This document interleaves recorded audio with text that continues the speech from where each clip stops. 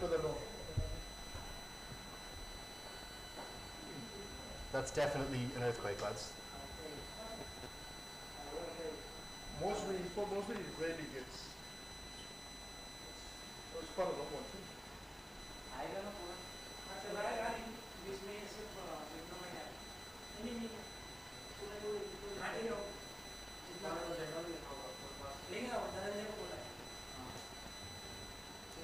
What are we doing? So we can cover from here the team squads. Yeah. And the other camera will cover the flag from full mass to the top. Right. So I'm just announcing it. Yeah, you can just announce it from here. Okay, tell me when we're going live. We're supposed to be live in 1 minute, yeah? Live, Praveen. Okay. I know we are all set. Whenever you say, we can go live. Okay. So the problem is I can't really hear the anthems.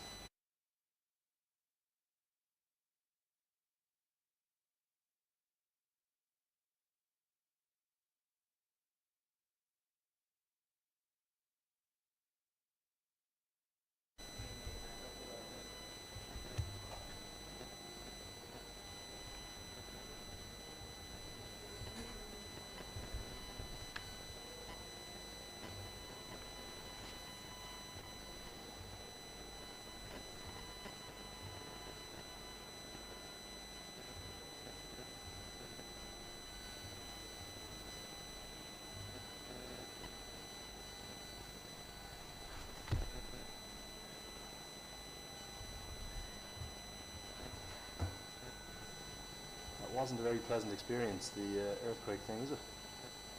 It's, I was thinking too, man. How did we get it here? It has to. Most probably had 3 F.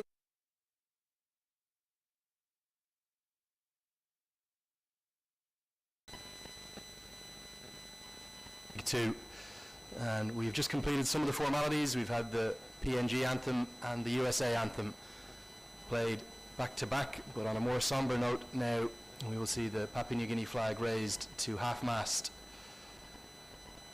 as both sides will honour a minute's silence due to the sad passing of Her Royal Highness Queen Elizabeth. Papua New Guinea here a Commonwealth nation, and certainly all parts of the Commonwealth. So we will undertake a minute's silence in just a moment as we see the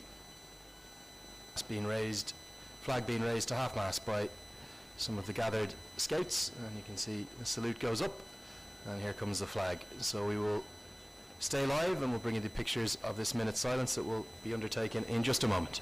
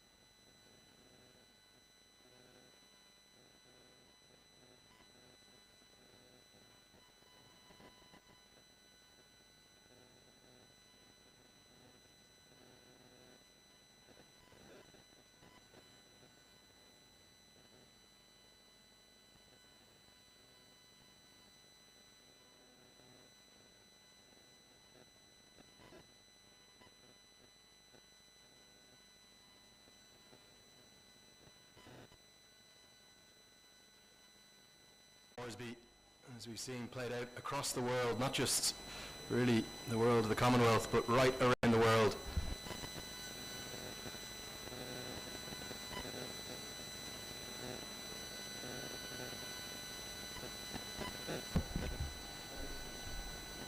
sides will go in, get ready for the action. Andrew Leonard here with you, and delighted to have come all the way to Port Moresby in Papua New Guinea for what's going to be the historic return of international cricket after a long break. Of course, the COVID pandemic has meant no one-day international cricket for the best part of 4 or 5 years here. This beautiful ground, it's a wonderful facility in Meany Park. Not just cricket here on the main oval, but also Australian rules football and rugby and soccer all the way around the park. A little Avala from Papua New Guinea, joined by Madank Patel, the Team USA captain, and the ICC match referee. That's Mr. Bob Stratford. Assad, you've got the coin. Give it a toss. Heads is the call. It's had a bit of a backspin on it. It's a tail. It is a tail. The home captain has won the toss. What are you going to do, Assad? We're going to have a ball. We know the conditions really well, so it's a really high-scoring game. High-scoring wickets, so hopefully we can bowl well and restrict them to a decent total that we believe we can chase down. The win in the afternoon, so hopefully we can bowl really well. Does a bit early in the morning, so hopefully we can utilize what the conditions are here. It's been an incredible period for Papua New Guinea, but to get international cricket back, how much does that mean to you? Yeah, it means a lot to the boys. I think the last time we played was against Scotland 4 years ago. So it's been a long time coming. It's really good, and the boys are really excited to play in front of their fans and the family and friends. So the boys are looking forward and excited about that. Give me some team news. Legacy Aka passes a fitness test. Who misses out? So we have passed the fitness test with CJ Amini. So we got Hilavare, Kabuavagi, and Nosaina resting today. Very well remembered. Best of luck today. That's Assad Alavala. We'll speak now to Madank Patel, the USA captain. You've lost the toss. What were you going to do if you won the toss? We would have bat first. The wicket looks a bit dry. It will definitely turn in the second innings, so we'd like to put on a good score. And in the first inning, it will definitely help the batsman. The ground is the outfield is pretty quick, so we'd like to put on a good score and defend it. Amazing experience for you and your side to come all the way here to Port Moresby, but critically important games in the table. Definitely, this phase is really crucial for us, but our focus is one game at a time, and we'd like to make sure that we win this game and get the momentum going forward. Team news for me, 3 players from your 14-man squad miss out. Who are they? Carl Phillip, Rahul Jariwala and Yasser misses out today. Madank, very best of luck. That's the news from the toss. The home side, Papua New Guinea, they've won the toss. They're going to have a bowl first.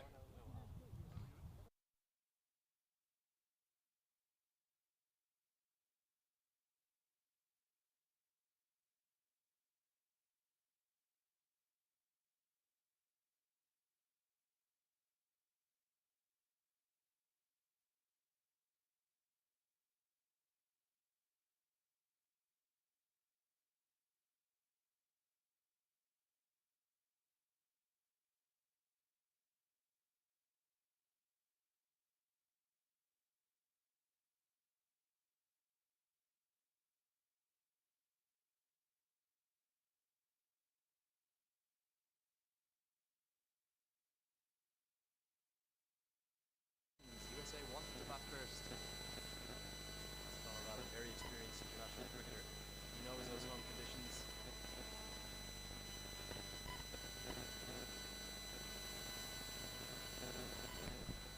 So just getting our microphones all set here and nearly ready to go. You can see a difference in opinion at the toss between the two captains.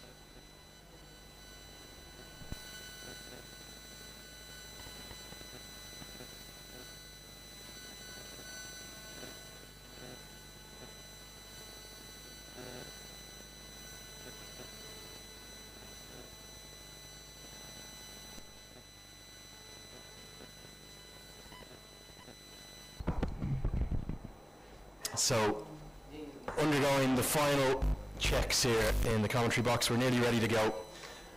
Beautiful day. The weather gods have been kind. A little bit of cloud cover is aiding that temperature. Very sticky out there, very humid. We're in the tropics, of course.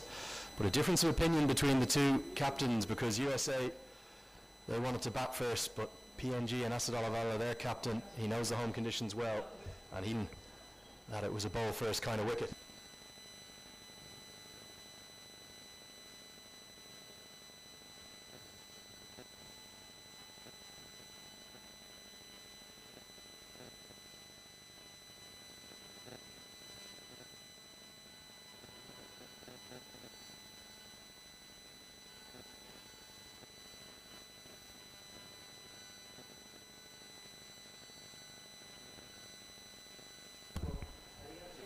So a quick look at the USA team.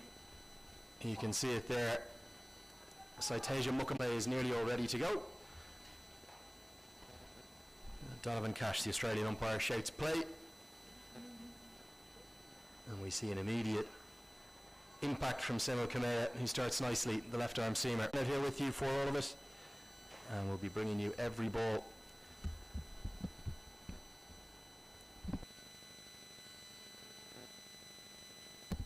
And Stephen Taylor going to get off the mark, not in the most emphatic of fashions.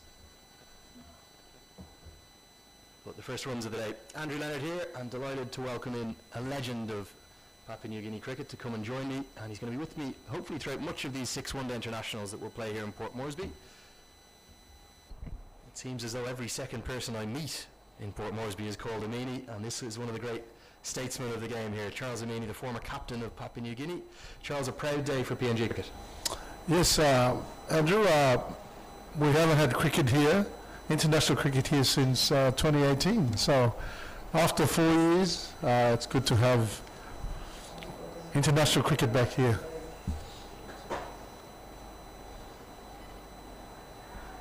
And just like that, Kamea has struck. Saiteja Mukamala, promoted up the order to replace Sushat Madani, has edged off an expansive stroke off the back foot. A little bit of extra lift from the left arm. You can certainly get the speed gun moving. Oh, that amazing triple wicket maiden, didn't he? Back in Kathmandu in the T20 format. Look at this for the delivery. What a start for Papua New Guinea. The dream start for their left armour. It's gone across the right-hander. It's played away from his body. Good catch held too by the keeper, who goes low to his right. A dream start for PNG. Absolutely dream start, Andrew, there, because as you said, Assad won the toss, elected to bowl. I thought he should have batted first. That's what all batsmen think. But yeah, great start. Summers really comes through the ranks as a young bowler. Left arm, he showed promise as a 16-year-old. He was quite quick then, back in the day. Represented PNG at the under-19 level at the World Cup in under-19 World Cup in New Zealand a few years ago. So good to see him come through the ranks and perform, especially in the last couple of years. Yeah, what a start! Really, really impressive. The left armour, he's bent the back, hasn't he? And just got a little bit of extra lift. That's what the left-handers, left arm opening seam bowlers bring to you. It's that angle, the natural angle across the right-hander. No real shape on offer, but maybe just the extra bit of bounce, and an expansive stroke from a young cricketer who's come back into the American team in place of Sushat Madani, who couldn't be here. Visa issues for him. It will bring Malank Patel to the crease, who's been in a real hot streak of form. These two, they really are the two key men for USA. Yes, Simba's not really a swing type of bowler. He's more pace. So good to see him take that early wicket, Andrew. Give us a sense as to the kind of importance of international cricket coming back into PNG. The world's done it tough during the COVID lockdowns, and particularly here in the Pacific. We've seen elongated periods of no real sporting activity and a lot of time off the pitch. And for PNG, back to international cricket this time last year, lengthy tour of Oman and then going on to their first T20 World Cup. But it makes a big difference to play on home soil. Absolutely. You'll see the crowd build up today, Andrew, as people start to come to the Oval once they hear that the game's in progress. Through COVID, PNG did it tough. They qualified for the World Cup, and the euphoria of qualifying was almost diminished straight away when they couldn't get going. So the preparations for the World Cup in Oman and UAE was not ideal for the Barramundis. It's a lovely shot. Stephen Taylor is such a stylish player. Just rocks onto the back foot. Wasn't even really that short, was it, Charles? And that's the first boundary for USA. 6 runs coming from the first over, but crucially the breakthrough as well. It's 6 for 1. Started actually for any bowler, and captains in particular, to get a wicket in the first over. So, and then you get a boundary through the covers of the back foot. I watched a bit of him I asked around about him, and he seems to be the sort of glue for this team? Well, he's a real dynamo at the start. If he bats for even 15 or 20 overs, Papua New Guinea could find themselves in trouble. Tell us about this PNG side. Tony Ora in particular, he's in a red-hot streak of form. Oh, Tony was right in form.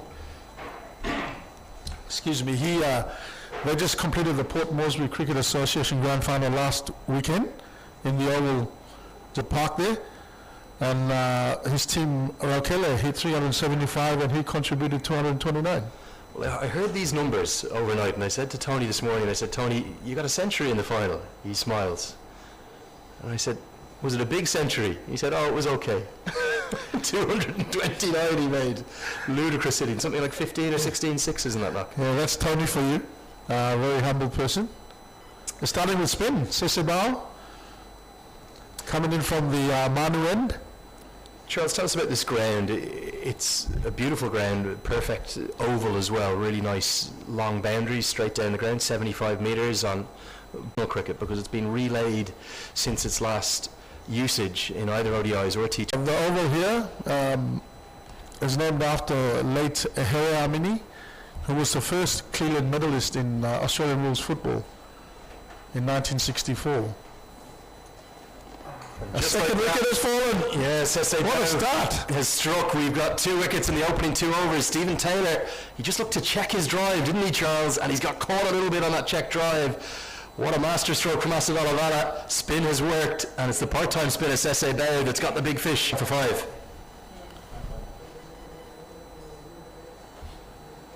So you see Sese comes in, just pitches, he sort of holds up, and he's checked his shot. And he can't believe it. Just popped it straight back to the bowler. This wicket sometimes holds up for spinners. So I think that's where I think Asad thought if I can have a pace spin bowling combination, it might work. So dream start for the Barramundis with USA now 2 for 7.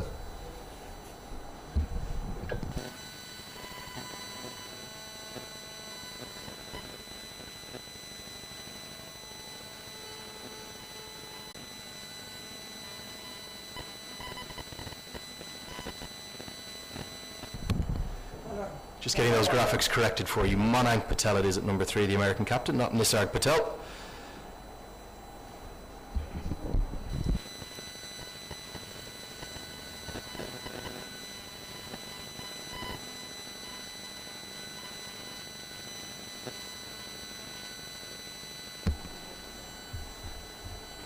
And it will be Aaron Jones, the vice-captain for USA, coming to the crease. So we've got the captain and vice-captain out there for USA. They're going to need to rebuild. A disastrous start, the dream start for PNG. Back into action on home soil here. Jones gets off the mark immediately. If you look at the table, Charles, PNG all the way down in 7th place. Just 1 win from their 20 games, I believe, so far. But that probably hasn't actually painted just how good a side they are. And coming back to home soil here, there'll be a real challenge for USA and Namibia. And as I said earlier on, that break during COVID has proved their undoing, really. They haven't had time to sort of regroup and play a lot of international cricket, and I think that affected them going forward. They started to hit their straps a bit in the last couple of outings.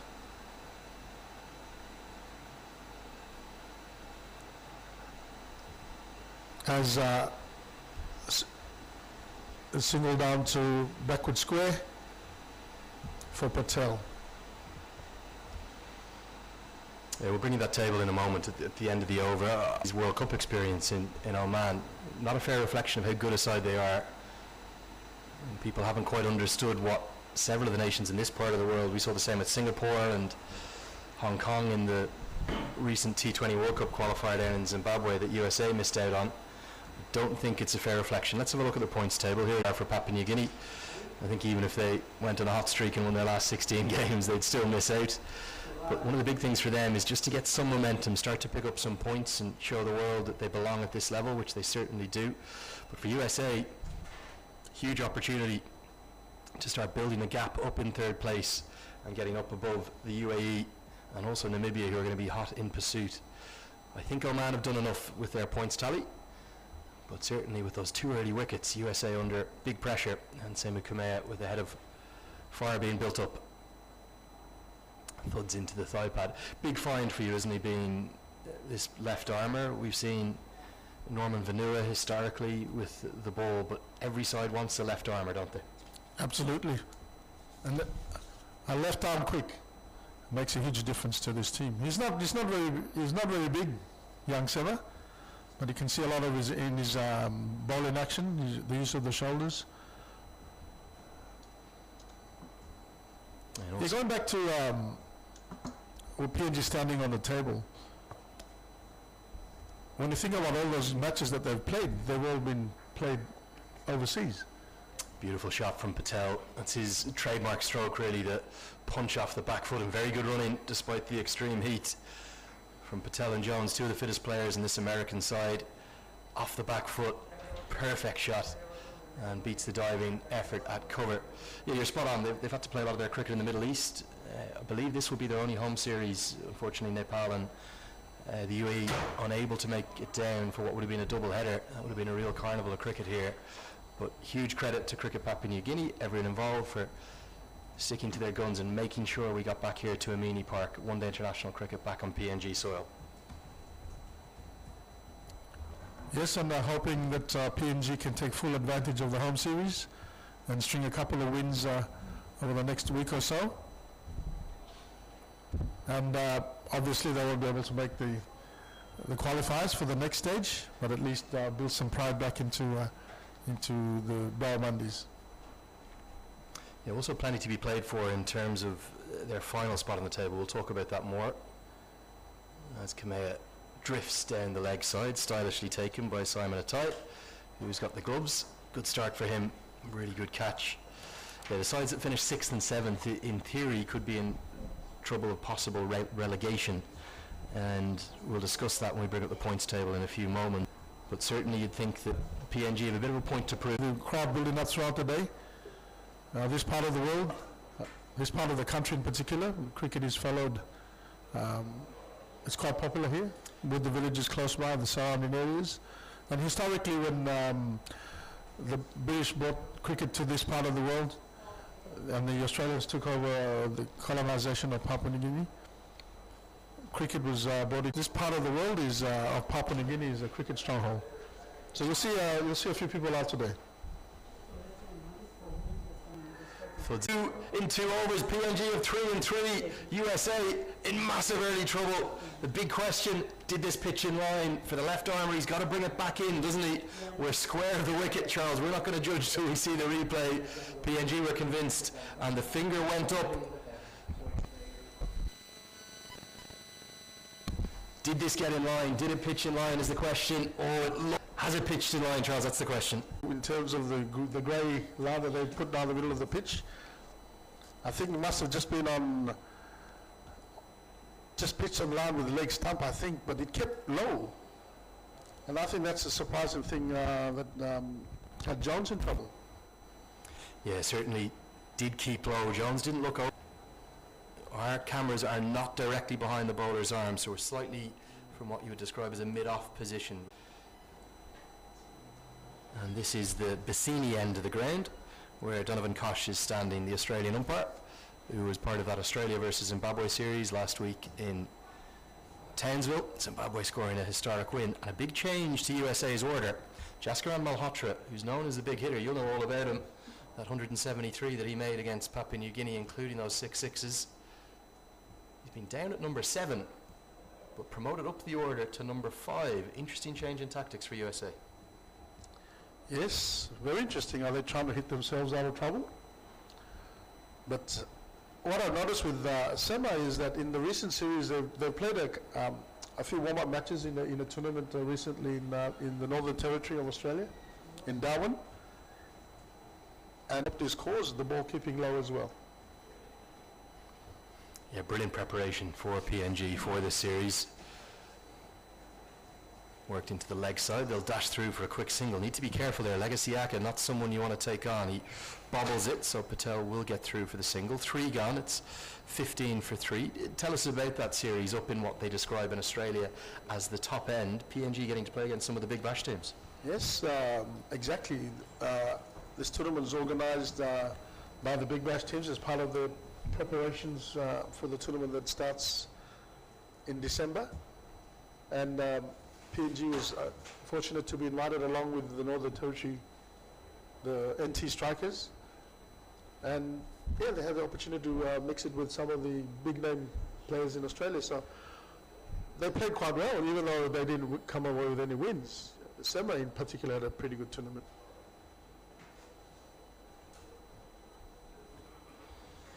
Yeah, really interesting move this, Malhotra coming up the order.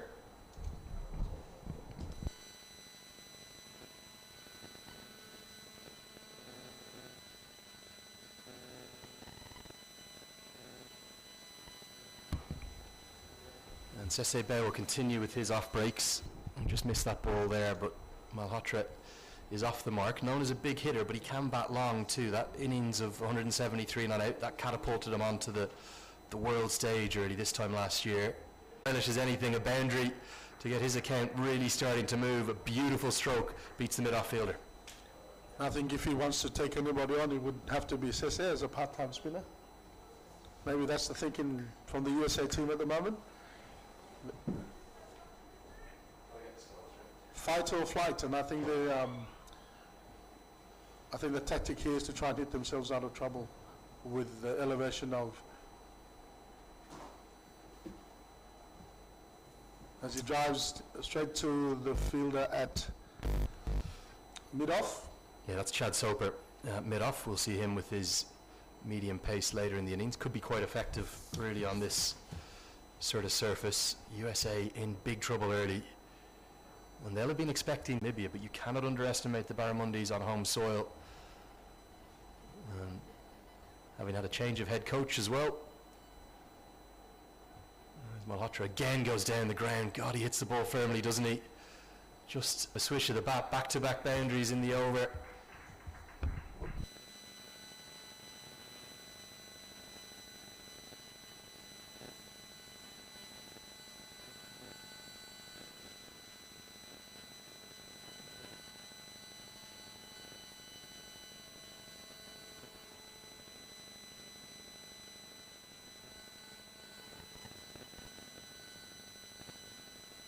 Stroke. This is not a T20 we're watching here, but Jaskaran Malhotra goes bang, bang, bang, 3 4s in the over. The first 2 down the ground. This time he goes for a sog sweep.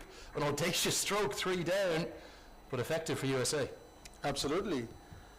And as I was saying earlier on, it's either fight or flight for USA in this situation, and they've brought on Malhotra. Probably a psychological move there, given his performance against PNG in Oman, which PNG won't forget quite that easily. I watched that actually live. You're spot on, aren't you? Maybe there is the psychosis of cricket. They 6 6s in the final over, 173 not out, the highest ever innings at the number 5 position in one-day international cricket from any cricketer. He went past A.B. de Villiers of all people. So he's come back at that number 5 spot, which is where he made all those runs. And what a flying start, 13 from just 6 deliveries. But it's all well and good hitting a few boundaries. He's got a bat very long and very deep here for USA.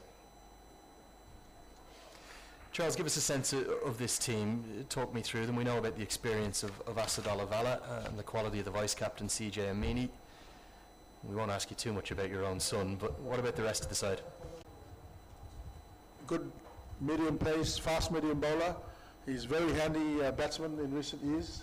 There's his worth as a batsman in the team, as shown in his recent outing in the T20 World Cup qualifiers in Zimbabwe recently, plus also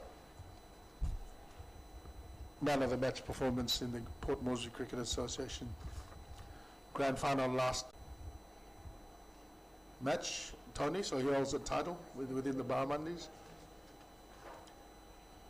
Legasiaka, he's been given a lot of opportunities in recent tournaments. He hasn't quite shown what he's capable of, so I'm hoping coming back to Amini Park that he can pick up where he last batted here. He hit 188 against Hong Kong. Damien Raoul has been in and out of the team, but he's the quickest bowler in the PNG team. And I think he's combined well with Sema Kamea.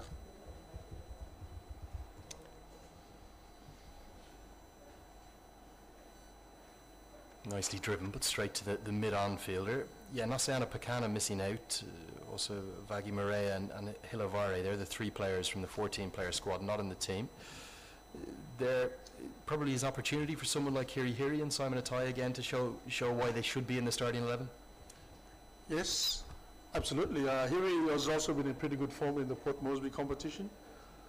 So he's given another opportunity here today. I think mainly to show up the batting. PNG is traditionally always has struggled with the batting right through. Again, just seeing some signs of variable bounce. That one is kept low. A lot of length. And the thing that's, I think, saved Malang Patel is this is definitely pitched outside leg, so no appeal, but concerns certainly for the batters, and PNG know they're right in the game.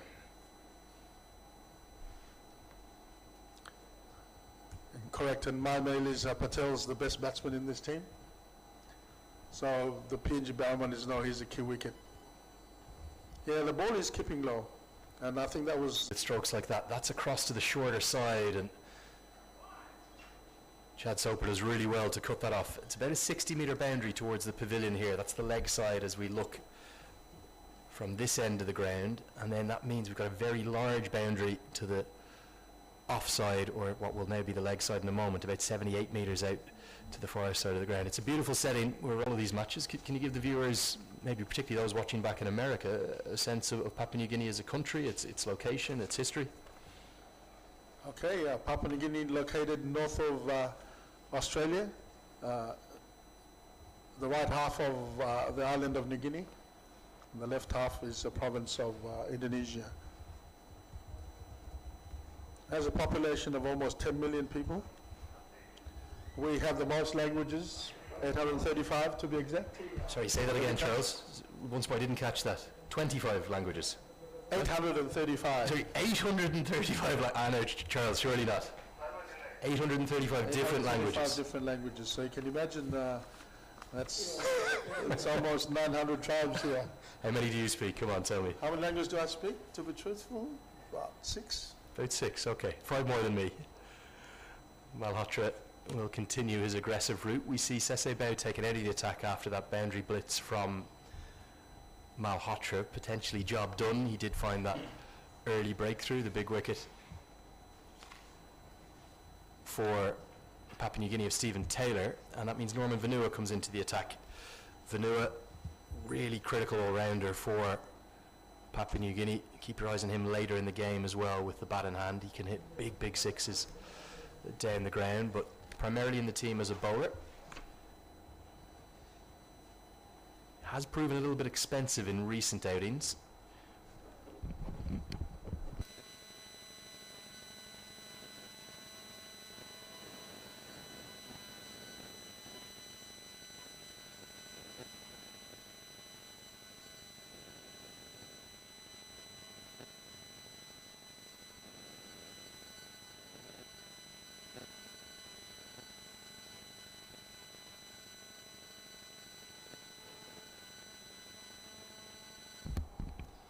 We are just experienced a few audio issues. We'll hopefully get those patched up for you.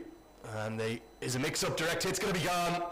Oh my lord, that could have been 4 wickets inside 6 overs. It was a yes, a no, a wait, a maybe. And the 2 batters just stared each other in the eye. And he would have been gone by what, 4 or 5 yards. Sese Bao it was. He's missed by inches. I think that was Legasiaka. Too tight. This guy is too tight. No, it says it. Oh, sorry. You're spot on. It was Legacy. And who knows, that a direct hit and he was gone. That would have been the 4th wicket for you, say.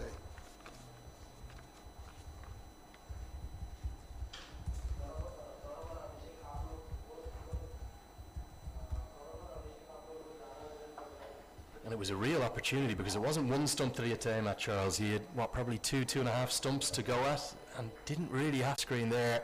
He knows how big a moment that was. It could have been the back of Malhotra, the man who made 173 not out against Papua New Guinea back in Oman. It was almost a year ago to this day, September 9th last year. You saw the tributes all across social media the last couple of days.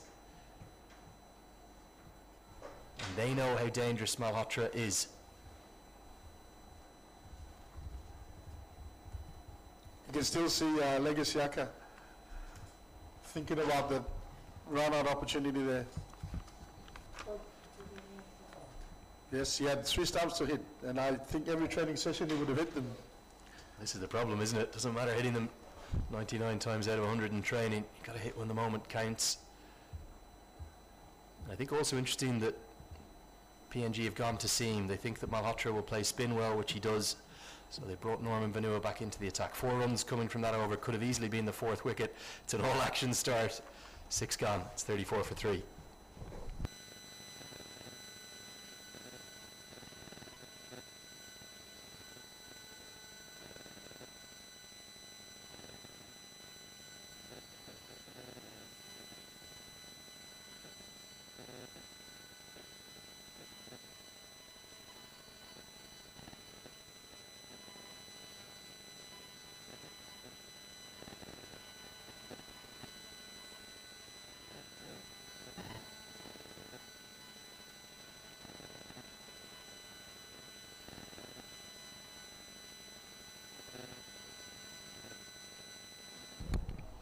So semi-Khmer will continue. Tell me about the 2 ends of this ground, beautifully named. The Bassini end we're bowling from now, and then the Manu end. They're all named after. Correct. Well, Manu's actually bird in my language, but this part of Port Moresby is called Manu. There's a service station up at the top there, and it's easy to relate to this end as Manu. People recognize it straight away.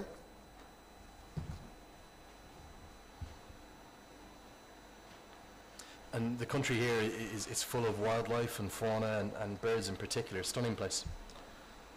Stunning place, absolutely, Andrew. But our Port Moresby is not very reflective of the rest of the country. We appreciate Papua New Guinea and its flora and fauna and the scenery. The mountains, the very high mountains around here, you'd have to travel out of Port Moresby. It's a big country as well, isn't it, geographically? There's a large spread to it. The population's spread not just here in the capital, but up towards, it's at Mount Hagen, up in the highlands. Patel looks back on the wicket, and real problems now for USA. They've lost their captain. Papua New Guinea, they're all over America right now. Dreams. Sema picks up his 3rd wicket. The ball keeping low here, and I think that troubled him earlier on and was the downfall of Jones' earlier wicket. Yeah, it's kept low from a full length. Let's take a look at the replay here. Patel took half a stride forward, but certainly that is the dream for any bowler. The top of off stumps where you want to hit. Might not have kept that low. Patel maybe has just exaggerated it in his follow-through a touch. But right now, they are all over the place. 4 down, inside 7 overs. It could have been 5 with the run out. And Gajanan Singh and Jaskaran Malhotra are going to have to find some kind of a partnership from somewhere. What a dream return to international cricket for PNG. Absolutely. And Sema Khmer continues his good form from the recent tournament in the Northern Territory, where he had the opportunity to bowl to batsmen, played in the Big Bash.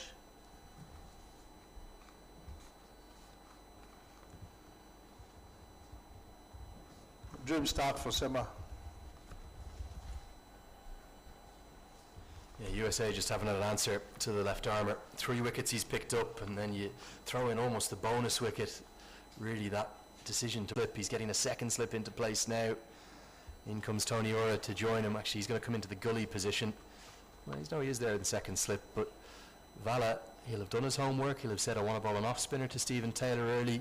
Taylor might be tempted. That's exactly what he was, having picked he's been for PNG.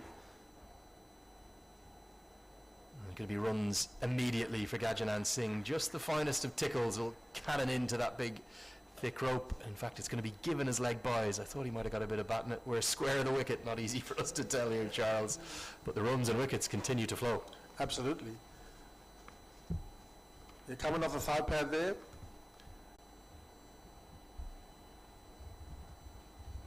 And when you think about it, there's 38 runs on the board, but only, and that really was accelerated by Mahot trading that over of Sesebao.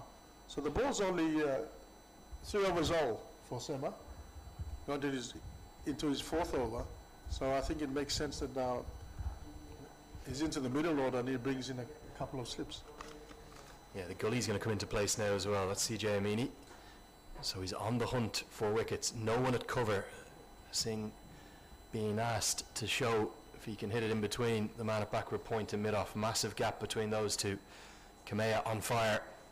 Pulls out of his run-up this time. The umpire will signal dead ball. We'll tell you about those umpires quickly as well. We're going to have 3 standing umpires across all of these matches. Donovan Kosh from Australia is standing at the Bassini end, joined by Lakana Ola, who is the local umpire from Papua New Guinea. He's at the Manu end at square leg currently, and Alu Kappa, the 3rd umpire. Again, you can just see keeping a little bit low, and Singh has to be careful on the back foot. And I think you'll find the batsmen are going to be wary at the Manu end, where the 2 wickets have fallen.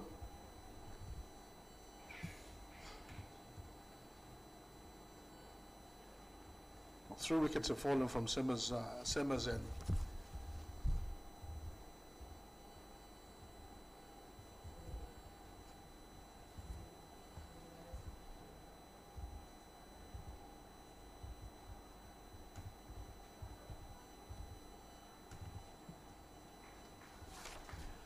Singh will get off the mark.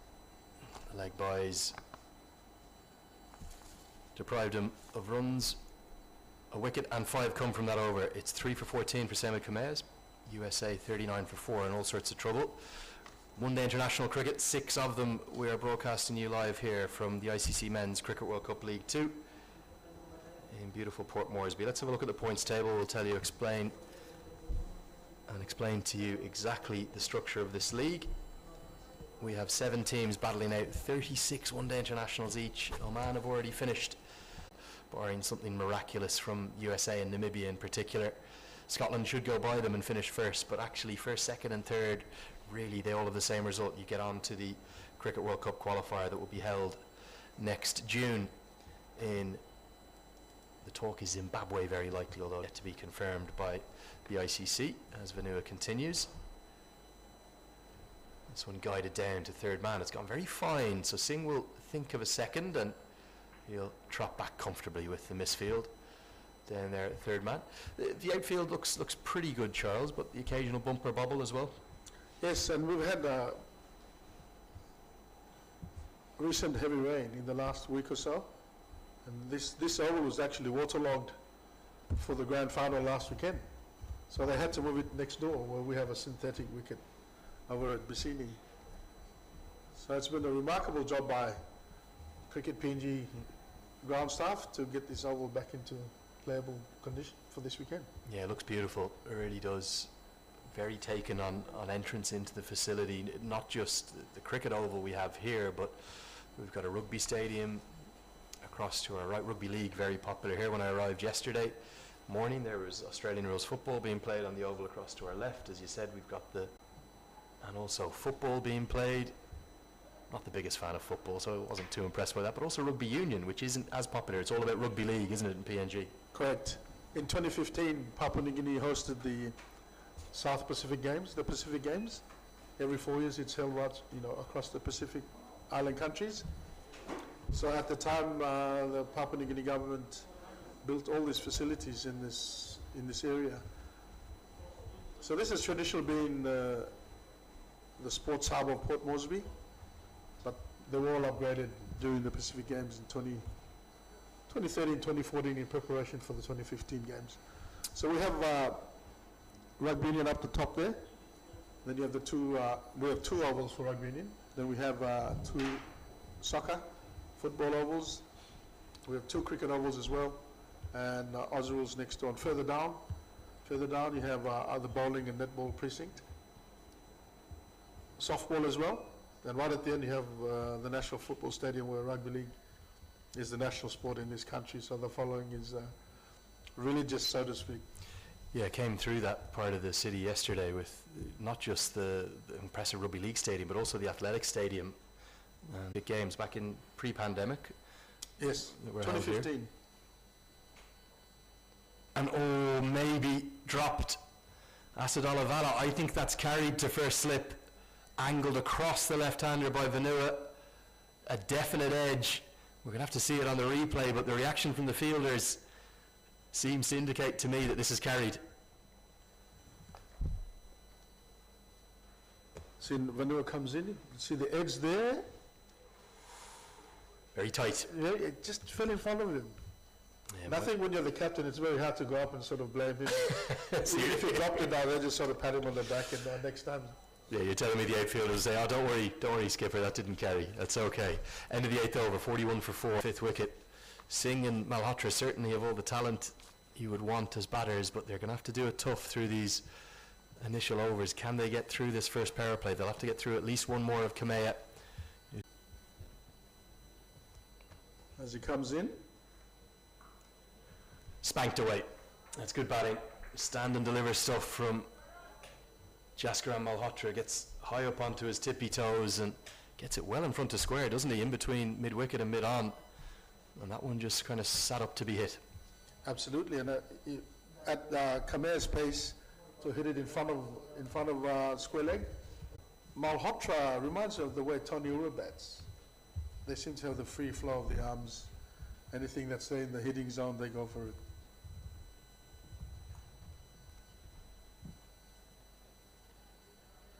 Yeah, he's combining good defence, positive defence alongside that in the last series. He was playing a different role. He did get USA over the line against Scotland with a sparkling cameo right at the death in Aberdeen. But you'd have to suspect that this is the role he wants to play for his nation. He wants to be at number 5, doesn't want to be hidden away all the way down at number 7 like he has been.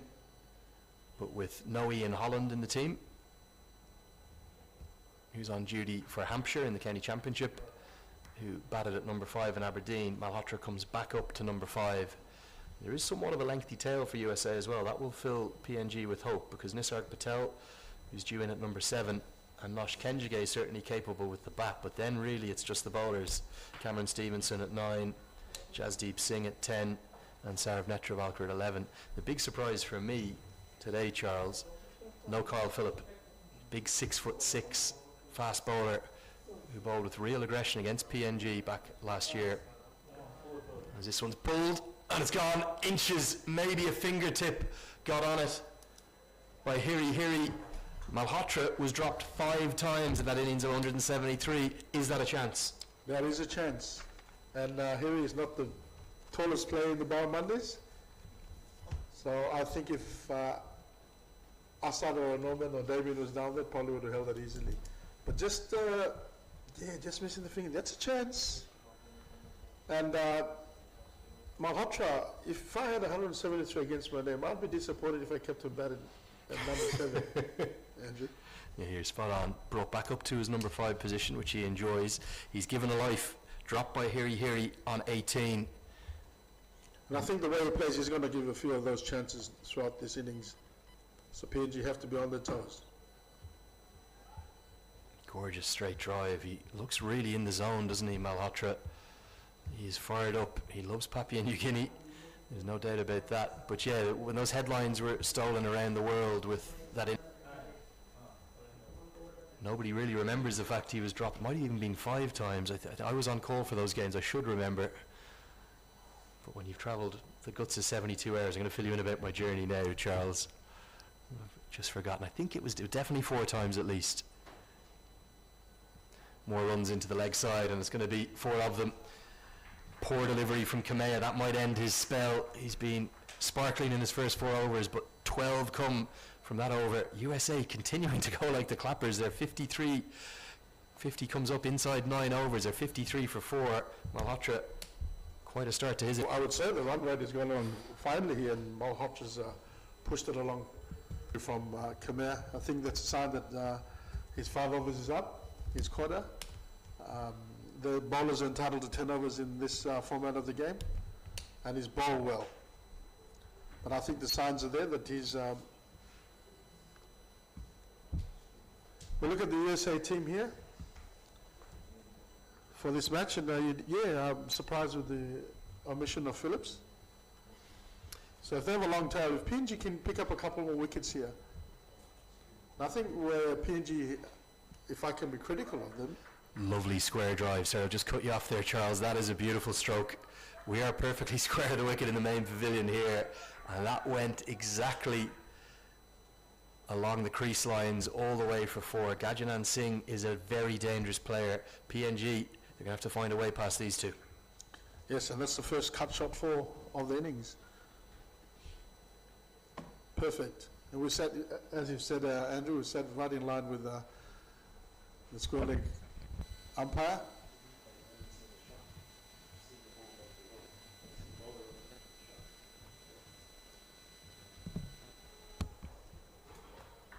Yeah, Singh is a stylish stroke maker, really is someone I've enjoyed watching, particularly over the last 18 months since his entrance into international cricket.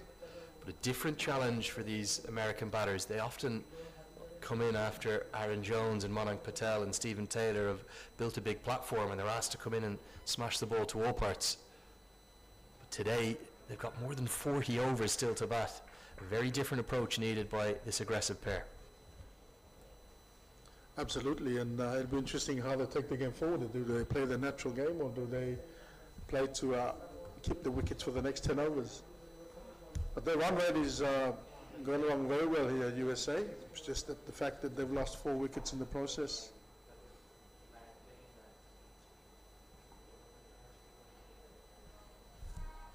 Yeah, and for Papua New Guinea, they haven't been in this position too often in this league. They've tended to take some quite heavy defeats. They have also run very close at points, but just 1 win from 20 matches. This is a huge opportunity on home soil for the first time in Men's Cricket World Cup League 2. And if you take the recent performances in Zimbabwe, they've been in positions where they can close out games, and this is probably one of them here. Well, they've got USA 4 down for 50. Yeah, that was in the T20 format, the different format, but certainly they were in great positions at points, even in the semi-final against Zimbabwe, you could argue. Correct. I think this is, I know it's a different format, but the thinking is the same. How do you close out games when you're in those? Not a lot of occasions you're on top of the opposition. So they've got USA on the ropes here at 4 for 57, 2 of the main batsmen. Next bowling changes are going to be critical in how PNG breaks this partnership. And Charles, where would you be turning? Obviously, I'd say it's likely we'll see the end of Semu Kamea now. Is it a time to get Chad Soper into the game, try and bring about some control, build up some pressure through dot balls? Another square cut. Gajanan Singh, you cannot bowl short and wide to him. He will carve you away all day. USA, if you look at the run rate, they'll be delighted. It's exactly a run a ball. The wicket column less so. Yes, and just stand and deliver the set up for him outside the off stump and played very well right through, cut shot through to the boundary.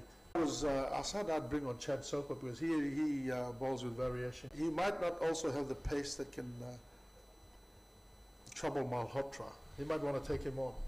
So that'll be the interesting bit. End of the first power play. It's been an all-action start in the return to international cricket to PNG. 62 for 4 USA. Game just swinging back into the balance a touch. Certainly PNG will be the happier of the two sides.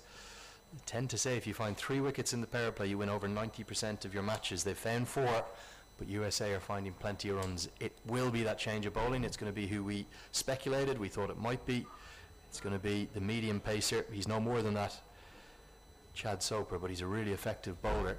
One of the issues here, if you bowl his leg breaks, probably not the time you want him in the game with Malhotra's power and Gajanan Singh as the left-hander. We may see Asad Alavala with his off breaks ahead of CJ Amini. Correct. Brisbane cricket, T20 cricket competition where Norman Vanua, Chad himself, David Ramu were part of. So they picked 4 Barramundas who've just come back from the Brisbane tournament. So he hasn't had a lot of game time in the last couple of weeks. Yeah, this will be an interesting smart, but I think anything pitched up would be interesting how Malhotra plays them. Yeah, immediately runs into Malhotra. Will just be the single. The approach, and then sometimes just drifts away. How do they change that? How do they learn from that?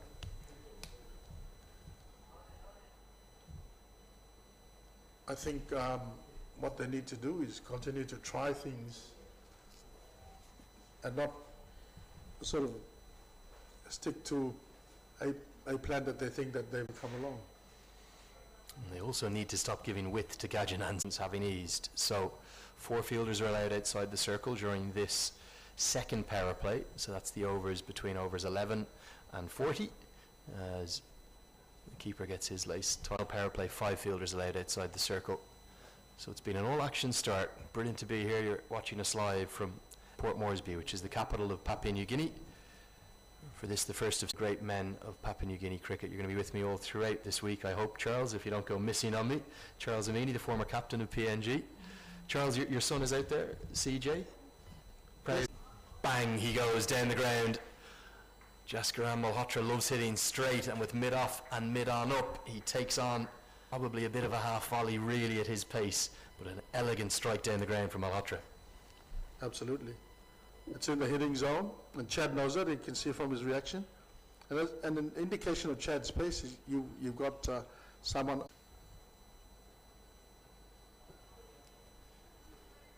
Malhotra looks very confident. He really does. A record he has against them, that 173 not out in Muscat at the ICC, or the Oman Academy ground even. And innings he'll never forget that shot him to headlines all over the world. It was even featured on CNN, would you believe? Malhotra interviewed and bringing the game to the American public on a wider scale. I think if you talk to Jaskaran, he's the kind of guy who he won't want to be defined by just that one innings, as we see a sloppy piece of fielding in the deep.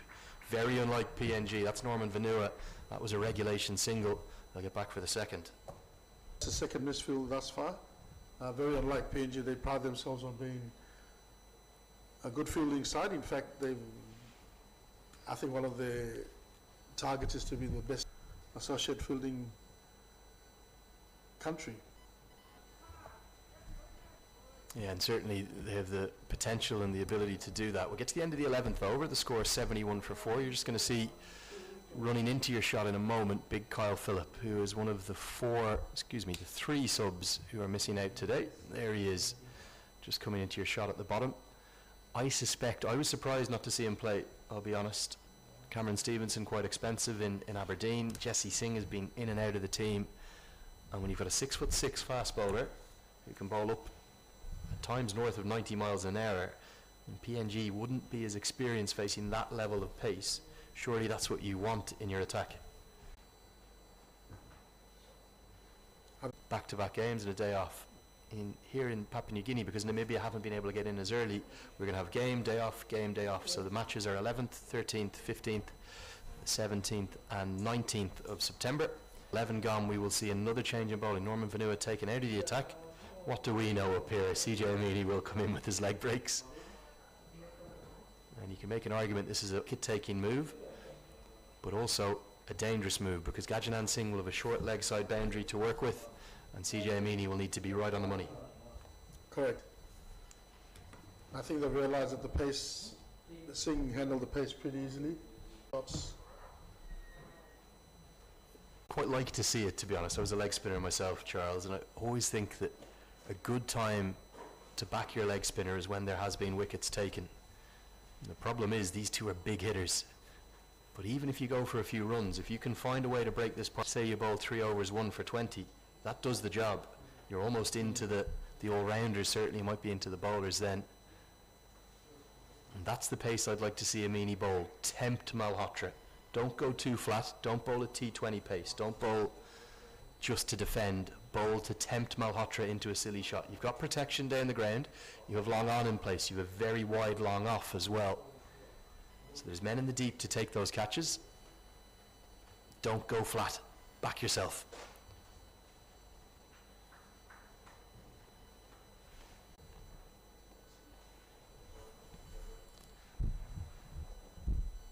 I didn't notice any turn with Sese. I mean, it's not a turn of the ball. That was more a tactical move to sort of take the pace of the bowling. Not a lot there either from CJ. So he'll have to rely on his length and his pace.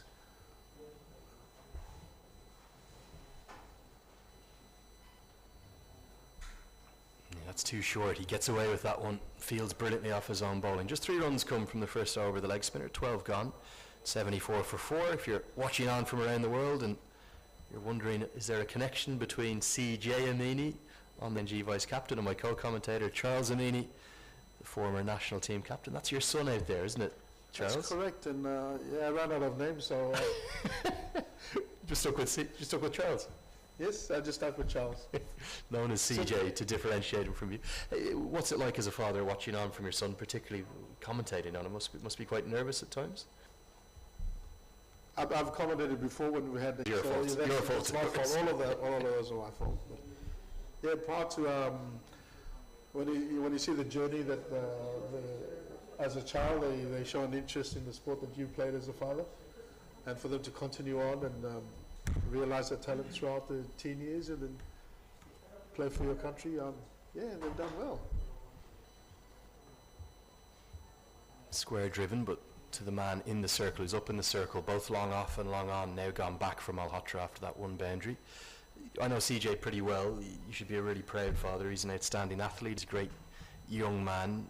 He's always loved cricket. Cricket's just in his blood.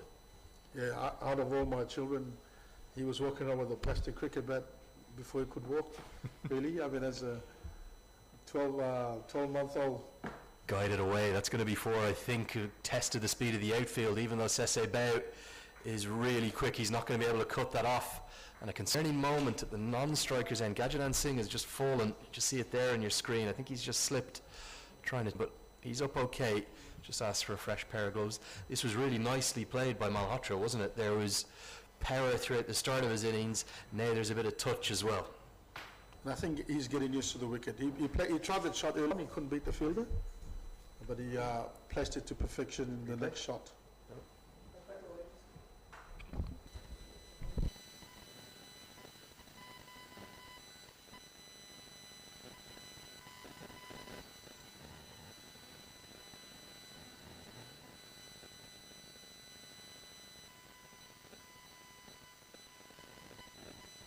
A boundary every over as well. So that's holding him in this partnership in good stead. As Chad continues. What are the bowling options would you be looking at? Obviously, Asad Vala tends to not use himself too often, but he's certainly a very capable off-spinner. Who else could be used in the attack? Well, Asad with Singh at the crease, you need the ball sort of to be turning away. So he has an option. He has the option of bringing Sese back. It's not so much a turn off the ball, but he can quickly go through overs. Legasiaka is another spinning option. He's a part-time leg spinner. Hiri can also roll the arm over. He's got some handy off spin. I think depends. At the moment, he's got the dilemma of a right-left hand batting combination. So the off spin might work against Singh. I'm just going to see dead ball signalled. Gajanan Singh apologises. Chad Soper says no problem. I think he might have got something like an insect or maybe some sweat has just run into his eye. He's pulled out well in advance of the ball being delivered. But it goes on to cannon into the stumps. And if you're watching on at home wondering why that's not out, the umpire adjudicates that the batter wasn't ready and a dead ball is signalled.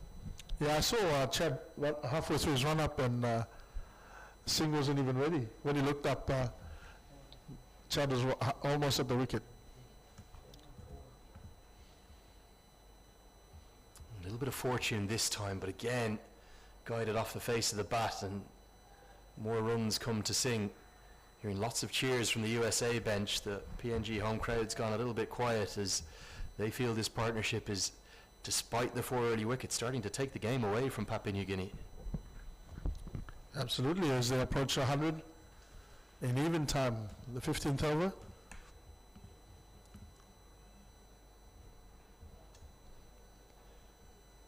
Here We are getting a few messages back from the United States of America in particular. We apologise for the technical challenges and issues we've had this morning. Hopefully you're hearing us live now at the end of the 15th over. You've missed an all-action start. USA 92 for 4. And I'm going to find it very hard to describe the opening 90 minutes because about 10 minutes before the start of play we had what is now being confirmed as an earthquake. Rumble across. We're up in the second floor of the pavilion. It was quite a strong one, it felt like, as well. I remarkably have had 2 earthquakes in a year now, Charles, so you can blame me for that. In Trinidad during the Under-19 World Cup in January, I was up in the 4th story of the Queen's Park Oval Media Centre, and that rumbled that beautiful old building quite significantly. That was 5.3 on the Richter scale. This felt a bit stronger. Yes, and they told me there's only been 3 earthquakes here in the last 40 years or something. Well, Port Moresby hardly gets any earth tremors, so for me personally, I probably can count about 2 or 3 that I've experienced in Port Moresby. So yes, Andrew, you must have brought them along. But you see another bowling change here. You're talking about bowling options available. So the captain has brought himself back on. We're just hearing the breaking news, and let's hope that everyone's okay. Smashed away into the leg side. That's going to be 6. What an extraordinary stroke from Jaskaran Malhotra. A man is at deep mid-wicket. The PNG skipper brings himself into the attack, and Malhotra says, I'm going to smash it over your head all the way for the first 6 of the innings. He's clear he's made way for that shot. He premeditated that. From the first ball, Charles. Very first ball from our side. Extraordinary start from Malhotra. He is flying nearly a run and a half a ball, tossed up teasingly by Vala, and Malhotra happy to punch it down the ground. What we were talking about before that big stroke from Malhotra is no laughing matter, because it was a very powerful 7.7 on the Richter scale magnitude earthquake that hit northeastern Papua New Guinea. I think what we will have felt here is some aftershocks.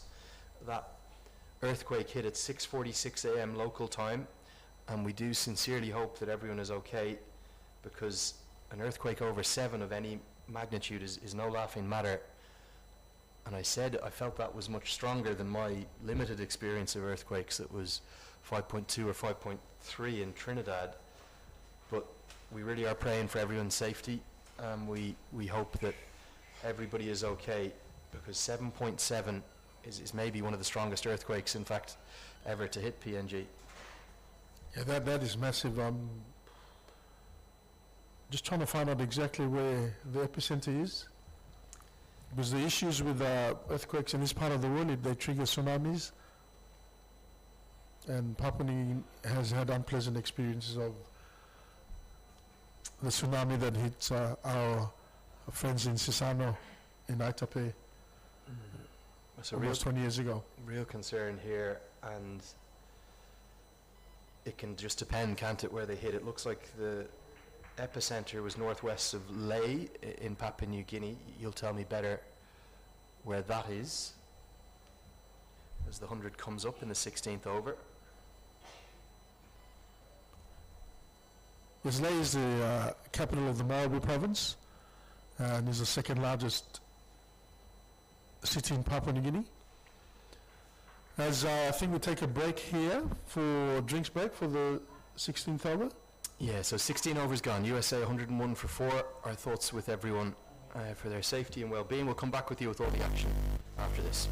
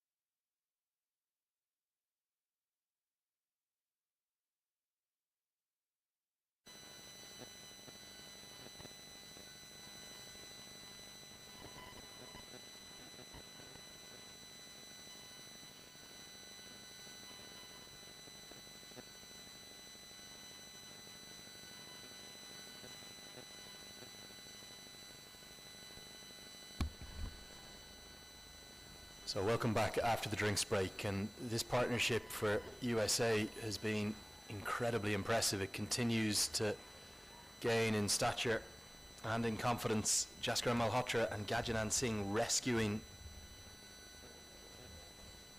USA from all sorts of bother. 100 has come up after 16 overs. We get the first of the 3 mandatory drinks breaks, 2 mandatory drinks breaks even. And it brings us to the second session of this one-day international. And that's going to be 50 for Malhotra. Been a hugely impressive knock. It's come in very good time as well. The 32-year-old makes his first score as a 50. He does have just the 100 to his name, so he's never made a 50 as such. He's made a 50-plus score, but PNG will be hoping he won't make it his second one-day international 100, so his only score of 50 or more before today in one-day international cricket, that 173 not out.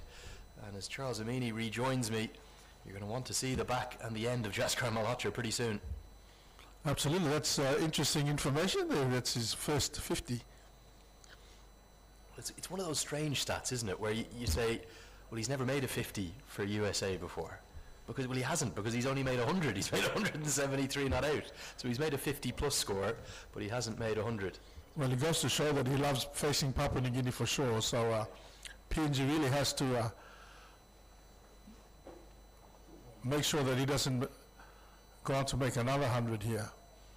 So he looks very comfortable. He's only given one chance.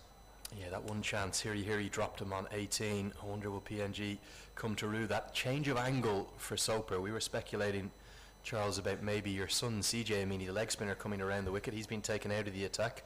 Asad Olawala's come in, but immediately Soper has just cramped Singh up for room. I think this is the right approach to Singh. He loves width. And if Soper can do that and bowl stump to stump, that will help bring at least the runs that are being scored. That'll start to bring them down. Absolutely, and I think if PNG can produce a few dot balls here, restrict this free-flowing scoring that USA has produced, going at 6 and over, if they can reduce that, it'll build pressure on this batting pair, and maybe produce a wicket as well.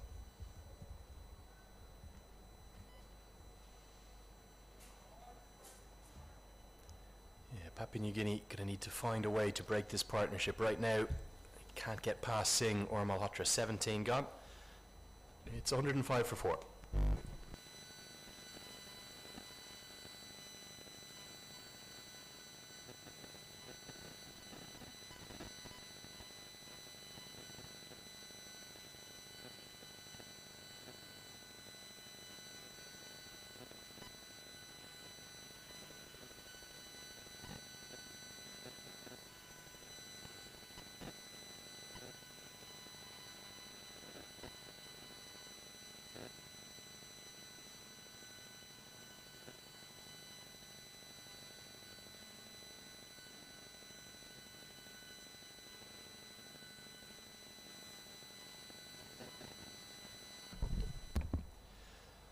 So Vala will continue after the drinks break, and you were just talking, Charles, before about that news breaking across the world early this morning. A very strong earthquake has hit Papua New Guinea.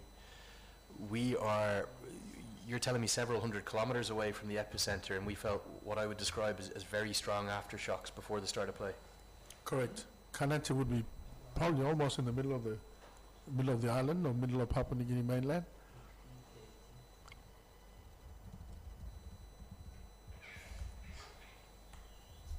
And naturally, Charles, with it being up at that sort of 7.7, 7.8 scale, you'll have serious concerns. Yes, mainly because not only the infrastructure up there, but they trigger tsunamis. And PNG has had a very bad experience of tsunamis hitting our friends from Sisano Lagoon in Aitape, West Sepik province, many years ago, and that obviously brings back those sorts of issues. So any event like an earthquake obviously is very concerning for the people. So I hope our fellow countrymen up there in the Eastern Highlands are okay, and all the surrounding areas of Papua New Guinea. Especially at this time as we approach our 47th year of independence. Yeah, that's coming this Friday. This Friday, correct? September 16th. I couldn't believe the scale of interest in an Independence Day. Every single street corner you go to, there are hundreds of flags, people selling Papua New Guinea shirts everywhere. Incredibly patriotic country here, very proud nation. Yeah, very proud nation, especially like I said earlier on, having to bring in 800 different tribes, different languages together.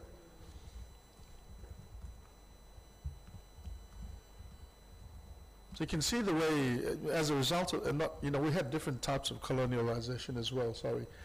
So for example, you had the British protectorate in this part of the world, and followed by the Australians. Up north you had the Germans that came in. So they influenced a lot of the different sports that are played here as well. So down here in Port Moresby, you know, cricket, Aussie rules were very popular.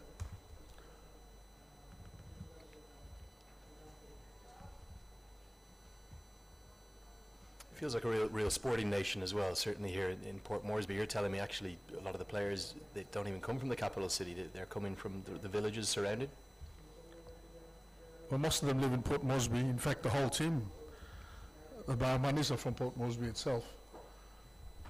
And they come from various villages around here, Port Moresby, the national capital, and Central Province.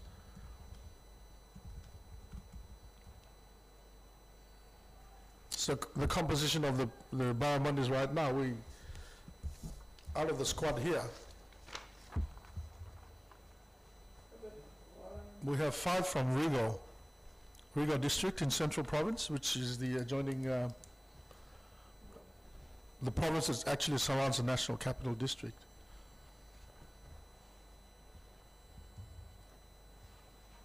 That has kept low. Singh does well to keep that out, and I think this move to around the wicket is a good one from Soper. Looks much more probing and more challenging.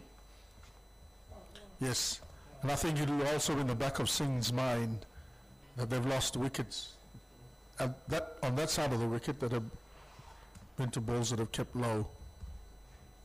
I think he'll be wary of that.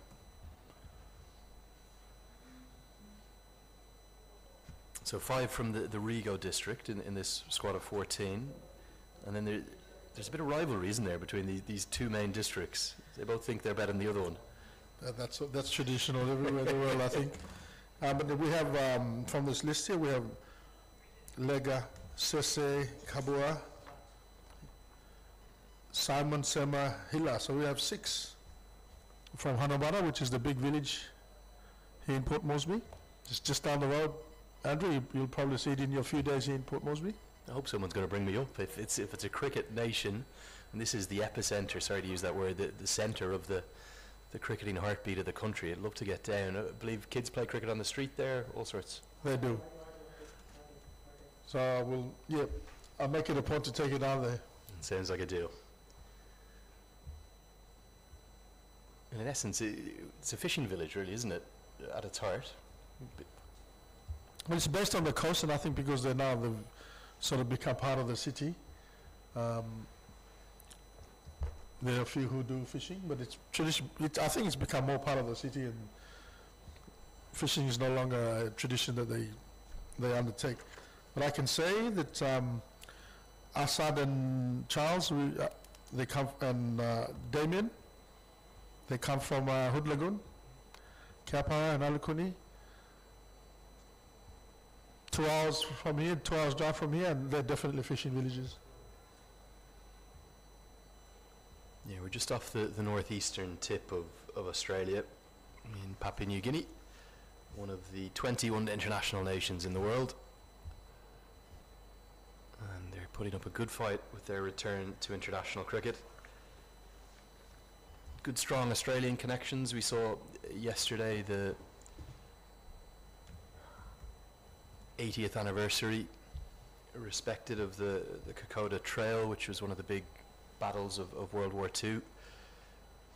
kind of forget, I suppose, specifically coming from Europe, you hear such the history of the Second World War, but the battle in the Pacific was utterly crucial as well, and it was Anzac troops alongside PNG troops that helped kind of fight back against Japan here, wasn't it, in PNG?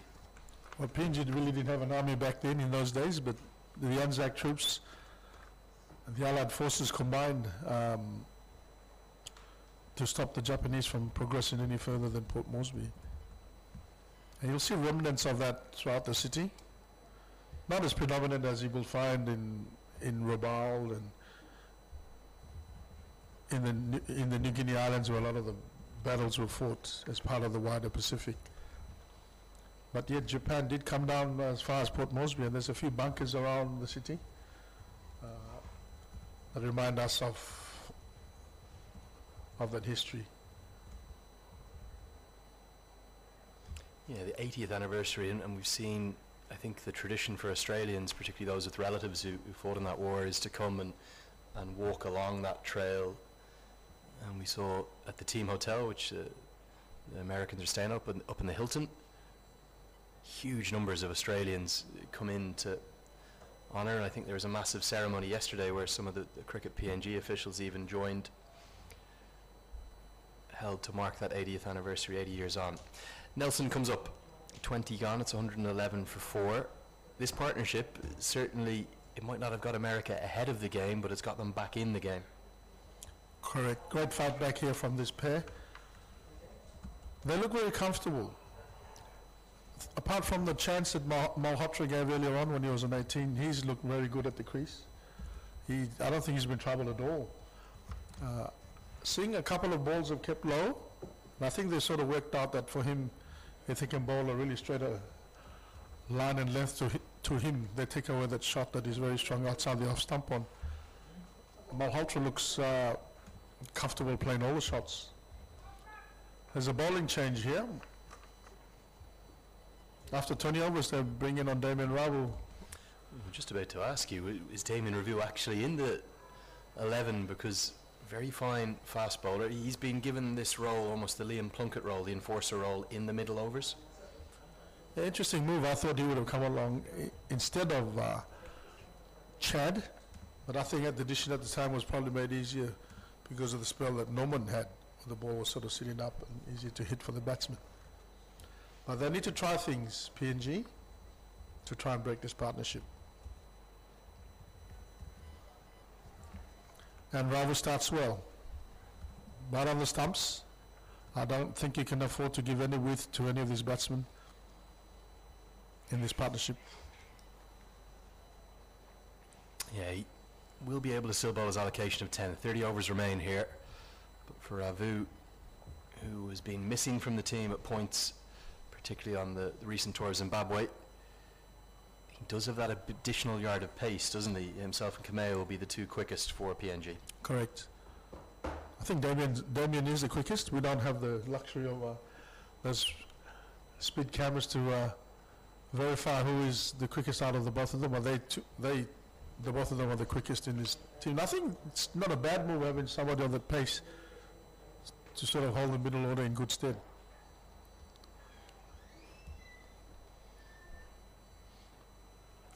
Another good example there of how well Malhotra is striking the ball. No run, but a firm push straight to the mid-off fielder. And he is changing the game almost single-handedly. Been well complemented by Singh. But PNG are going to want to see the back of Malhotra as soon as possible. Remember, dropped on 18 by here. He wasn't an easy chance at mid-on. He went above his head with really just the one hand, but did make contact. And it's going to be another chance for the mid-on fielder, and that is the back of Malhotra. He's been bounced out by Damien Review. He's had to wait till the 21st over for his chance, but an immediate impact, and Malhotra distraught at the striker's end. He's dismissed for 53. And Ravu, the extra pace that he brings in at the 20th over, you would have thought that he should have bowled earlier on, but I think it was a master stroke there by Asad Alavala to bring in Damien Ravu, and I think that extra pace has caught. He's a compulsive hooker and puller, isn't he? And he's been bounced Siaka. I thought it might have been a chance for redemption for Hiri Hiri, because that was the exact position where the mid-on fielder dropped the catch. But a sparkling innings from Malhotra comes to a close. For 53, he trudges off, not too happy to be dismissed. Big wicket for PNG. Huge wicket. Now, the commentator's curse, I think. We were just about to say that I was just about to say that he'll probably continue on to hit another 100. The way he was looking at the crease, the shot before that, very confident. But nobody really tried anything short at him. I think the one that they tried earlier, he swiveled and played a flatter shot through mid. And Legacy has caught him, but he's just dollied that up. It's got big on him. And Damien Rao's extra pace has proved his undoing. Yeah, big wicket and a big moment. Nisarg Patel will come to the crease and he'll consider himself an all-rounder, as Nosh Kenjige potentially will, but to be honest, numbers 9, 10 and 11 don't offer too much with the bat for USA, so wickets are the key currency right. And I think the style of cricket that they've played so far is to score quickly. So I wouldn't be surprised if, given the tail of USA, if PNG can get a couple more wickets here. They can run through this batting order. There may be a few overs left.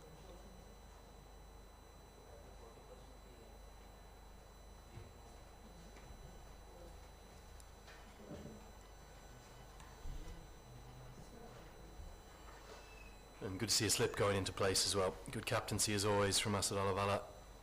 He's on the attack. Yes, new batsman at the crease. Your fastest bowler with ball in hand has just taken the key wicket of Malhotra.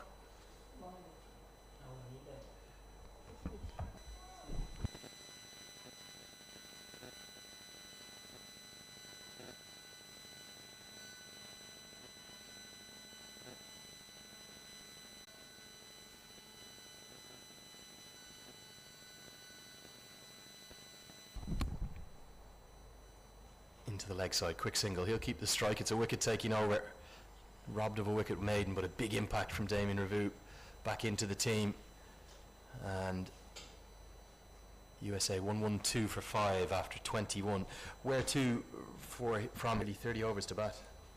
Well, I think the game plan should be to bat all the overs out. If the tail is as long as you're saying, Andrew, I think you just have to back yourselves and say, let's bat 30 overs up. Our run rate is good.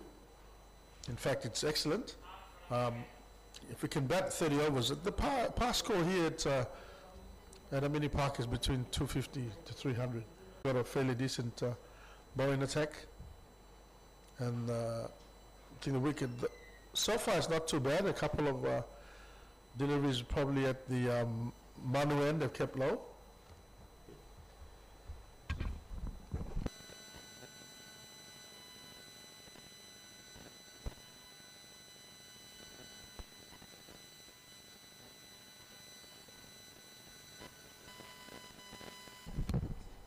Let's continue. Carved into the leg side. There's protection out there. Oh, another misfield. This is very, very unlike PNG. Damien Revu out there gives away a second. PNG pride themselves in their fielding. What's going on today? Yeah, that's very surprising. I probably coming back from finishing off church. We have a strong affinity to the church here in Papua New Guinea, especially in Port Moresby here, the local United Church and various denominations that have gone to church today, especially those people that have a cricketing backgrounds. So they'll be turning up in our mini park very shortly after the church services. So maybe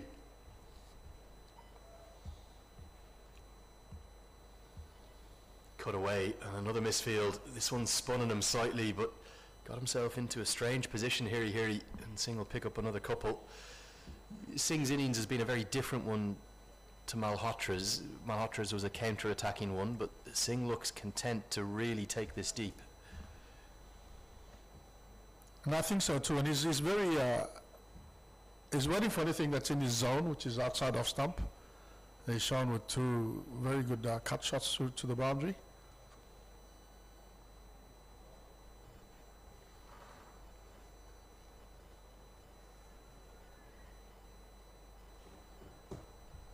anything on the stumps, he's defended. So I think his game plan is fairly simple.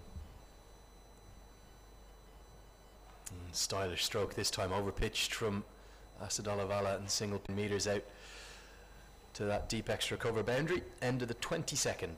USA 119 for 5.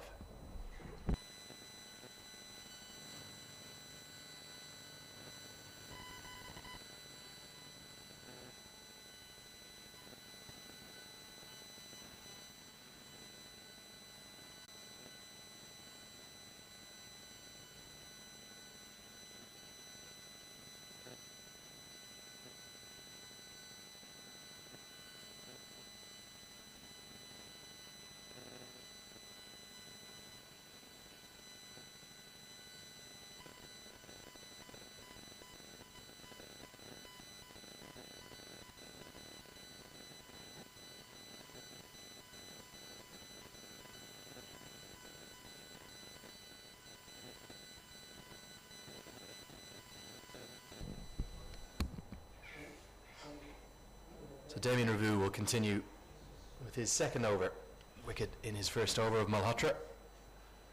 He beats Singh outside the off stump. Let's take a look at the batting card for USA.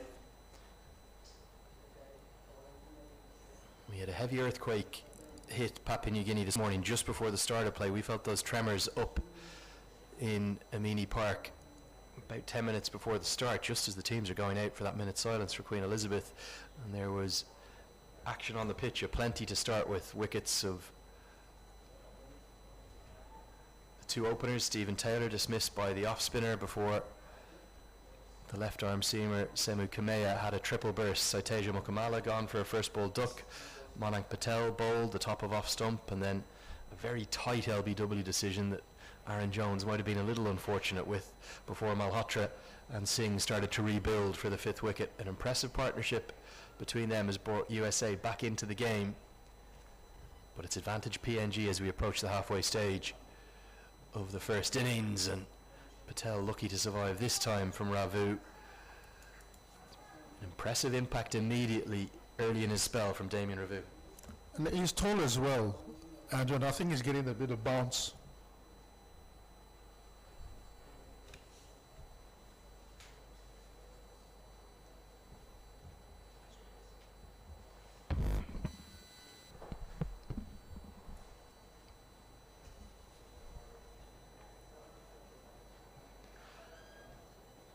Hooked away by Patel. The bouncer again from Ravu, not quite having the same pace on it, the same trajectory on it.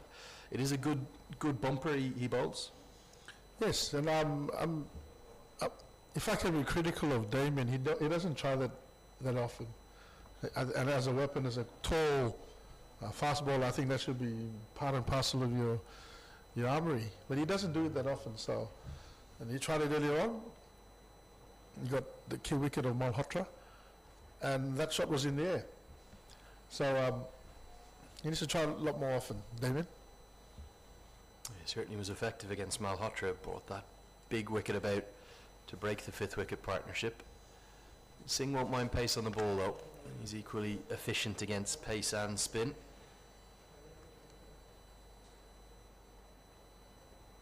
And Ravu loses his radar down the leg side. The arms will be outstretched from the umpire. For Papua New Guinea, is the goal surely here to bowl USA out? Well, I think the position they put themselves in earlier on, having the USA at 4 down for 30 odd, I would think that they would back themselves to bowl them out. I mean, we're not even at the halfway stage of this innings for USA, and they've already got 5 wickets down. And if USA have a long tail, I would think PNG would back themselves. What sort of a total do you feel Papua New Guinea will be comfortable chasing? They'll certainly want something under 250, particularly with the start they've had. Yes. I think anything under 250, they'd be fairly comfortable chasing. Mainly because they've got the strike power to push the run rate along. They're familiar with the ground, obviously. The pavilion end has a shorter boundary. It's only 60 meters.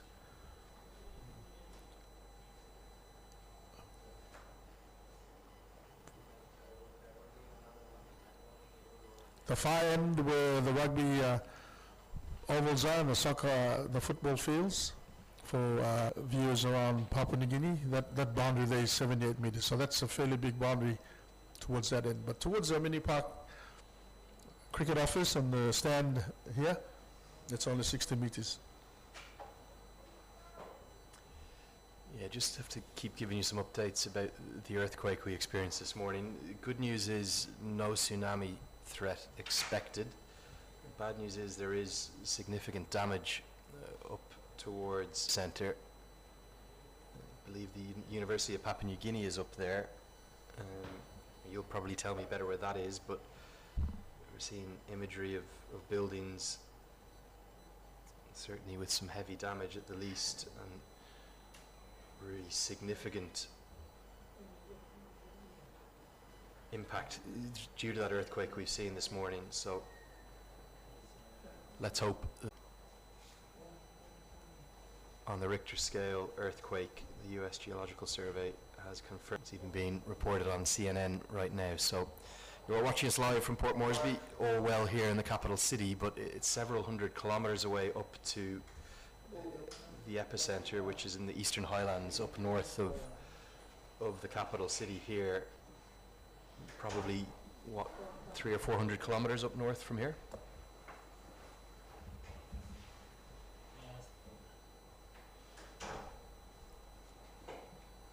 Yes, the University of Goroka's up there. The National Sports Institute is also based in Goroka, which is the capital of the Eastern Highlands.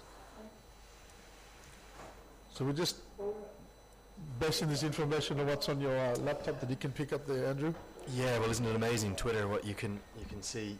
And look, we're giving you probably some pretty misinformed information, but just certainly the thoughts of everyone involved here from Cricket Papua New Guinea, from us here in the production team as well. Let's just hope that everyone is okay. Not something you ever want to think of on a Sunday morning as well.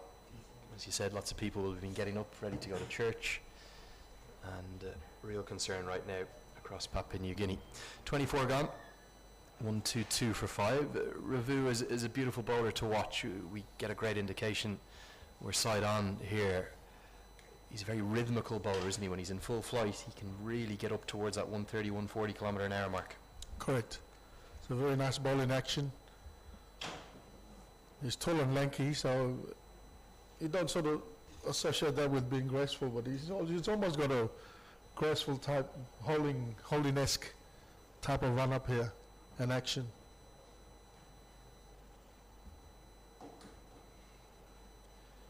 Hearing some reports here, sorry, I'm obsessed with the Twitter feed, that this earthquake's been felt as far away as Japan, would you believe? Certainly seismically anyway. So the largest earthquake of the year, this year, 2022, is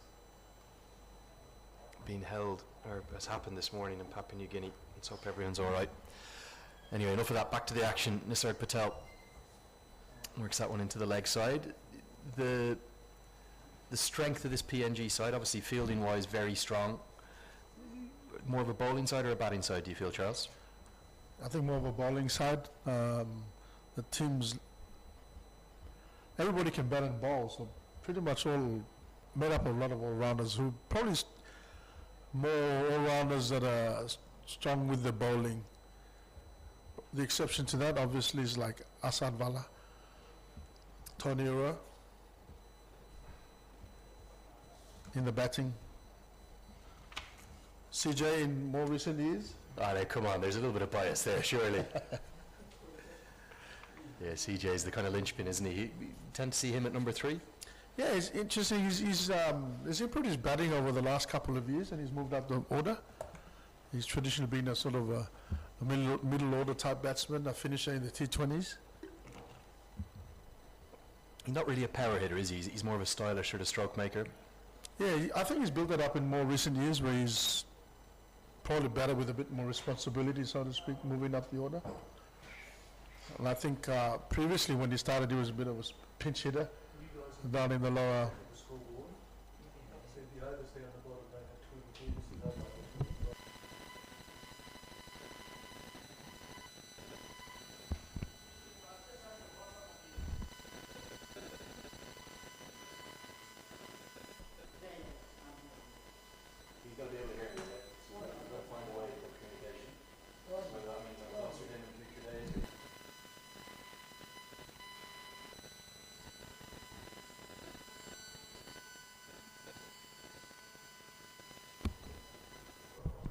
So the halfway stage of the first innings will close out with a leg bye signalled. We'll get that corrected on our graphics.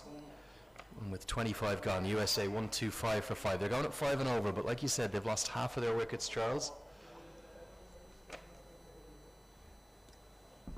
The main batting lineup of the USA, and you're into the tail, middle order and tail. But USA, the run rate, thanks to Malhotra's half century early on, has kept them in the game.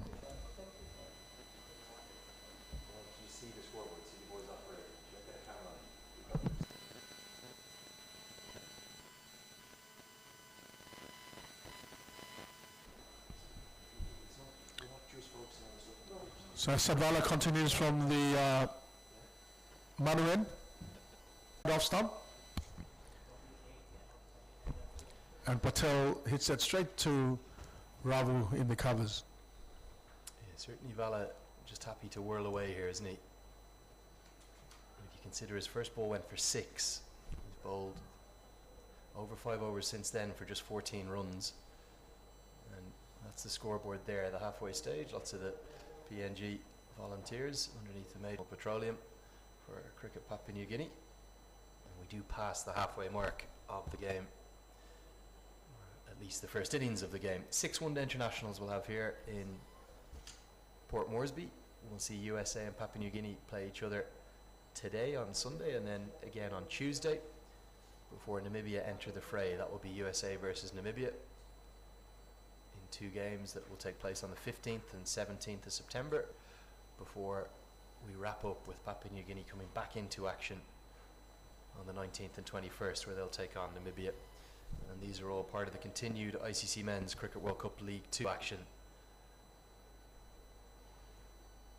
That is seeing the 7 leading associates, well, the 7 leader, the Netherlands, who are up in the Super League, play out for 3 of the spots at the ICC Men's Cricket World Cup qualifier. Some fancy footwork gets the ball up. Let's take a look at that points table. As we get to the end of the 26th, it's 126 for 5. Andrew Leonard here alongside Charles Amini.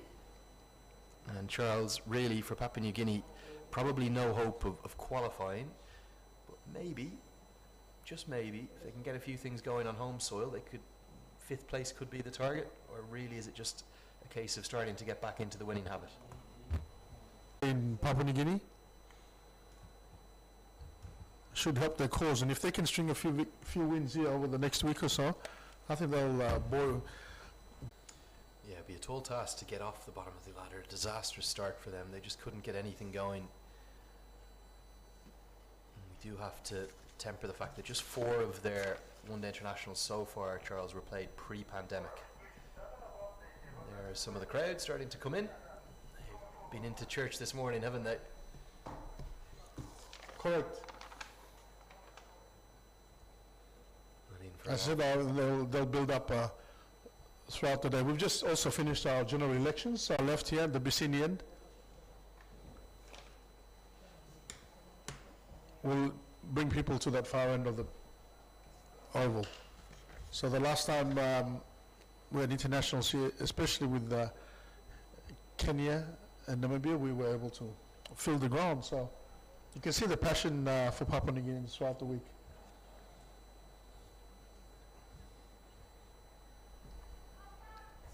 Spot for the Barramundis.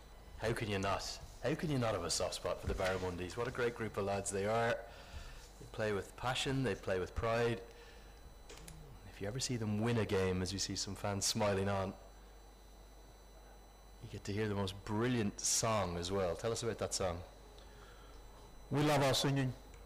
In fact, as the former musician of the Barramundis in our days, the guitarist, so to speak, and a lot of my colleagues in those days, if I can mention them, Olawaka, late Tukuraka, late Numalu, we sort of formed the band that played, took the guitar along. I'm sure players that we played in the 80s and 90s can recall the PNG team was colourful for. Recall when we had the 1997 ICC trophy match in Kuala Lumpur. We were invited by the Sultan there to go on stage and sing a few songs at the the opening ceremony for that particular tournament.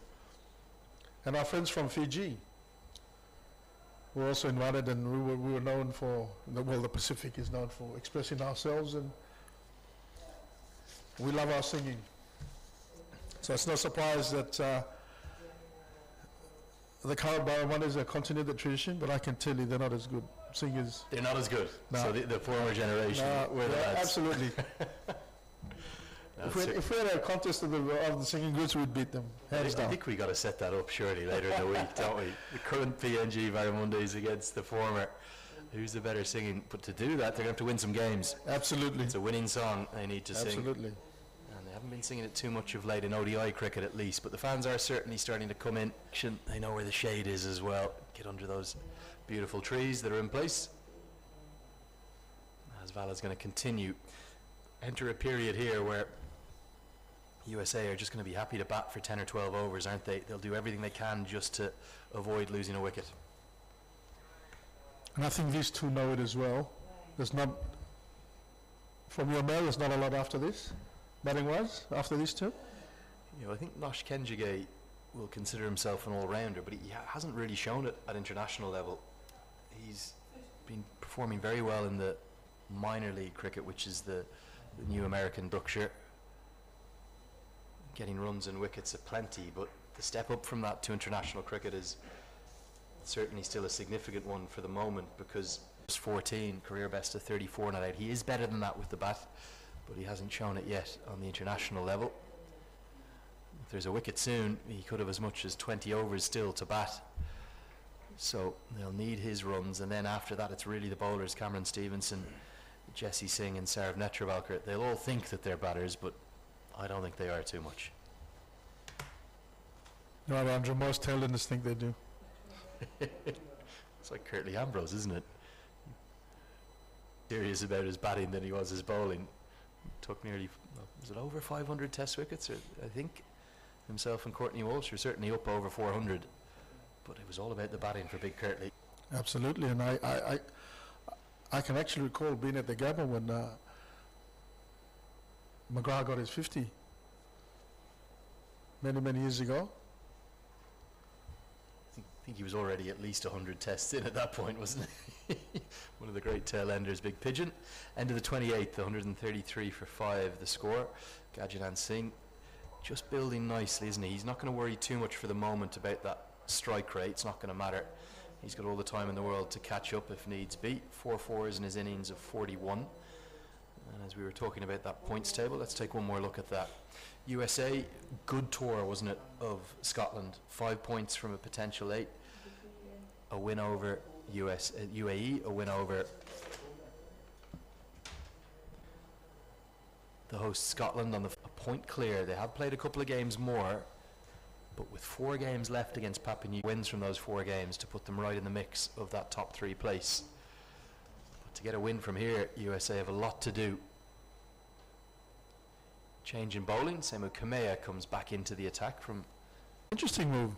Didn't think of that coming, but like I said earlier on, I think where PNG have not sort of pressed the advantage in the past is they haven't tried things. I think they've stuck to a sort of rigid game plan. So it's good that Assad's sort of been given the license to try a few things, and every time he's made a change, things have worked. So let's see with Kamea back in.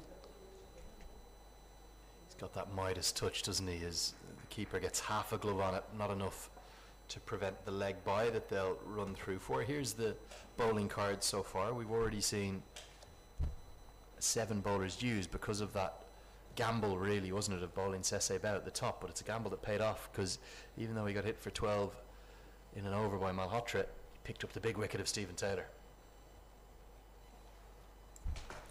Absolutely, and I think also with Norman Spell, he didn't look quite so convincing. Chad went through a few overs there, he went for a few runs. So they've got a lot of bowling options here, but I think Sema's the key strike, and I think at this point in the game, if you can pick up a couple of wickets here.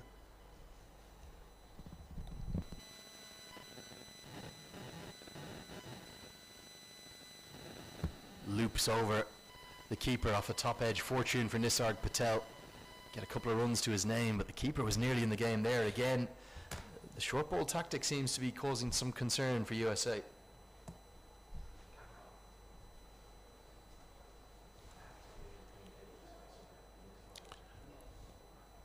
That's right, Andrew. So that wasn't that far off Sabanatai. Just looked over his head. So that could have gone anywhere. And PNG needs to try those a lot more often.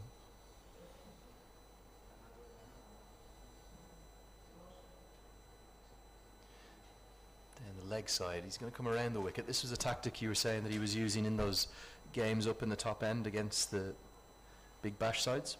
Correct. And then I'm surprised he started from that end, from around the wicket, because, you know, his earlier spell, he picked up his 3 wickets bowling over.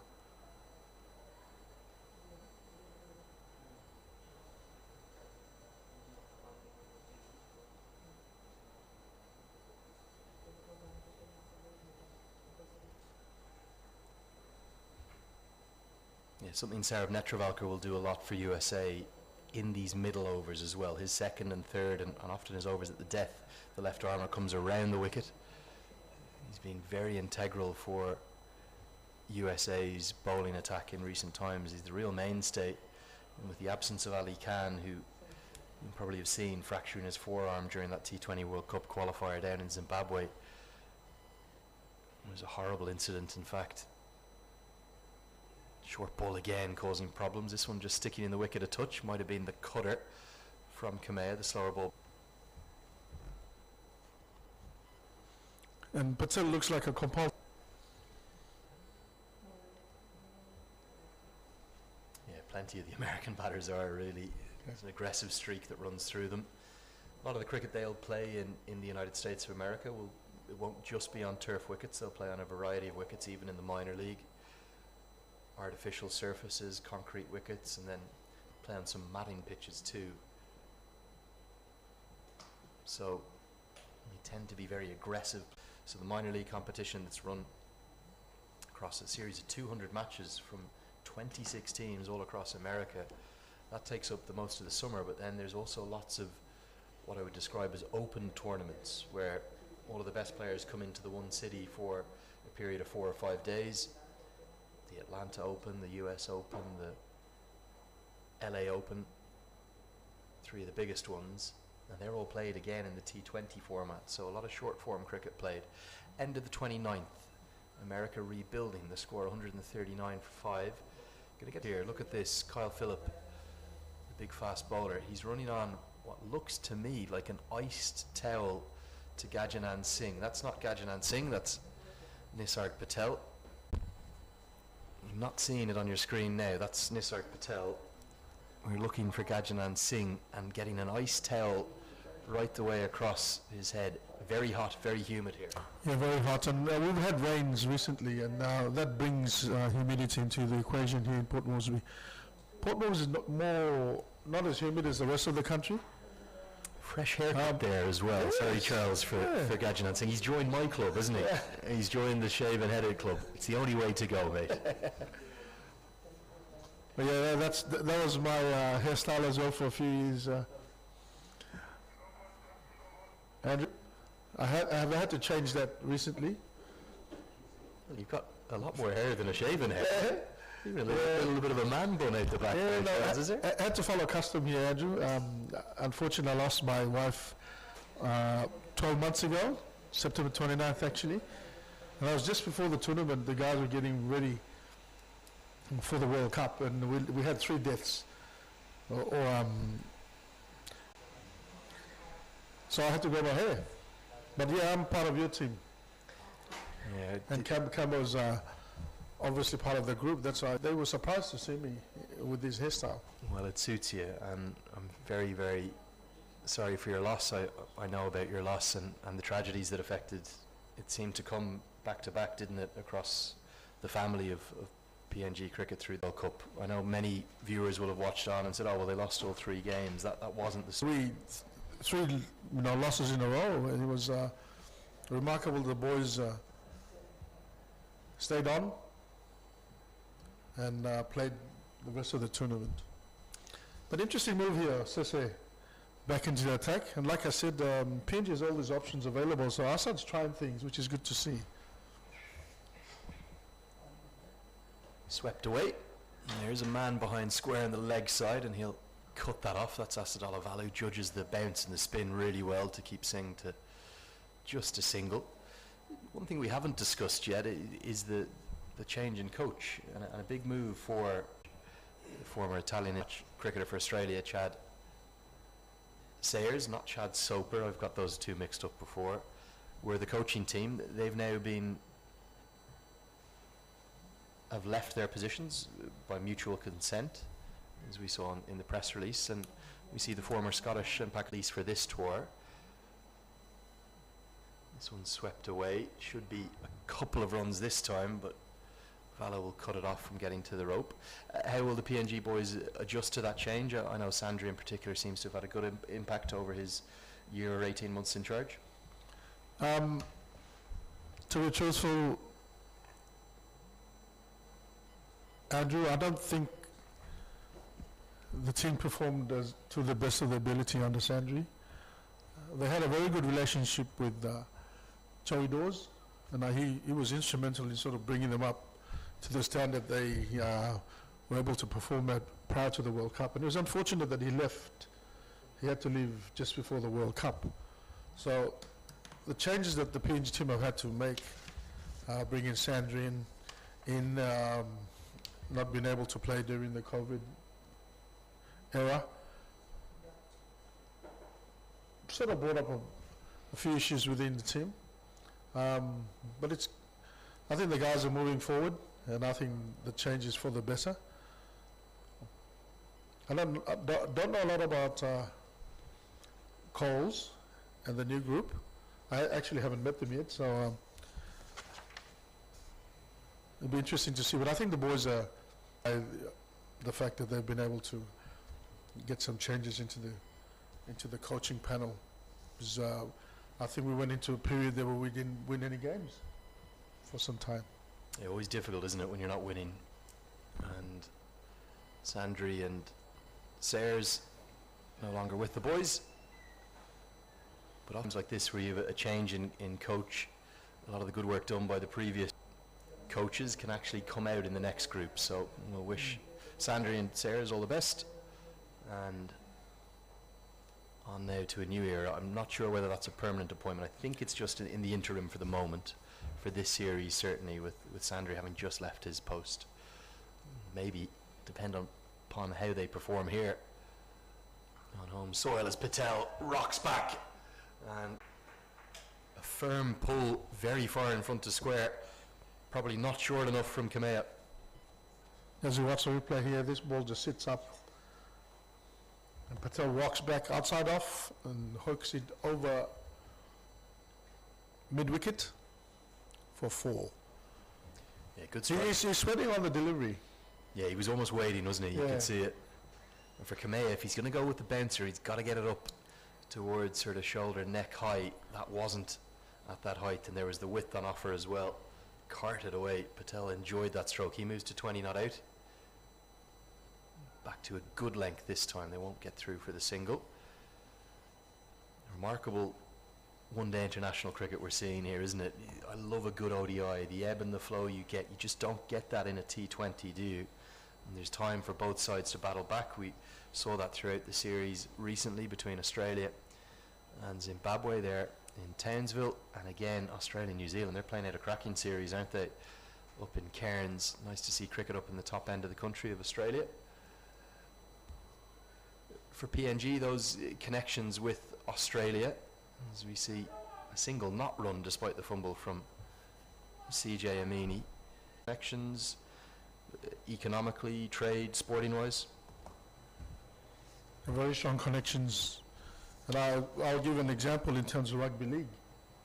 There's an annual event which is played between the New South Wales Blues and the Queensland Maroons. But it's the Papua New Guineans who watch it more than all the rest of the other states combined. Isn't that remarkable? The State of Origin game, yeah, which is huge in Australia. It's even bigger here in PNG. Yeah. You know, Victoria and 5. Patel continues his rear guard with Singh. Do you get many players from the kind of coming through the PNG Rugby League system who go on to play NRL then down in Australia? yes, not as many as we would like, but in recent years the success story has been with Justin Olam playing for the Melbourne Storm. So But yeah, he's been a success story. He's done very well. into the playoff stage now, is it, at the NRL? Correct. The finals are on now, so Okay. there'll be lots of WhatsApp messages going around. And I actually, I didn't want to see a few last night after we lost. Big NRL fan, but they went down to a 28-20 defeat. Canberra. Dear, you can't lose to Canberra. What's going on there? Come on. Especially when you have, a few Pommies playing there. Oh, there's a few English, Yeah, is there? a few English. At the Canberra, okay. Well, traditionally, I think I haven't really followed much this season. They had quite a few English contingent there for some time. Also, I was really interested to see Australian rules football being played here as well yesterday. Well, the connection back to Australia, that's definitely one of them. It was bigger than rugby league in the 70s back here. So, and that's probably historically why this oval was named after my late uncle, because he was the winner of the first indigenous winner of the Cleland Medal, which is equivalent to the Brownlow in Australia, the best player for that season. Yeah, and that's why this very facility here is called a mini park, named after a relative of yours. Obviously, that would be a great uncle then of CJ's, who's on the pitch as the vice captain. As Esse Bout continues with his off breaks. In terms of chasing here at this ground, is it something that we'll see the pitch flatten out a little bit in the afternoon, as you tend to sometimes in the tropics? Yeah, I think so for today. And and as we progress throughout the week, you'll see he'll get easier to bat on. 150 has come up in the 32nd over. I've been particularly impressed with the way Gajanan Singh and Patel have approached this 6th wicket after the loss of Malhotra. They haven't taken many risks. No, I think I can only recall probably 2 boundaries in this partnership. So they've been pushing this, the singles around, and I think the intent, as we sort of stated earlier on, is to bat out as many overs given the length of their tail.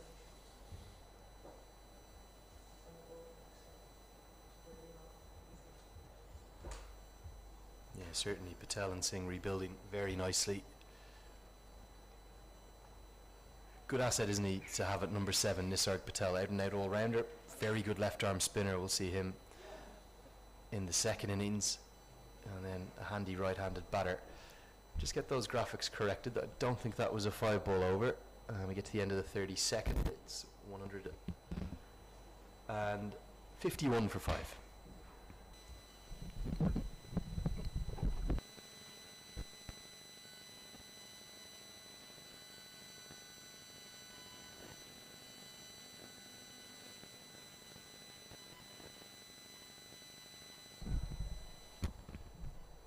Gajanan Singh, he's asking for something almost every couple of overs now. Something like 26, 27 degrees, maybe a little bit more than that, with plenty of humidity as well. Port Moresby, on average, about 31, 32 degrees. So what is it, midday now? Yeah, I think you'd definitely be... Sorry, you're spot on. You just, everything I say, you'll correct me in a heartbeat, Charles. 31 degrees, not 27. It is 70% humidity to go alongside that, so probably more like a real feel of 34, 35. And liquids are being run everywhere. You have to stay hydrated in conditions like this. Norman Vanua has replaced Sema Khmer. Having had that, I think he was surprised. he just didn't seem ready for it, did he? No. Got the tail out the back of his trousers. I don't think I've ever seen a batter back with the trail out Patel out their backside before. And Singh goes over the offside with probably the most extraordinary shot you'll ever see in your life. Inside out, over extra cover, what a way to bring up 50. That is a very, very special stroke.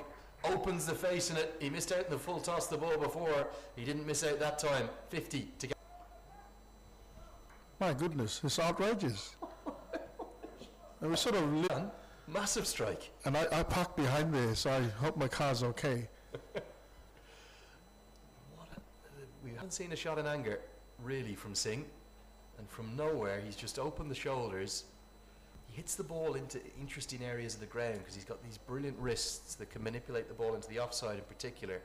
And when he hit the stroke, I wondered would it have been a chance out for the deep cover fielder who was running around to his left. That's Sese Bao here in front of us. But it just kept going and going and going. Big strike for 6. What a way to bring up his 50.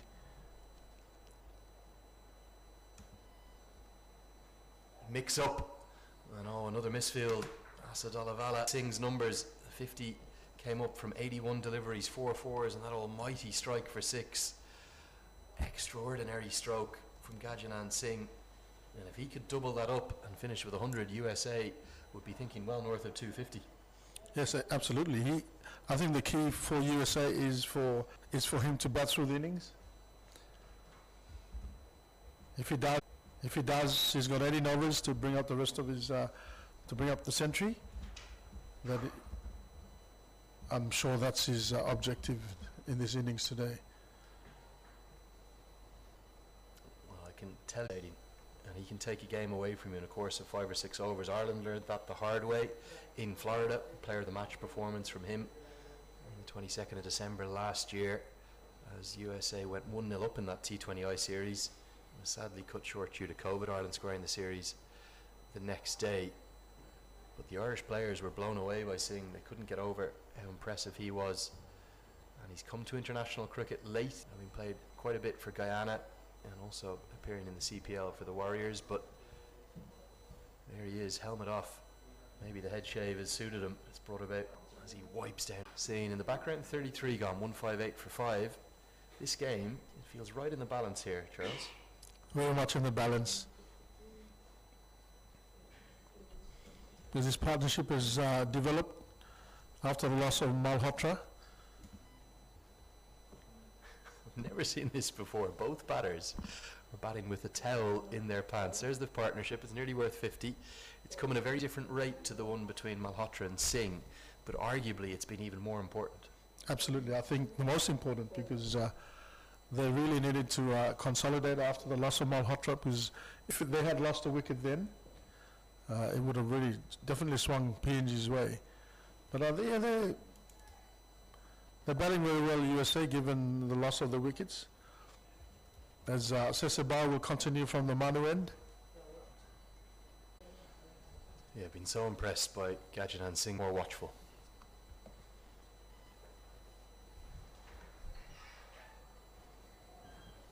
He has, and that shot, I think, was the second maximum of the innings. What a shot. Yeah, definitely the shot of the day. Extraordinary stroke, inside out over extra cover. Nisarg Patel just reacting to that ball in a way that will encourage him as a left-arm spinner later in the day. Correct, and Sese has sort of produced a similar delivery that brought about the wicket of Stevenson.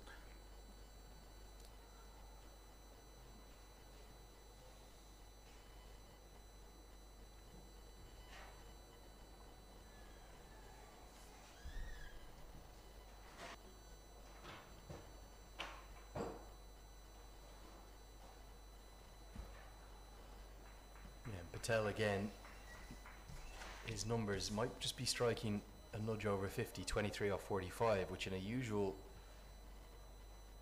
innings in the middle order at number 6 or 7 wouldn't be very effective. But because of all those early wickets and the counter attack from Malhotra, it's exactly what USA have kind of needed at this stage of the game.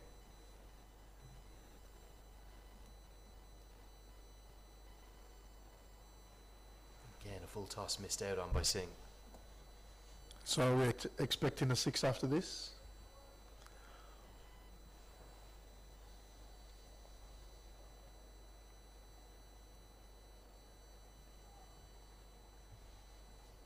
So Sesebao firing that one in, bowling darts, and then that brings about the second break in the United States of America. I think the game is fairly even at this stage. Yeah, you're spot on, Charles. The game hangs beautifully in the balance. We'll take a short break here in the commentary box. 34 gone, 160 for 5.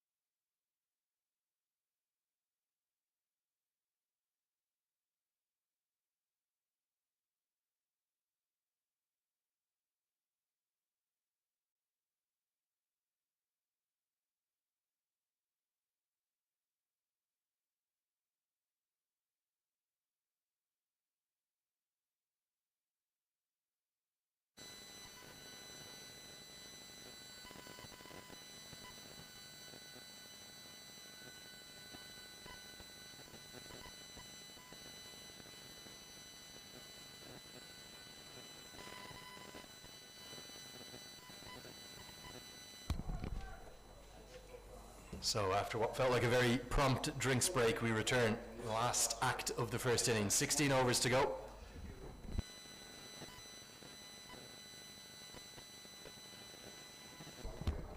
And with 16 to go, Andrew Leonard here with Charles Amini. We've had a classic one-day international. It's ebbed and flowed beautifully, hasn't it? It's had everything. Brilliant start by Papua New Guinea, 2 wickets in the first 2 overs. And had USA on the ropes actually. 4 down for 30 odd. And a great fight back from Malhotra and Singh at the crease. Both have hit half centuries. Malhotra in particular taking the attack to PNG. More than run the ball. And despite the loss of wickets, they managed to keep the run rate at 6 runs and over. Yeah, we'll take a look at the batting cards so far. Disastrous, calamitous start even, you would say, for USA. Stephen Taylor and Saiteja Mukamala, the new opener who's replaced Sushant Madani. Madani couldn't be here, missed out due to visa issues, just couldn't get into the country. So replaced by the youngster. Both dismissed for low scores. Aaron Jones then fell to Semu Kumeya. And then the big wicket wasn't there for Monank Patel, who was clean bowled by a beauty from Kumeya that might have just kept a little bit low. But from there, Malhotra counter-attacked, and he can't really change the game. Well, he started by taking 12 runs of Sesebau's second over. And welcome Asad Vala with a 6, the first of the match. Bolden. There's a wicket here. Yeah, Norman Vanua strikes. Patel, not sure where that stroke has come from. He didn't need to do it. He was pacing his innings really nicely, and he's had a massive wind at what looked like a good length fire for USA. Patel's gone, the last recognised batter. Commentator's case once again. As you see in his replay, yes, no need for that shot. Especially straight after drinks break. When you take the drink bottles out, you sort of say, okay guys, we've done really well to come back from the situation we're in. And we need you guys to bat through at least the next 10 overs to put ourselves in this position. Particularly for a cricketer as experienced as Nisarg Patel, 34 years of age. And he is gone, castled, did get an inside edge onto it. Bowled for 24, will bring Nosh Kenjige to the crease, and that's going to increase the pressure big way. Yes, it'll be interesting how Singh continues his role to bat throughout the innings, or does he take the attack to PNG given the length of his tail. But great wicket there from Norman Vanua. He's sort of been all sort of out of sorts this morning, but that should boost him. I think if he just focuses line and length, not so much worry about the pace he's trying to generate.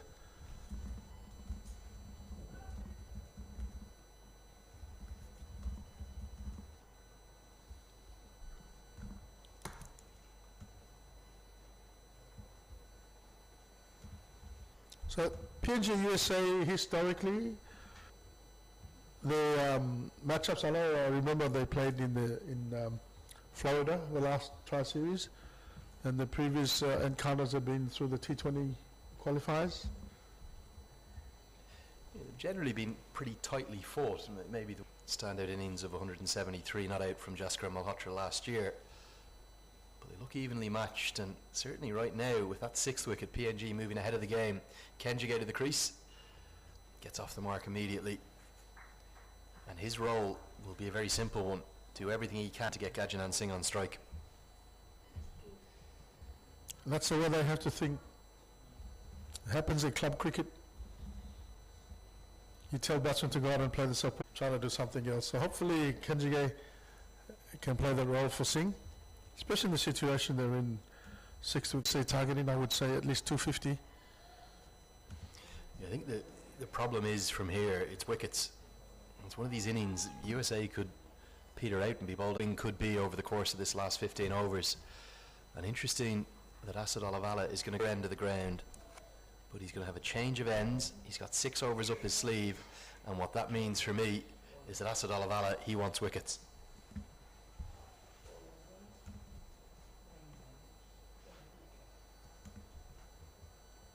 So Ravi, and that tradition. Yeah, hasn't quite got up yet. It tends to get up in the afternoon, from what I gather. But a small breeze at his back. As Kenjige works that behind square to get off strike. Good start from Kenjige. To do. Kenjige play that supporting role for Singh. So this is the key wicket for PNG. They can starve him off strike, get more opportunities to bowl at Kenjige, and the rest of the batsmen to follow. I think that surely has to be in the minds of the Barramundi management out there. How important is Asadullah Vala for PNG cricket, not just as a batter, but as an all-rounder and as a leader? Well, he's the most experienced player. He's played through so many competitions. That down fine leg. It's one of the straight deliveries from Damien. So we look at the bowling around the wicket. He hits the ball into funny areas, and Singh uses the pace, helps it around the corner, gets another boundary.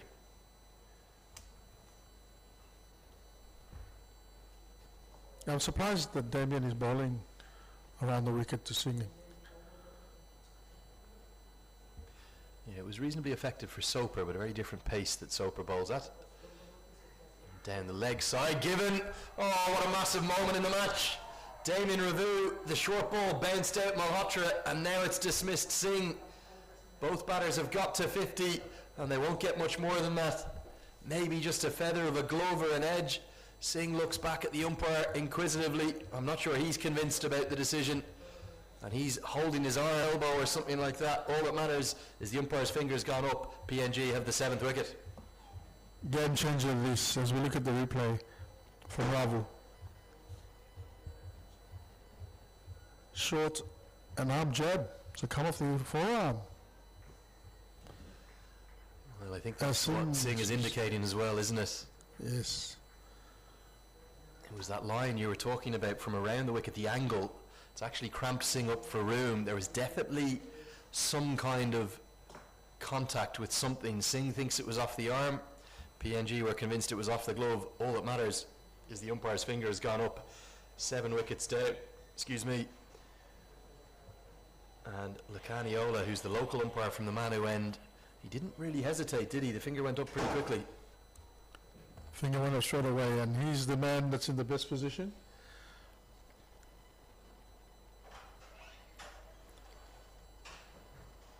So that's a key wicket for PNG. That's the breakthrough. That's the wicket they wanted. So now the momentum swung back in definitely in PNG's favour as we now enter the tail. So can PNG press some advantage? Because we were saying earlier on, you either could get bowled out for 180, or if Singh was still at the crease, you're looking at a total in excess of 250. Well, I'm looking forward to all the American bowlers proving me wrong, or certainly they'll claim they'll prove me wrong. But yeah, Singh, Stevenson, and the number 11 Netravalkar are not renowned for their batting. Direct hit would have been gone. Second run out attempt called him through for the single, and the square leg fielder darted round, probably had 2 stumps to aim at again. Yeah, watch Singh here. He was absolutely nowhere, was he? And he wasn't even looking. He didn't. For America, because of the selection of the 3 seamers, it's a longer tail, and that means Kenjige will have to take the responsible role. He gets a nice pull shot away here for a couple. Tends to be most effective, Kenjige, against spinners. Likes to sweep and lap and reverse. But good captaincy again from Vala. He's got the quicks on at the key time. Ravu and Vanua, he thinks they're his strike bowlers. Can they rattle out the American? And I think also that CJ's, I think, has been injured. Takes that bowling option out. So Sese has filled in that role as Ravu comes in. Short again. The thing about the short ball is you can't overdo it. If it becomes predictable, it becomes easy for the batter to rock back and work it away for runs. So an all action over. 9 runs, big wicket of Singh. 36 gone, 172 for 7.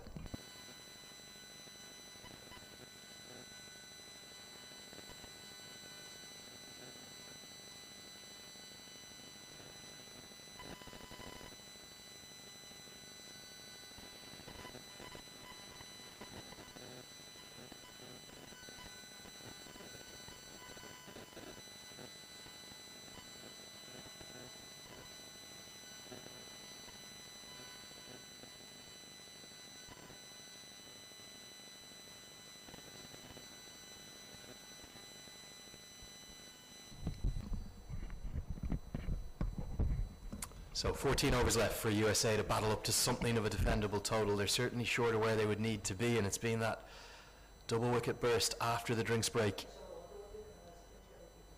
Wickets for Ravu and Vanua. We wanted to take another look at that Ravu dismissal. Singh is still rubbing his arm down beneath us in the USA bench. He's convinced it came off the forearm or the elbow. The umpire thought it came off the glove. And generally, as a rule of cricket, the first reaction tells you everything. So, yep. Batters never think they're out, though, do they? They always think they get a bad decision. What were you? Were you a walker back in your day, Charles, or did you wait for the umpire's decision? I waited for the umpire's decision. There was no hesitation in that answer either, was there? I was a walker mainly because I was that bad a batter. It didn't really matter if I walked or if I... Be a big spirited cricket advocate. I always said, look, if you hit it, just walk, you know. Life's too short. What does it matter? It's easy to say that when you're batting number 10, though, I think, isn't it? No one gives out to you for walking off then. True. And I also think it depends on how many runs you've got on the board as well. That's a good point, yeah. Yeah, that certainly is. League 2, and that's some home advantage. All of the sides in their 36 one-day internationals should. And he's missed again. This time it's CJ Amini, probably the best fielder on the park. Another 2.5 stumps to aim at. Kenjige and Singh, they're speaking a different language out there. This should have been gone. Absolutely. And he's not having dinner tonight either. No dinner in the Amini household. He's had all the time in the world to have a shot. Kenjige actually gave up.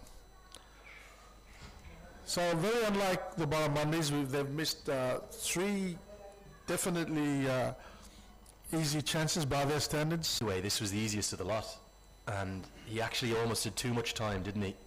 He had too much time to sit there and take aim, and as a consequence he didn't seem to me to throw at full pace.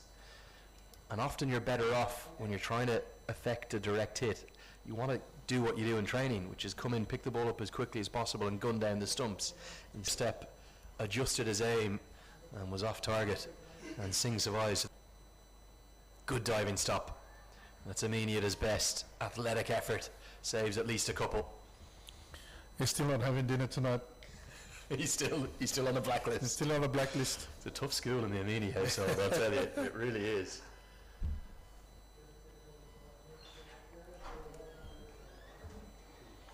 Seven gone, 172 for 7. We are just hearing, sadly, coming in of some casualties from this earthquake we've experienced this morning. So if you're just joining us, maybe you're tuning in the United States of America. It's about 7:40 p.m. on the west coast over in San Francisco. If you're watching on, you're staying up late in the east coast in New York or Florida or North Carolina. It's about 10:40 p.m. there. We're going to bring you some sad news that there are casualties up in the highlands. 7.7.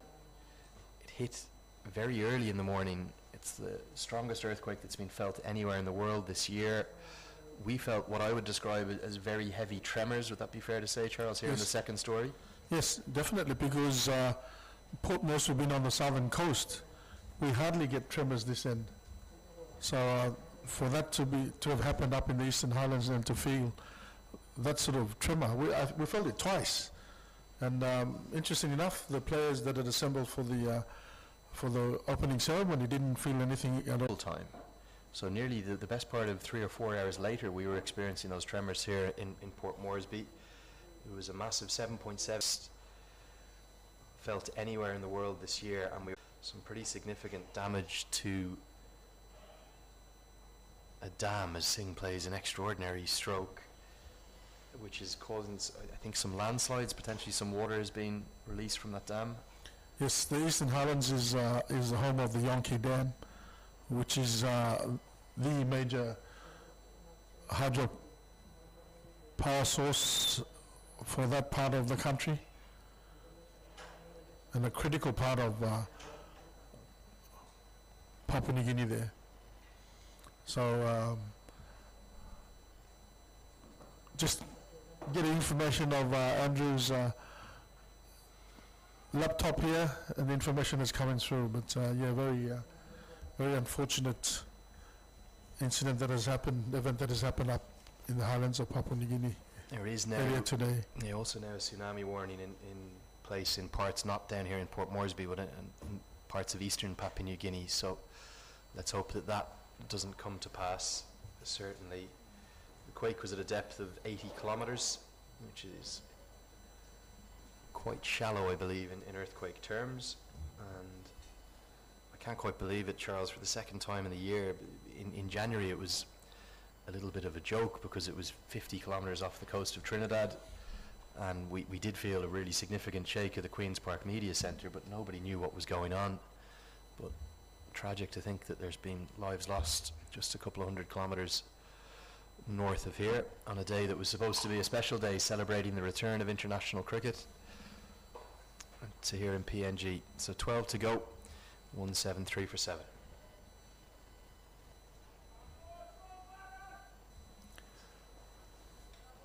Yes, Andrew, I think as we will get information much later on today, as more information comes to light about damages and casualties, but having lived in that part of the world for a few years in Mount Hagen, I can vouch for the fragile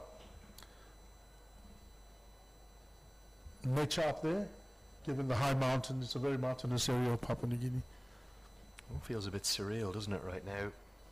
International cricket going on. We've had the strange thing is we had a few of the Papua New Guinea officials who were taking part in that minute silence. They didn't feel it on the ground. And that was the exact same in Trinidad during that under-19 World Cup in the plate at the Queen's Park Oval. And this one's kept a bit low. Singh does well to get nothing on it. The players actually continued playing. Today's case, they weren't out on the pitch playing yet. They were out observing a minute silence. It was, I think, just before the minute silence, probably, was you were undergoing the national anthems.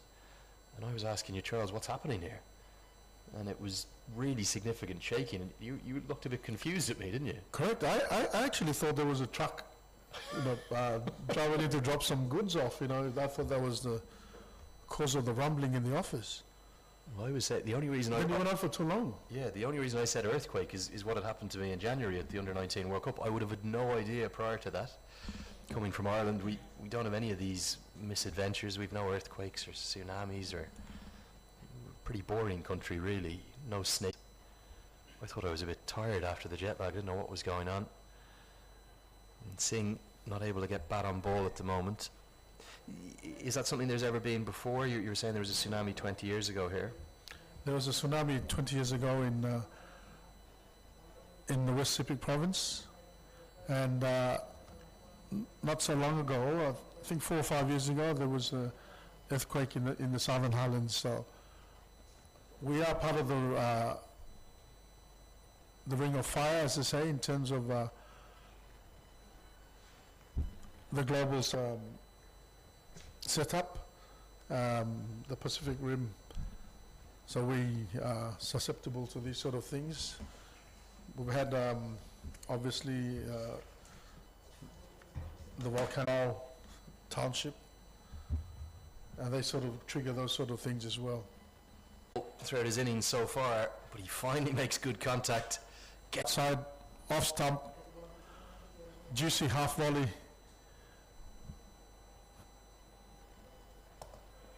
And dispatched through the mid-off boundary. Follows it up with probably an even better shot through the leg side. Singh is no slouch with the bat. He gets a lot of runs in minor league cricket, and he'll consider again. If you look at his international career, he has nothing to shout of any note with the bat in hand. In fact, coming into today, he's averaging just 4 with the bat of 11. So PNG are not going to want to let him better that too much. Second boundary in the over. Vanua's day continues to be a straight. His highest score is almost there.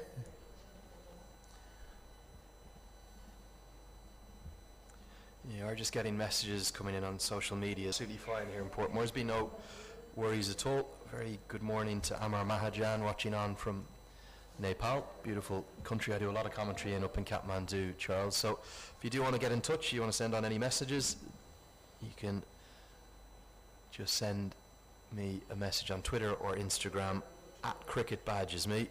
Andrew Leonard. I've got Charles Amini with him. Any questions for second innings? I'd say with there likely to be a lot of action in the last 10, and it is my co-commentator Charles's son into the attack. That's CJ Amini.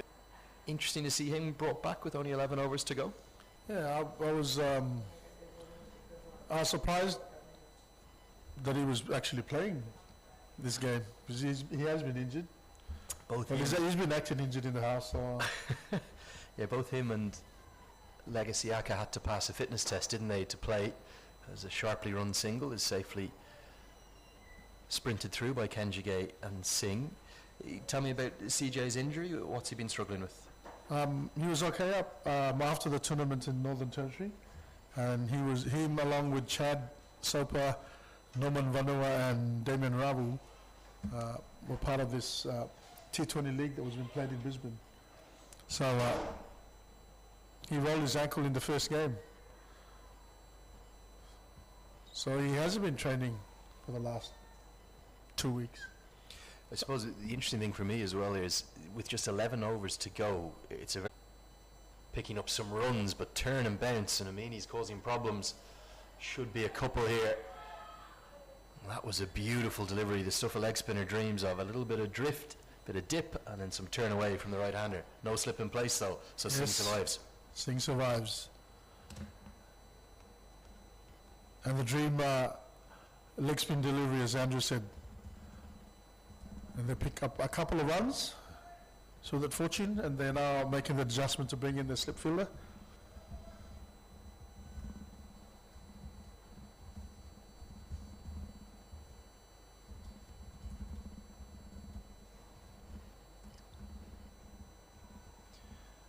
Well, what's the old saying? After the horse is already bolted, the stable door gets closed. In comes that slip, maybe a ball too late though. And that's why, if you're going to make the positive move of getting your leg spinner on, you've got to back him, have that slip in place. That could have been the 8th wicket. Too flat to end up, but good turn again. 40 gone, 3 from that over. Tight one from the leg spinner. And 10 to go, 184 for 7. Game continues to hang in the balance. And PNG would be banking on trying to get these wickets as quickly as possible. So traditionally, like I said earlier on, the frailties in the PNG batting, you'd consider themselves a team of all-rounders, mainly bowling all-rounders, and really just a handful of batsmen earlier on. So given the quality of the USA attack today, yeah, it's a good point you make about there being plenty of all-rounders. That can be a blessing and a curse, can't it? Because with 7 bowlers already used and even some additional options on top of that, you don't necessarily know who to turn to at the key points. One thing's for certain, Vanu has been whipped out of the attack after being hit for those back-to-back boundaries by Jesse Singh. We'll see Soper return to the attack. And again, a role, he wouldn't perform too much at the death, would he? He'd tend to bowl in the middle overs in one-day international cricket for PNG. it's interesting enough, he's been left out of the T20 team, and I personally thought he should have played because of the variety that he brings into his bowling. So I think it's a good move. He'll be able to mix up his pace.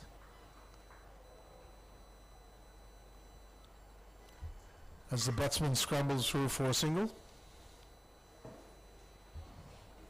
The big news from the commentary box, though, is the lunch has arrived, Charles. We've got to wait 10 hours to eat it. I can smell it. It smells delicious. I don't even want to look. The temptation is hanging there. We promise you we won't eat live on air. We won't break that decorum. But we're getting very well looked after here in Papua New Guinea, just 4 or 5 days ahead of Independence Day, which comes up on Friday. And tell me about that day, Charles. The country is brought together and in celebration. Yes, and Papua New Guinea is a nation of 830 odd languages, almost 1,000 tribes, and it's one of those occasions that brings the country together from all different walks of life. And there's an appeal for LB. I think more in hope than expectation, this one. Definitely angling down. Singh has played a very aggressive role in his innings. He's been swinging at almost everything. I think they're also aware that the commentary end will be sitting. Replay, just missed that ball there. Singh guides it into the covers.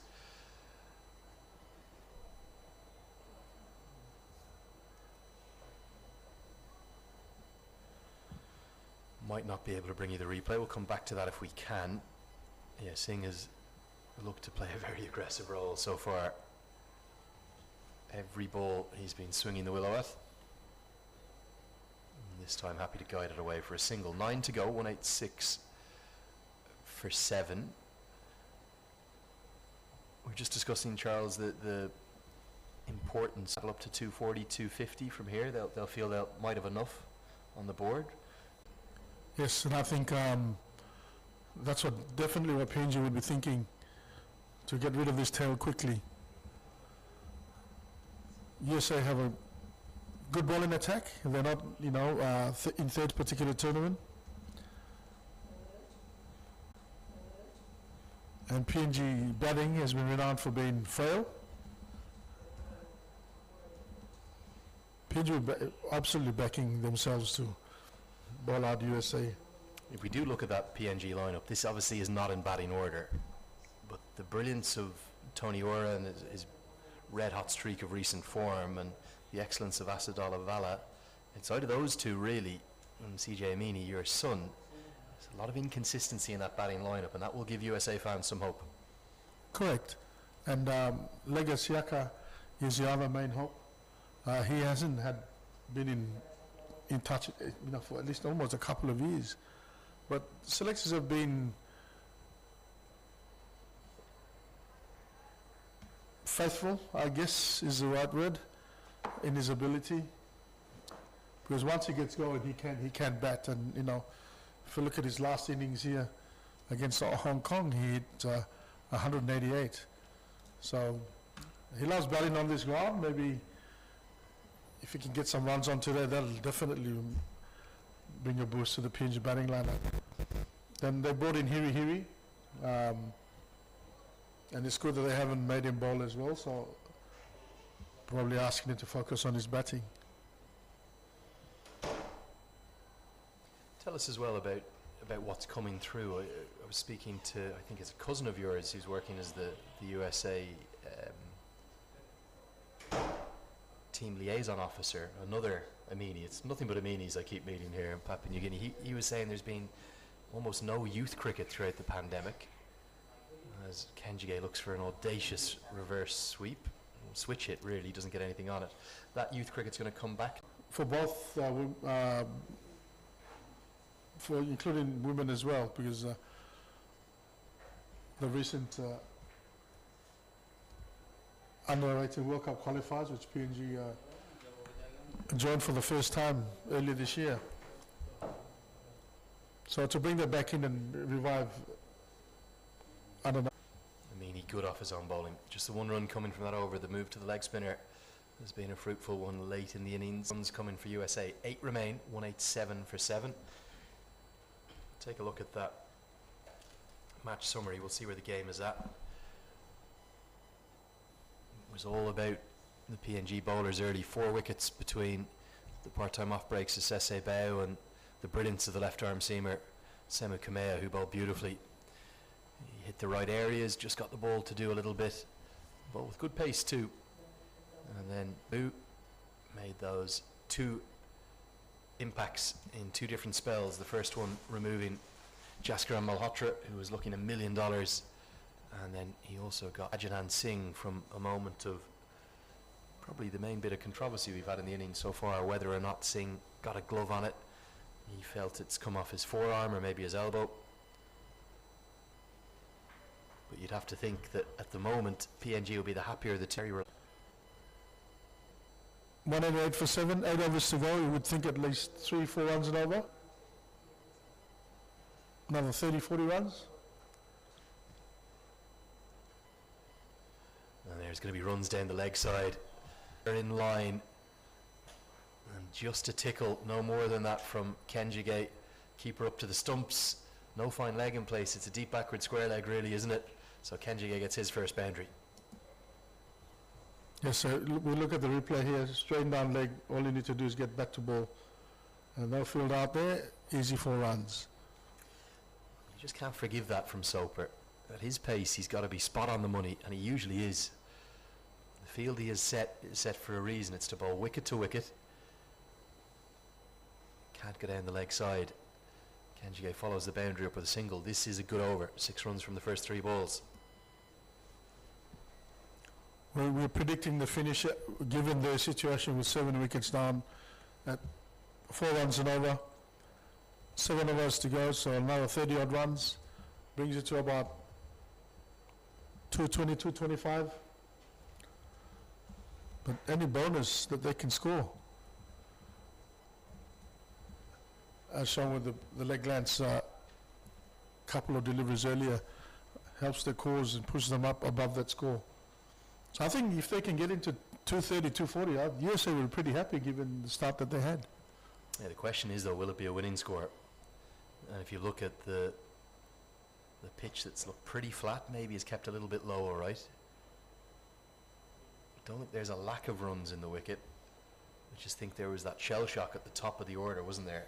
All of those wickets falling. Asad Olivala, you see there on your screen, he's going to be integral to the chase, the left-hander. I love watching him go about his work. But if it is 220, 230, there isn't a massive amount of required run rate pressure as such. 4.5, 5 and over should be in hand. But then it will be a case of whether or not Papua New Guinea can hold their nerve. Soper battles back, 3 consecutive dots, end of the 43rd, 193 for 7. Do those jitters play on the mind of Papua New Guinea? It's tended to be their sort of middle and lower order that have been getting lots of their runs, particularly in T20 cricket. Tony Ora down in the middle order, Norman Vanua as well.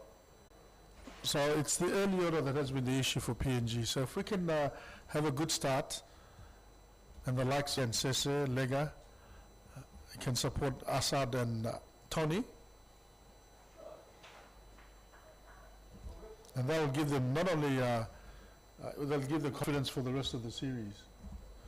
Rest of the series here in Port Moresby.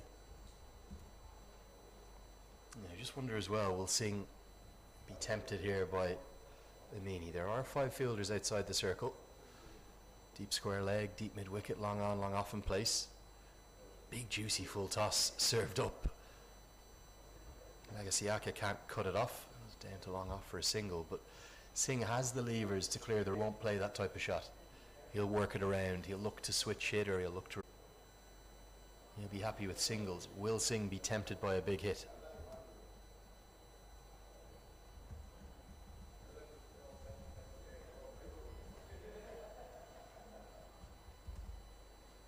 Well, if anything, to take on CJ, they'd have to go for the shorter boundary, which is on the offside here for this right-hand batsman. How would you close out the innings? There's plenty of options for Vala. 3 main seamers left. Would you keep going with the young leg spinner? I would for a couple of the art of leg spin. If you can get yourself into a rhythm, then I would continue bowling. Yeah, he does have all that protection as well in the deep, and hitting into the leg side out to long on there, 76, 77 metres deep to come off the seamers, haven't they? Correct.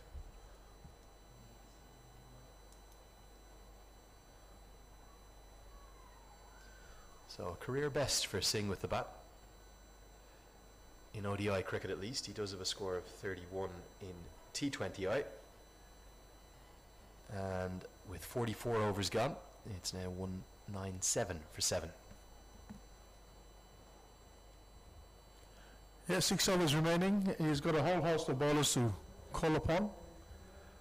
He's staying with Summer Kamea, Damian Ravu, Norman Vanua have lots of overs left. So he's got a lot of options to call upon Asad.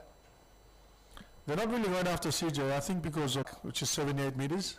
So it'll take some effort to clear the boundary there if they want to end up with a flourish at the end of the USA innings.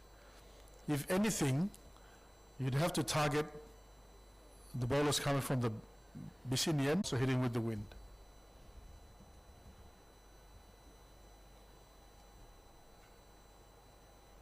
Yeah.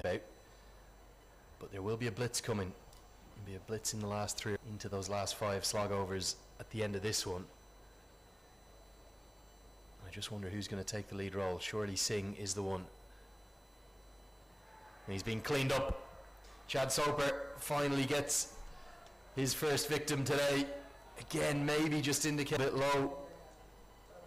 Another batter is castled and Singh falls for 17.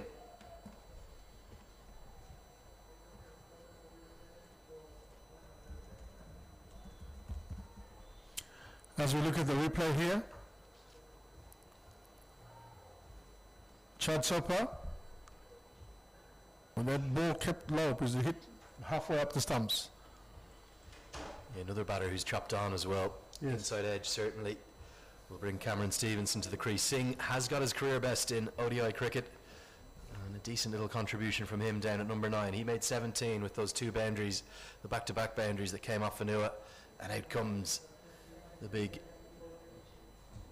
Australian-born fast bowler Stevenson, who bowled with real fire and venom at points in Aberdeen, but was very expensive. He was a bit unlucky at points as well, but some will have wondered why he was favoured, or why Singh was favoured over Kyle Phillip. He's got a job to do with the bat before we'll see him with the ball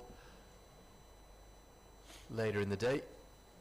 3 seamers for USA, very different seamers. Singh, a big long run up, a big rhythm bowler. Stevenson is an enforcer. He comes in and hits the deck hard, and then Netravalkar has all the skills in the world, the left arm from around the wicket, and then that attack is balanced out by the spin options of Nisarg Patel and Nosh Kenjige, the 2 left arm spinners. Stephen Taylor will bowl some off breaks, and plenty of other part timers too. And Stevenson gets off the mark immediately down the ground with a single.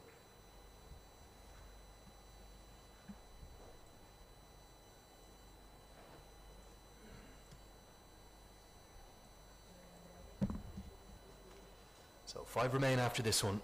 You're almost playing with jeopardy, aren't they, USA? They want some late runs, but if they lose 2 wickets, they're bowled all out, they're done.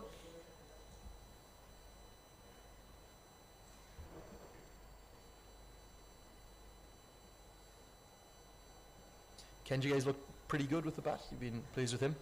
Yeah. He's look.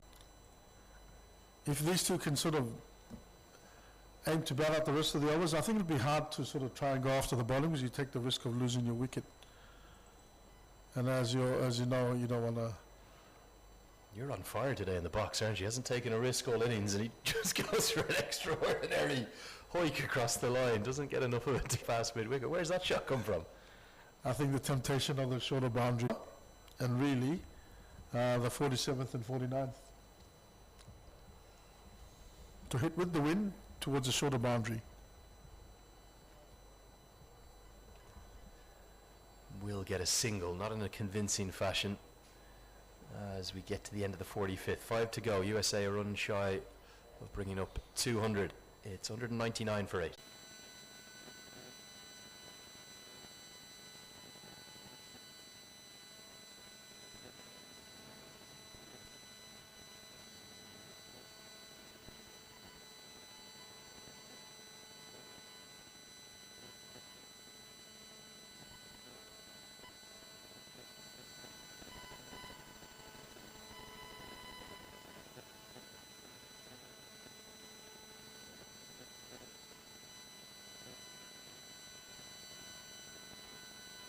He's listening to your words up in the box here, Charles. He's playing all sorts of audacious strokes after you said he'd played quite properly. He's still targeting the shorter boundary. He's hitting with the spin as well, is what he'll tell you. It is a shot we see him play a lot. I haven't ever seen him really get much reward with it, though. He does favour those reverse sweeps.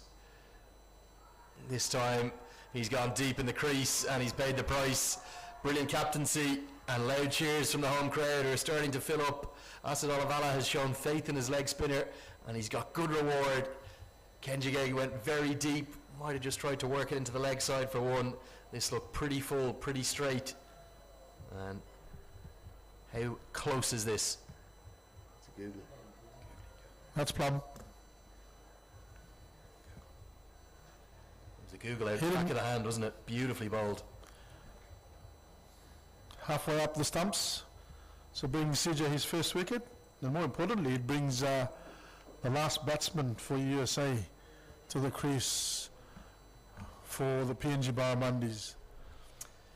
Yeah, Kenjige, who just batted quite sensibly for 20 or 25 deliveries, all of a sudden started to get panicked by the lack of overs that he had left, looking for big hits, not able to make any contact with a hoik across the line, a couple of switch hits, and then as the wind starts to pick up, as it tends to do here in the afternoon,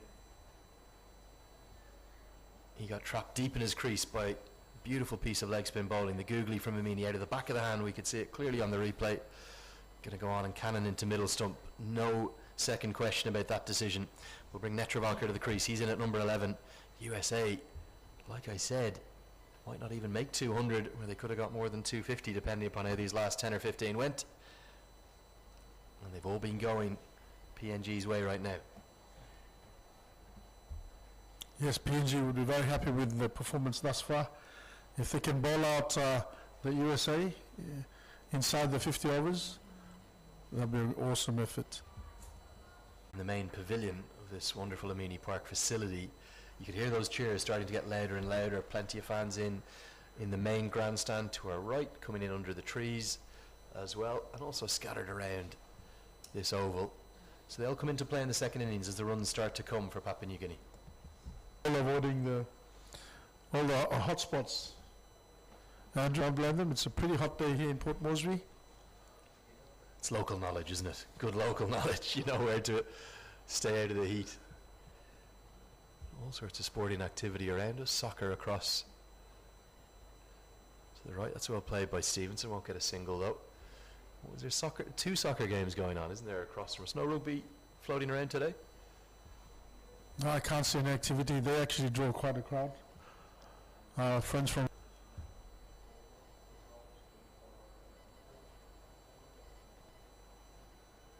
Stevenson frustrated not to get the single. He wanted to keep the strike. The 200 has come up, but it's come at the cost of 9 wickets for the United States of America. With 46 gone, it's 200 for 9.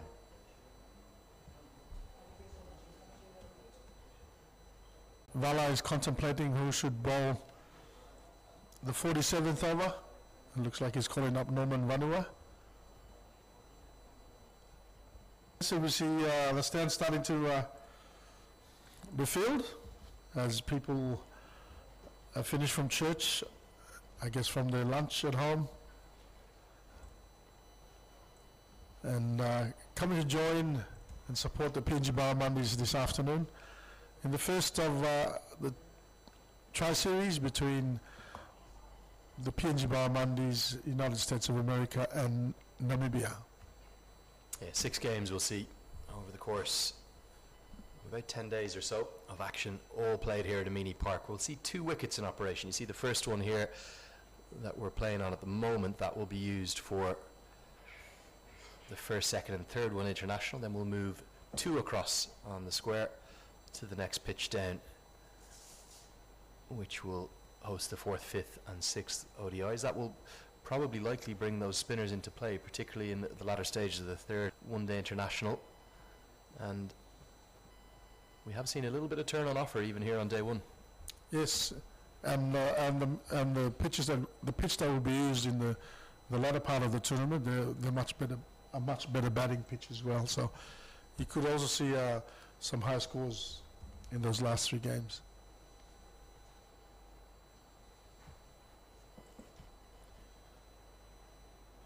That's kept very low, not for the first time today. Netravalkar's done really well to keep that out, and they won't take the second because Stevenson wants the strike. He feels he's more adept as a batter than Netravalkar, but look at the indication. That it's almost...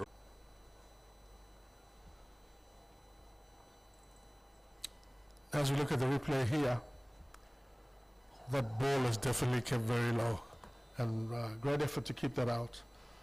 Back live with you now. Stevenson works that into the leg side.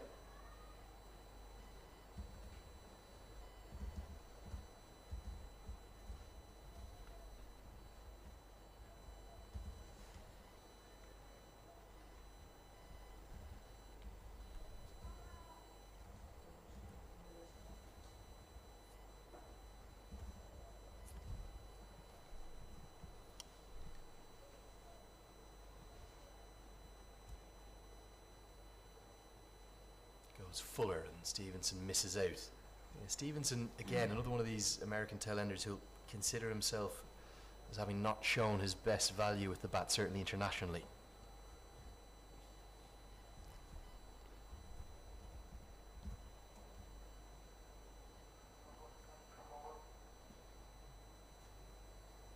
Very effectively into the leg side, splits those two fielders, 4 more to the total. Yes, outside off stumps from mid-wicket. That's a typical tail-end shot.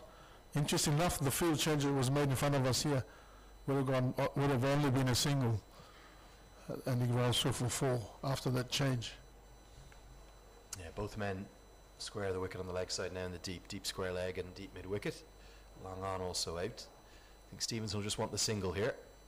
Instead he goes for an almighty hit, and he could well have holed out, and he has. Not sure why he didn't take the option of a single. Norman Vanua didn't look overly confident underneath it, but he's hung on, and USA have been bowled all out inside their 50 overs. A brilliant effort from Papua New Guinea. They bowled really well, particularly at the top, and this was the final wicket of fall. Yeah, Stevenson going obviously for the shorter boundary, has hooked it right up in the air, so it was a choice between teammate, but a great effort from PNG as they bowled out the USA for 210. And there are PNG. They're not walking off the field just yet, because Asad Olavala, he wants a word with his team. He wants to say, we've done half the job. I mean that if they don't chase down this target, which is going to be 206 that they will need to win. We'll take a look at the batting cards and the bowling cards before we leave you for what will be a 40-minute break or something like that, a much-needed break for us here in the commentary box. 250s in the innings, great efforts from Malhotra and Singh. And it was a great start from PNG. Sima Kamea, pick of the bowlers with 3 for 36 of his 7. Sesabah picking up a wicket in his very first over. And all the bowlers contributed to pick up wickets each, and well supported by Chad Soper and Damien Rabu at the end. Yeah, and also a word, I know you didn't mention him there because he's your son, but Charles Amini, CJ Amini, your namesake, bowled beautifully, I thought. 6 overs, 1 for 18, deserved that. And big pats on the back from the head coach. The interim head coach, Mark Coles, is patting every one of his players on the back. He's delighted with his effort from his team. USA castled all out. Could be a big shock on the cards. 7th in the table, remember, Papua New Guinea, they've won just 1 game from 20. The heavy roller is going on. That's what they want. They want to flatten out this deck and maybe bring a bit of life back to it. We've seen a few keep low. It would be a big upset this, even though it's on PNG home soil. Can they do it with us? They'll need 206 to win. We'll bring every ball here live on ICC.tv.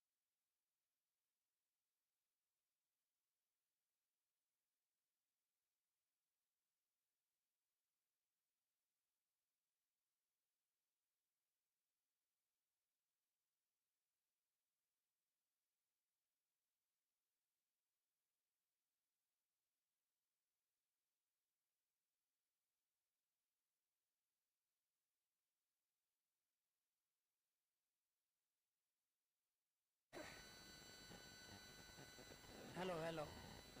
Hello, hello, hello, hello, hello, hello, hello. Hello, hello, hello, hello, hello.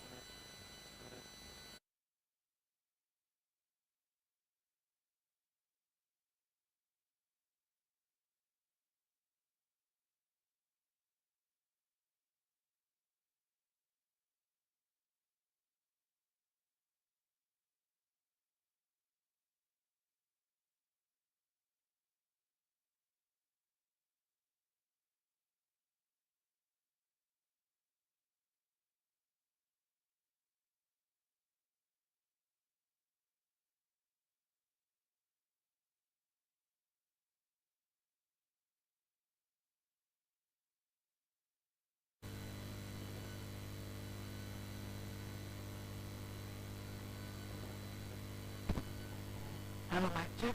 Hello, hello, hello, hello, mic check. Hello, hello.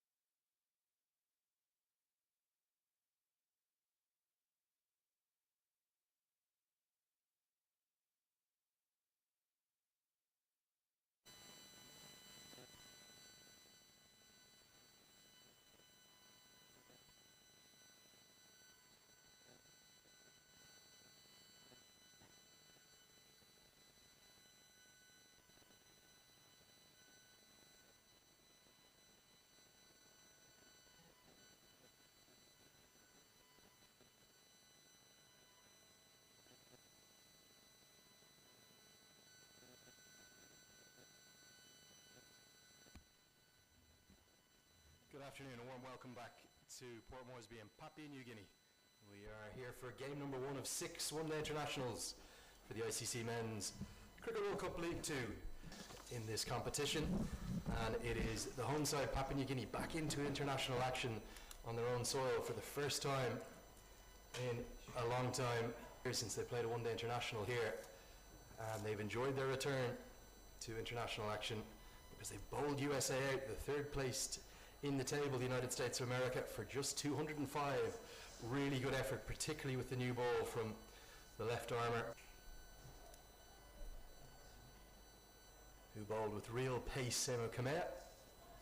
And it's going to be another left armour to get things going for USA. Sarab Netravalkar, the former captain, will take the new ball. And he's bowling to one of the two opening batters, that's Sese Bao. In fact, Legasiaka, correction, keep getting my two little players mixed up. Legasiaka and Sese Bao, very similar stature. And Hiri at the non-striker today. Siaka, who's passed a late fitness test. And the reason we had a slight delay in getting going, we've got some dignitaries in town. The American ambassador, the acting American ambassador, Mr. Joseph Zadrojny, who's the chargé d'affaires for the Embassy of the United States of America here in Port Moresby. And that embassy doesn't just serve Papua New Guinea, also the Solomon Islands and Vanuatu. Good running's going to get them back for a second. Singh and Patel nearly collided. The first runs and loud cheers. The crowd is starting to fill up. We'll see if we can bring you some shots of that. The full grandstand is getting close to capacity, and then the bleachers, they've got lots of fans hiding away underneath the trees. Andrew Leonard here with you, and delighted to have the company, not just today, but if I can twist his arm, I can hopefully keep him for all 6 days, because he's telling us all about all things PNG cricket, the former PNG captain. That's Charles Amini. Good afternoon to you, Charles. Afternoon, Andrew, and great start there from Lega. Quick 2 runs down the backward square leg. It's very noticeable from Siaka. We know him as a dasher at the top of the order, a man who goes after the ball in the power play, but we are square on from the wicket here in our commentary position throughout the series. We're pretty much perfectly at mid-wicket as we look. He's batting, what, a full 2 strides outside his crease, and that last delivery, he took another 2 or 3 strides down. Correct, and I think he's mindful that the wickets that fell at that end, the ball didn't rise.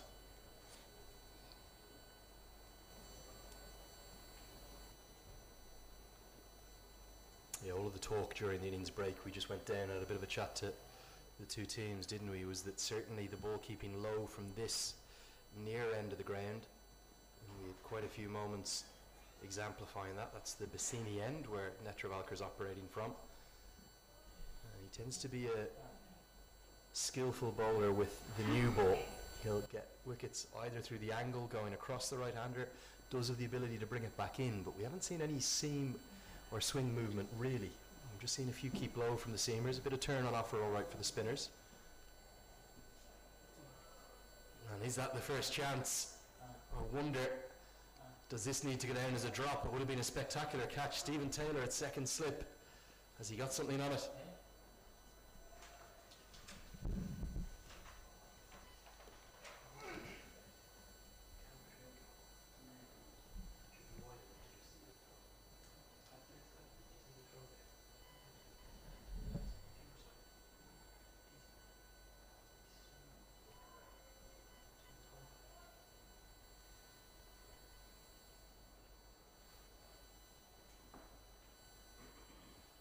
Do you feel that carried to Stephen Taylor at second slip?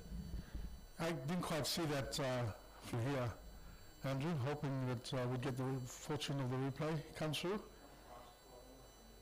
You're also going to need to get those graphics corrected, because it wasn't a single, it was 2 that they ran back for.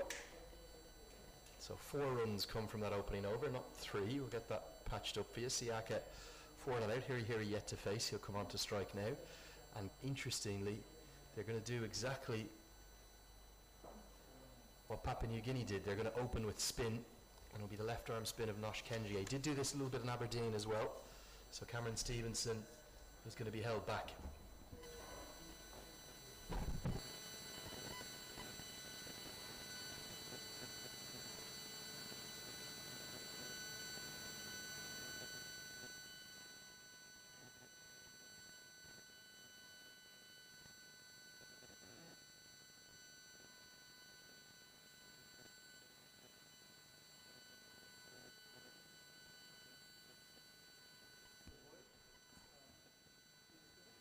Josh Kenjige into the attack, the left arm spinner. Just get those graphics corrected. There they are. Here on strike for the first time. Slip in play, Stephen Taylor. A very good pair of hands, Charles. I just wonder, was that a chance in the first over? I suspect it might have carried.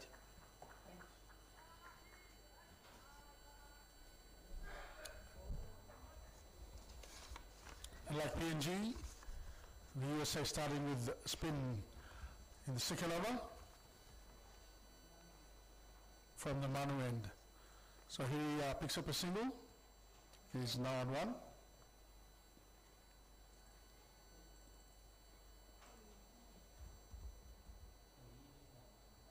Thuds into the pad, maybe just angling down. It was not a huge appeal, but we're not really going to be able to tell from this angle. The camera's just a bit incorrectly placed. It's over mid-on rather than mid-off. This looked quite close to me. Certainly wasn't going over the top. Correct, and the ball kept low as well.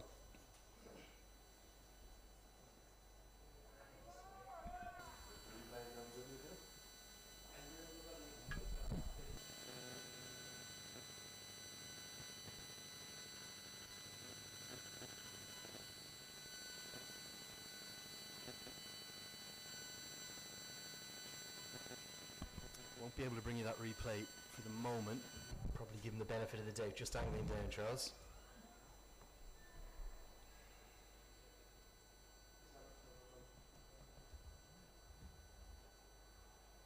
No real turn on offer for Kenjige, just darting the ball on. Get through for a quick single. Here, new role for him up at the top of the order. It's interesting, the team in his young days, so it's not new to him, but definitely the international level, this is his, I think, his first attempt. Another big appeal. The umpire walks away disinterested. 2 shouts on that over. The second one probably the more convincing. Not sure how much we'll be able to test angle. Got to get that camera corrected for the days coming. Yeah, probably maybe some bat involved, maybe angling down. Kenjige causing problems for both Siaka and Hiri in his first over.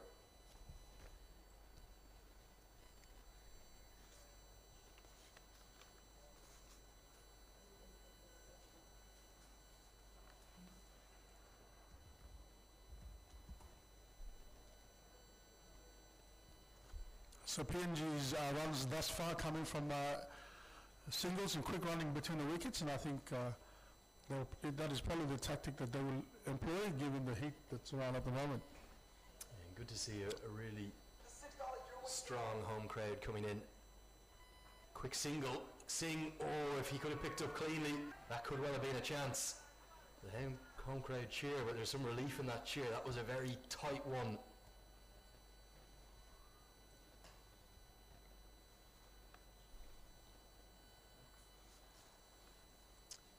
I think clearly the intent has been to make use of gaps in the field, if they can pick up singles here and there, for this opening pair.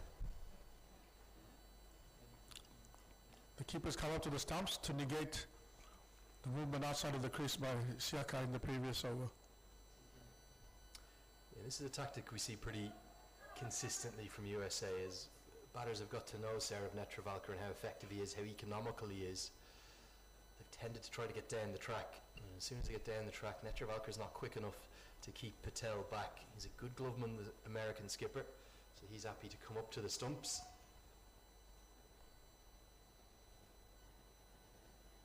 And also bring stumpings into play. Even if one's darted down the leg side, the batter overbalances, they could be in trouble.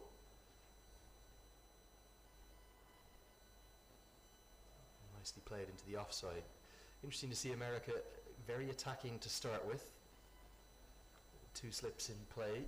They know they need wickets to win this match. That's right, you'd have to presume that they would have to employ a slip right throughout the PNG innings.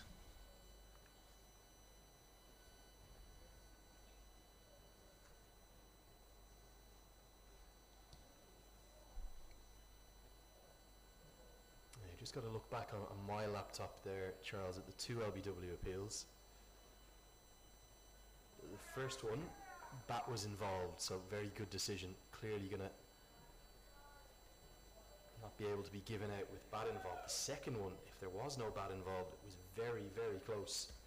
We'll just get one more look here. Maybe just angling down.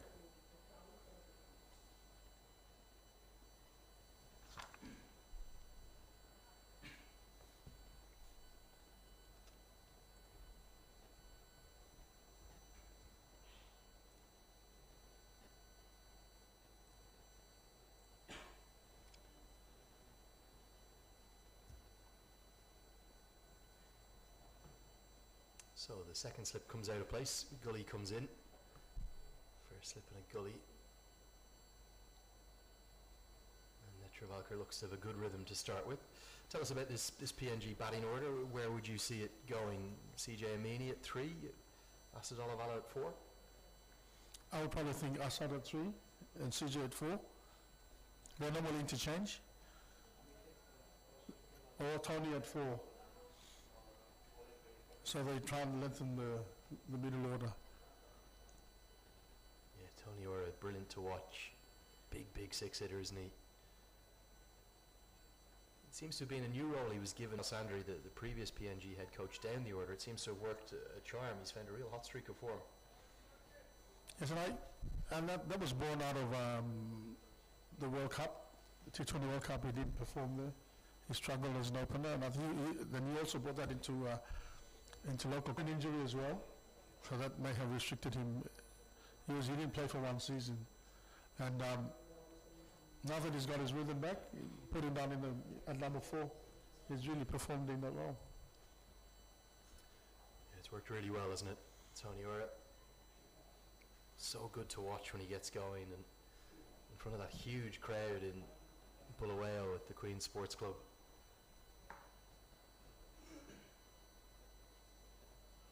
He had all of those Zimbabwean fans in a tizzy, didn't he? They were 110 after 11 overs, needing 190 to win. If it were backwards, PNG would have been going back to another World Cup.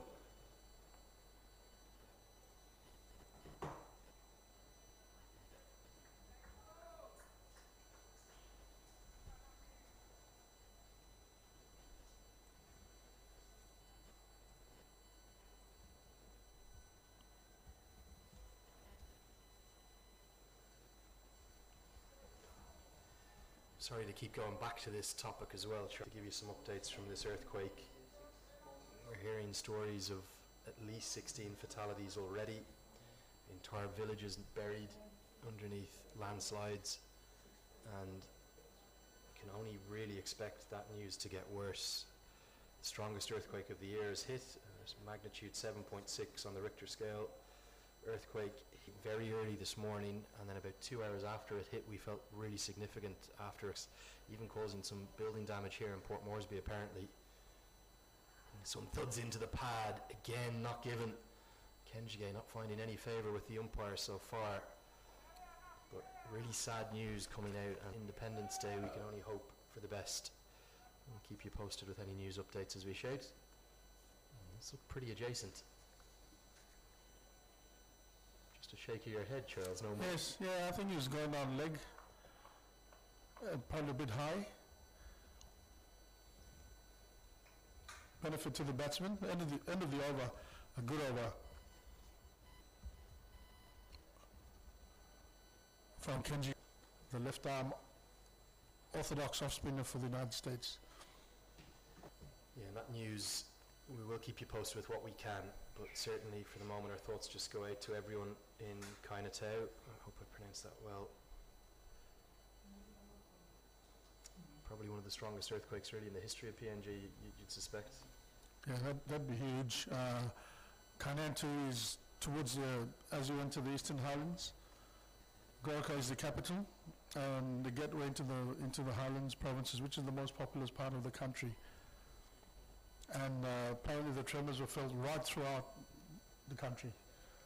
And just give you a statement from the Red Cross as well. The death toll is expected to rise dramatically, sadly, as reports of entire villages buried underneath landslides, concrete roads destroyed, bridges snapped in half. and all essential services, power and communications have been cut, with further landslides expected as there's heavy rains due to fall as well. It struck near the town of kind of two villages around there, Charles, that mean it's a populous area. Islands. That's the first wicket. Netravalkar's change of action around the wicket has worked. He's changed that angle. The promotion up the order of Hiri Hiri hasn't worked. He's gone, and USA have some life in this game. They get the first breakthrough that they sorely needed. Absolutely, Andrew. You can see the replay here. He's changed his angle to over the wicket, around the wicket rather, and straight through the gap. Yeah, he's Off stump, big. so clever as a bowler, isn't he, Netravalkar? And he just sized up Hiri Hiri and he worked out an angle, but the loud cheers are for the man who's playing at a park that bears his name, Amini Park. Here comes CJ Amini. I've got a nervous father next to me, Charles. Here comes your boy out at number 3, like I thought. You thought he'd be at number 4. I knew he'd be at number 3. Come on, mate. Where was your... This would be a critical knock for him. Yeah, well, as of this morning, I didn't think he was playing. He said his injury would take him out for at least 6 to 8 weeks. So it's good that he's been able to recover quickly, and he's playing today in front of his home crowd. Yeah, CJ has been batting well in recent, in the last couple of years. He's now batting at number 3. He seems to be playing the role in the T20 as well. So it'll be interesting to see how he goes this afternoon, Laura.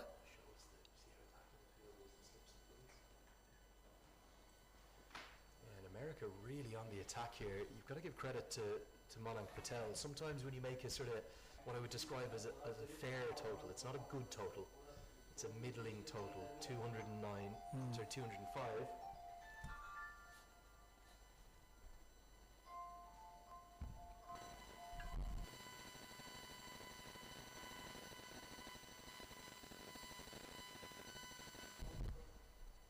You sometimes see captains go on the defensive, but actually the opposite is true.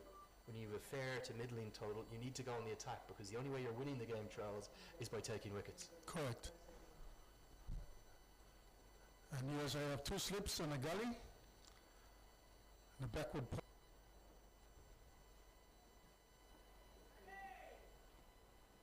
Tell me a bit about CJ as a batter. He's, like I said, he's not necessarily a power hitter, but he's a very stylish, very elegant player to watch. Well, interestingly, when he started off, he was more of a pincher. He played a pinch hitter role in the T20s early on, batting in the T20s, and over the years he's developed into with that comes responsibility. So he's had to temper his game. And him and Lega will combine well. They're fast between the wickets. Hit to get off the mark though. There was leg byes, 2 leg byes. Yeah, just threw it into the thigh pad, didn't it? And I think that you're spot on. Siaka and Amini are rapid between the wickets, and that will probably tend to be the trademark of this part of the chase. It won't be big hitting. It won't be audacious strokes, or it shouldn't be anyway. It should be a time to just work the ball around, try and find the gaps, run hard between the wickets, and then you have all the quality of Vala and Tony Ora to come. We haven't seen anything of that variable bounce yet from this end of the ground for Netravalkar, but he has found the breakthrough, cleaned up Hiri Hiri, and with 5 gone, halfway through the power play, PNG a cautious start, 13 for 1. Yes, and I think that should be their approach, because they're naturally big hitters. All of them all possess the ability to find the boundary, so that aspect of the game is not an issue. I think the issue for the PNG team is to be able to bat long, to discipline themselves, to put them into a position where they can then be able to capitalize later on in their innings, respectively, to take on the boundaries. USA continuing with Kenjiga. Yeah, Nosh Kenjige, born in Alabama, in South of America. Game in America for those maybe watching on locally here in Papua New Guinea. It's spread right across the country now. There's some real hot spots though, the likes of New York and North Carolina, New Jersey on the East Coast. Atlanta is coming up in a big way, a phenomenal new project there called the Atlanta Cricket Fields. 8 ovals at the one venue, and all proper full-size cricketing ovals with grass wickets going in now currently. And then over on the West Coast, well, as you work across the country in the Midwest, Chicago and St. Louis, there's plenty of cricket there, but then it's all about Texas is the real growth spot in Houston and Dallas. You might have seen some of the one-day internationals from the Moosa Stadium that USA hosted there in May and June. And then over to the West Coast, plenty of cricket, not just in the real hotspots of the Silicon Valley areas in and around San Francisco and down towards LA, but also all the way up to Seattle. So triumphed, a bit of an underdog story. Quite unfancied coming into the season, but they are the winners of the National T20 Championship. And it's great to see, isn't it, the growth of the game across America. Because you're talking about are the facilities that they can be able to provide. You compare to PNG here, Amini Park is the only turf wicket in the country, and Kanjige is third over Biggs and Maiden, so he's only gone on 1 and over.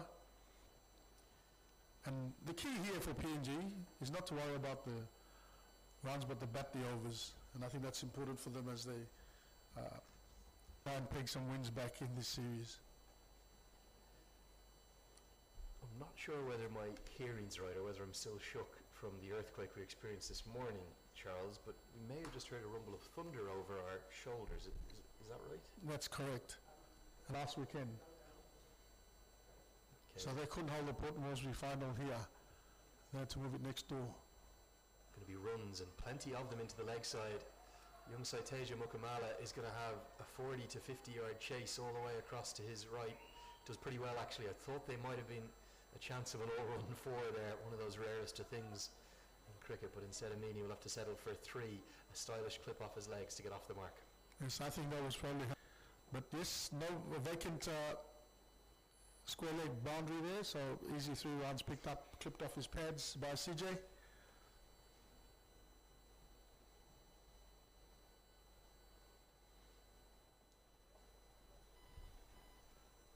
Rather remarkably, just hearing reports now of an earthquake in Indonesia and just across to our west.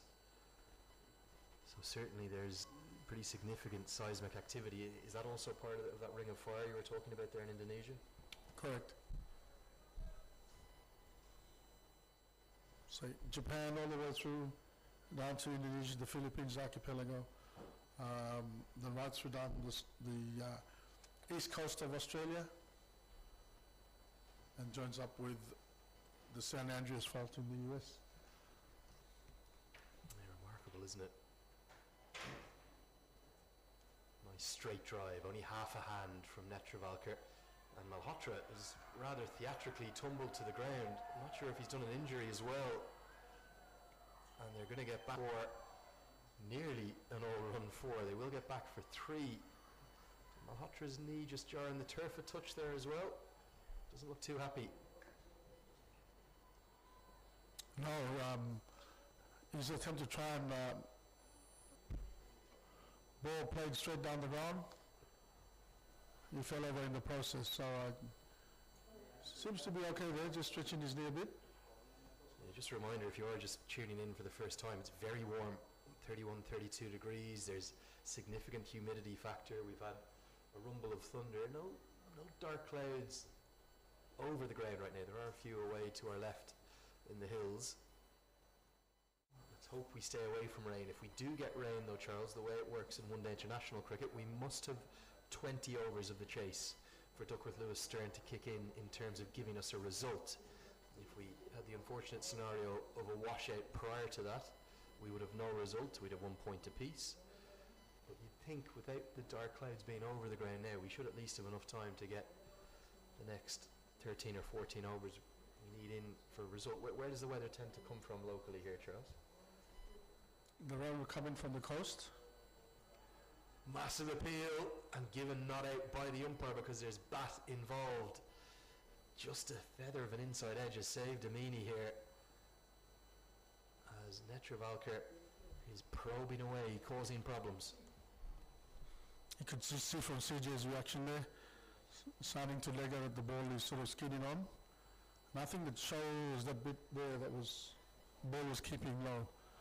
But yet, going back to the weather, Andrew, it comes in from the coast and from the Bicini, and so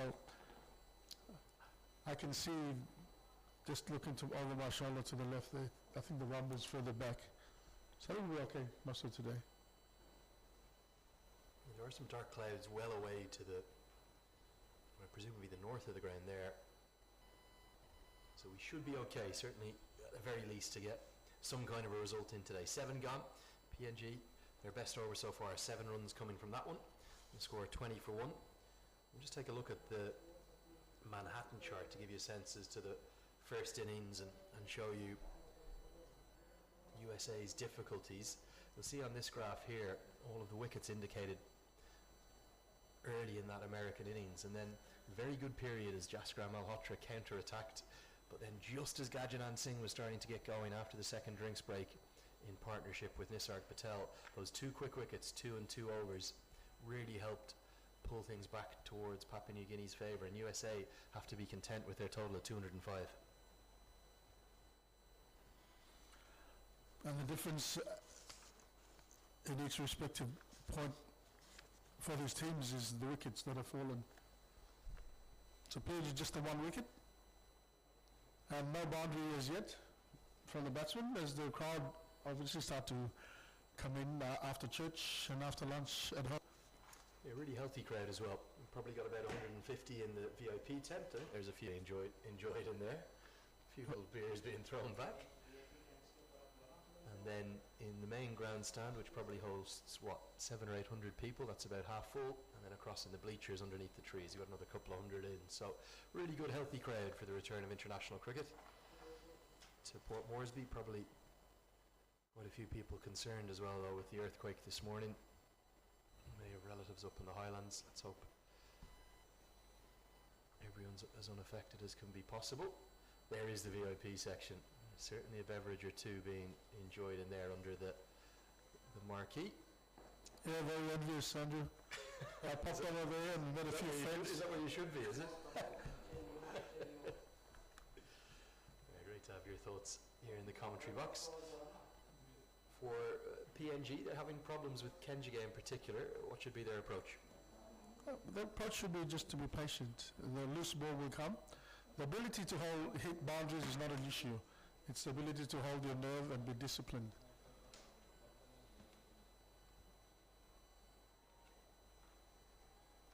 I mean, very swiftly. He's at backward point at the moment, and that ball was as close to him as it was to Singh, but Singh had to scamper around to his left. So that could be a concern for America, who have got to play 3 more one-day internationals on this tour. It's 4 ODIs in 7 days for both them and Namibia. That's not going to be easy in this heat. No, and the last thing you want is injuries, especially to your key players. What's impressed you about the American side so far? Let's talk about their batting first. Singh and Malhotra were the standouts. They look very comfortable. I think apart from a couple of balls that kept low, but yeah, definitely the half centuries from both Malhotra and Singh put them in good stead. Good support from Patel there at 7, and the tail sort of held their own. It's really the early order that fell. And those 4 wickets that fell very early. It was a seesaw sort of innings, wasn't it? Because those 4 wickets that fell early, and then there was a significant fight back with first the 5th wicket partnership and then the 6th wicket partnership. But PNG, with the way they ended the innings, they'll feel like they're taking the momentum in. Absolutely, especially when you hit the bleach your overs. So PNG will take a lot of encouragement from that. The bowling effort. But like you said, they grouped after the fielding innings, and I guess just reminded themselves. And there is a look at the pavilion. Cricket PNG's home as well, where the administration offices are. Great job being done. Flying at half-mast, not because of the earthquake today, although they may remain at half-mast. We'd suspect they were there for Queen Elizabeth II, the Commonwealth nation here of Papua New Guinea. Paid tribute to the Queen, who died at the age of 96. And that's going to be the first bit of width. And Sarah Netravalkar doesn't stray too often, but he strayed too wide outside the off stump. Yes, outside the off stump, and with the field up, the restrictions in the field, if you can find a gap out there, it's 4 runs for the offing.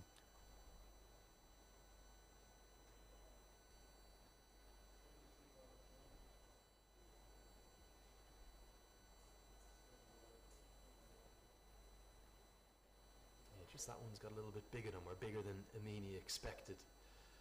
Run scoring not necessarily being easy today, or do you just feel the bowling's been very strong? I think a bit of both. The bowling's been good, both innings so far.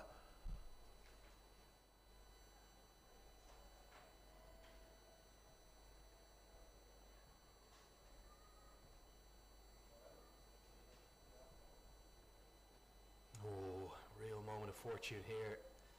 Not quite sure what's happened. Don, we've seen 3 or 4 of the American batters play on, and even the umpire holds his hands to his mouth. That could have easily been the second wicket. As you see, Sija here, the ball sort of gets big on him and pops back down towards the wickets. From the stumps, I think we have to but remember. they're all wary. I think they're wary of this end. You can sort of see. We need to remember as well, Charles, that the heavy roller went on, didn't it, in between the innings, and that seems to have almost brought a bit more life from this end. Thuds into the pad, a clap of that celebration. Netravalkar is convinced. The umpire is unmoved. This was a vociferous appeal, Charles. I know you're his father. You're going to say it's not out, whatever I asked you, but this looked close. Let's see this here. Pitched up. Oh, probably benefit of the dart probably going down leg there. Tight call. You could see all the stumps. Tight But call. a good appeal from the US. 2 good balls in a row so far. I think you're probably right, though, in fairness. I think maybe just angling down. Netravalkar had a clap of the hands, didn't he, in celebration? He thought it was out. Real pressure being applied by the left armour and enthralling over. 4 runs coming from it, but 2 half chances as well. 9 gone, 20. Absolutely, and great 5 overs from Netravalkar so far. Just a 1 boundary. Very subdued start from PNG. Very unlike Legasiaka in particular, if you see his strike rate. 10 of 26. But personally, I find that good for him. That he's in and out of the team. He hasn't really been in good touch in the last couple of years. He's one of PNG's best batsmen when he gets going. So hopefully today he can bat for as long as possible and probably bring some of that form back into his game. I think this game for PNG is really about disciplining themselves in this chase. Unfortunately, it's not a huge total to chase, but the quality of their attack and the frailties of the PNG batting team, the batting lineup, the top 5 in particular have to bat as long as possible. And this is an interesting move from USA. They're not going to continue with Kenjige, who's so economical, so effective. They're going to go to the off spin of Stephen Taylor. I think the reason for that, very good against left-handers. He's got an incredible record of picking up wickets. Ender, who missed out with the bat today, dismissed by the off-spinner Sese Bao from this very end, is going to tweak his off-breaks with that slightly unorthodox action. It's almost a little bit off the wrong foot, isn't it? And he gets up into his gather and then darts the off-break down.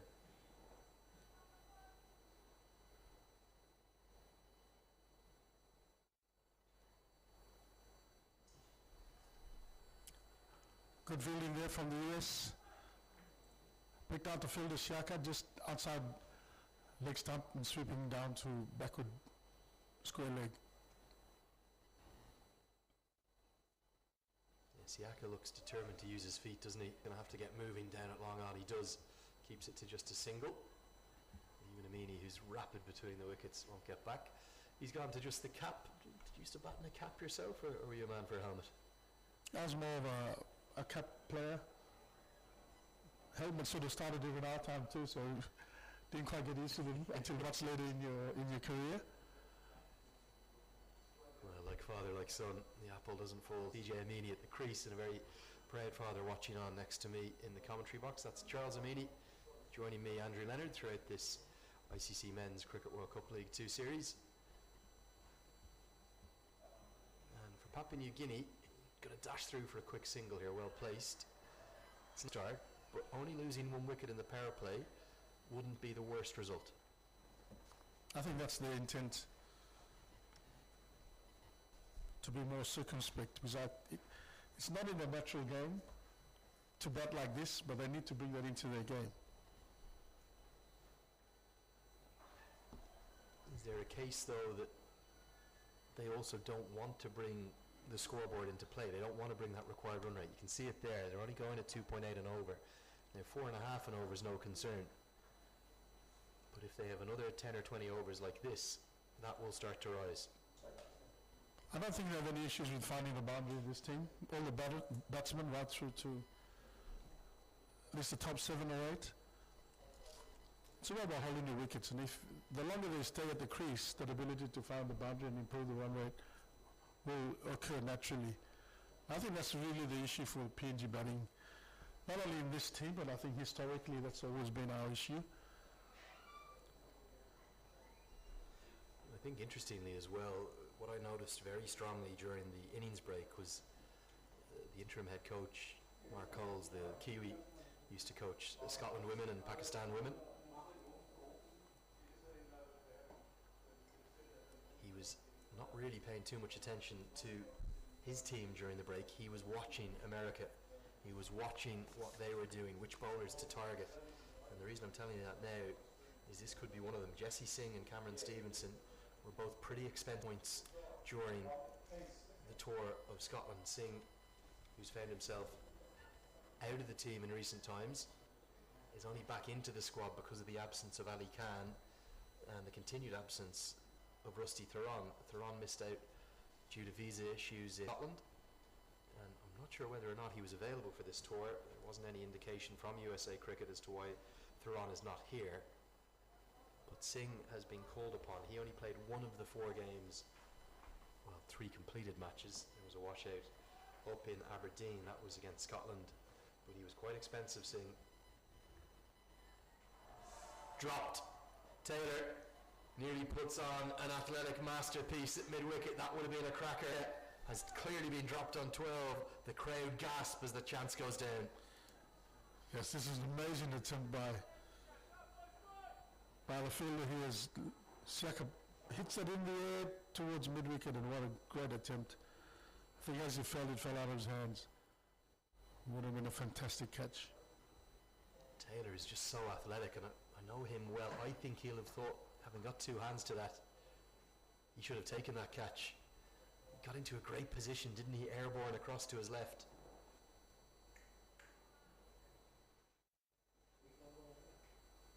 Going to see if we can get one more look at it. This was, maybe you can slow it down. I'm not sure if we can do that. This was a sensational drop catch just 2 balls ago. You can see that hook towards Stevenson, both feet off the ground. Sorry, Taylor, both feet off the ground. What an attempt.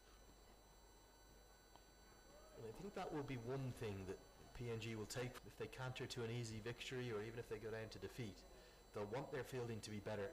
3 missed run out opportunities to go alongside with that drop chance of Malhotra, 5 runs to his total. By PNG standards, Charles, today wasn't good enough. Agree. And that's where they need to lift their game a bit more in the rest of the series. And right now, I know we're early in this chase. USA are outfielding them. I know that catch went down, but a sensational attempt, a good diving stop there from Aaron Jones. And that's been one thing under their new head coach, Aaron Kumar Jagadish, the former Karnataka and Bangalore batter, bit of a legend of the Indian first class game. Their field has definitely improved. There's been an added focus on their fielding and their fitness. And you can see USA looking to outfield the Barramundis on home soil.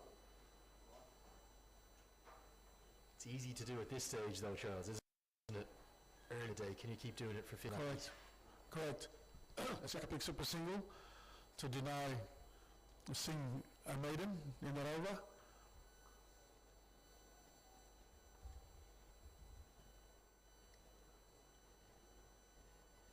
Yeah, both batters just getting a change of gloves and some refreshments. Here's the 4 bowlers used so far for USA. We will see Cameron Stevenson with his right arm seam as well. He's one of the 3 seam options, Netravalkar, Singh, Stevenson. And then what tends to happen with USA, Nisarg Patel will come in usually around the 20th or the 25th over.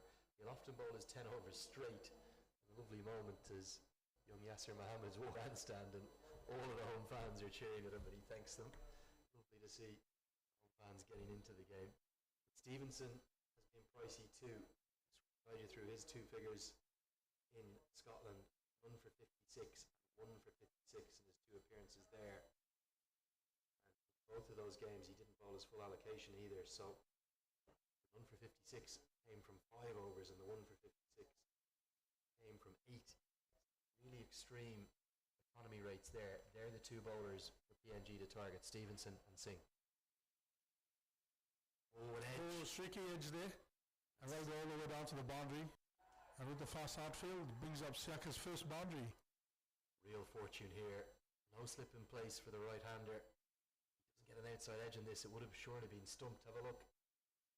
Absolutely, and he ran out of the crease as well. And he's created that angle to edge that ball through this vacant slips area for 4. So that's Siaka's first boundary.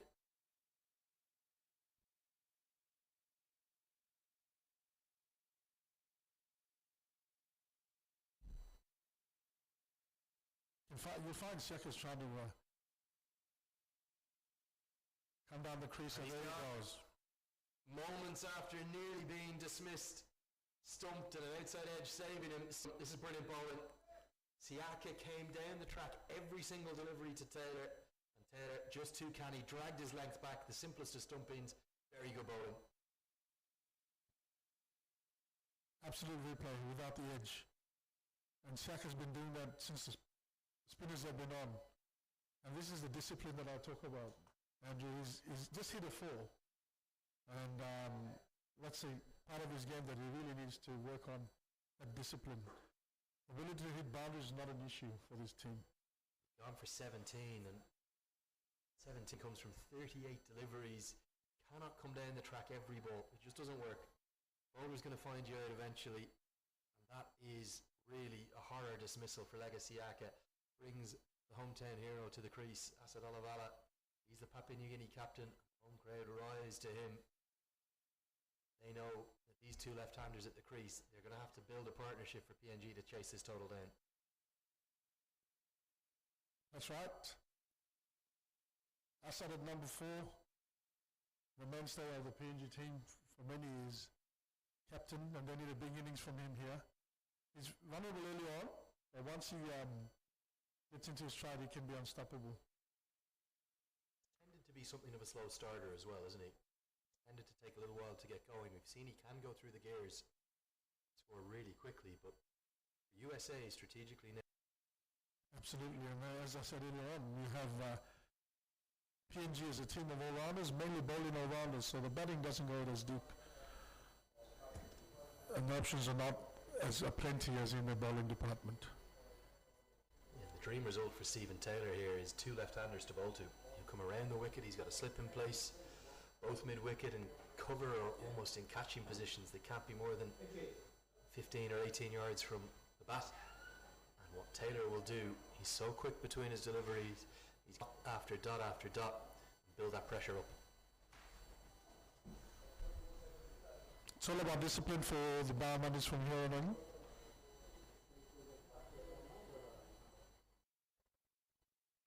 As Vala gets off the mark with a single.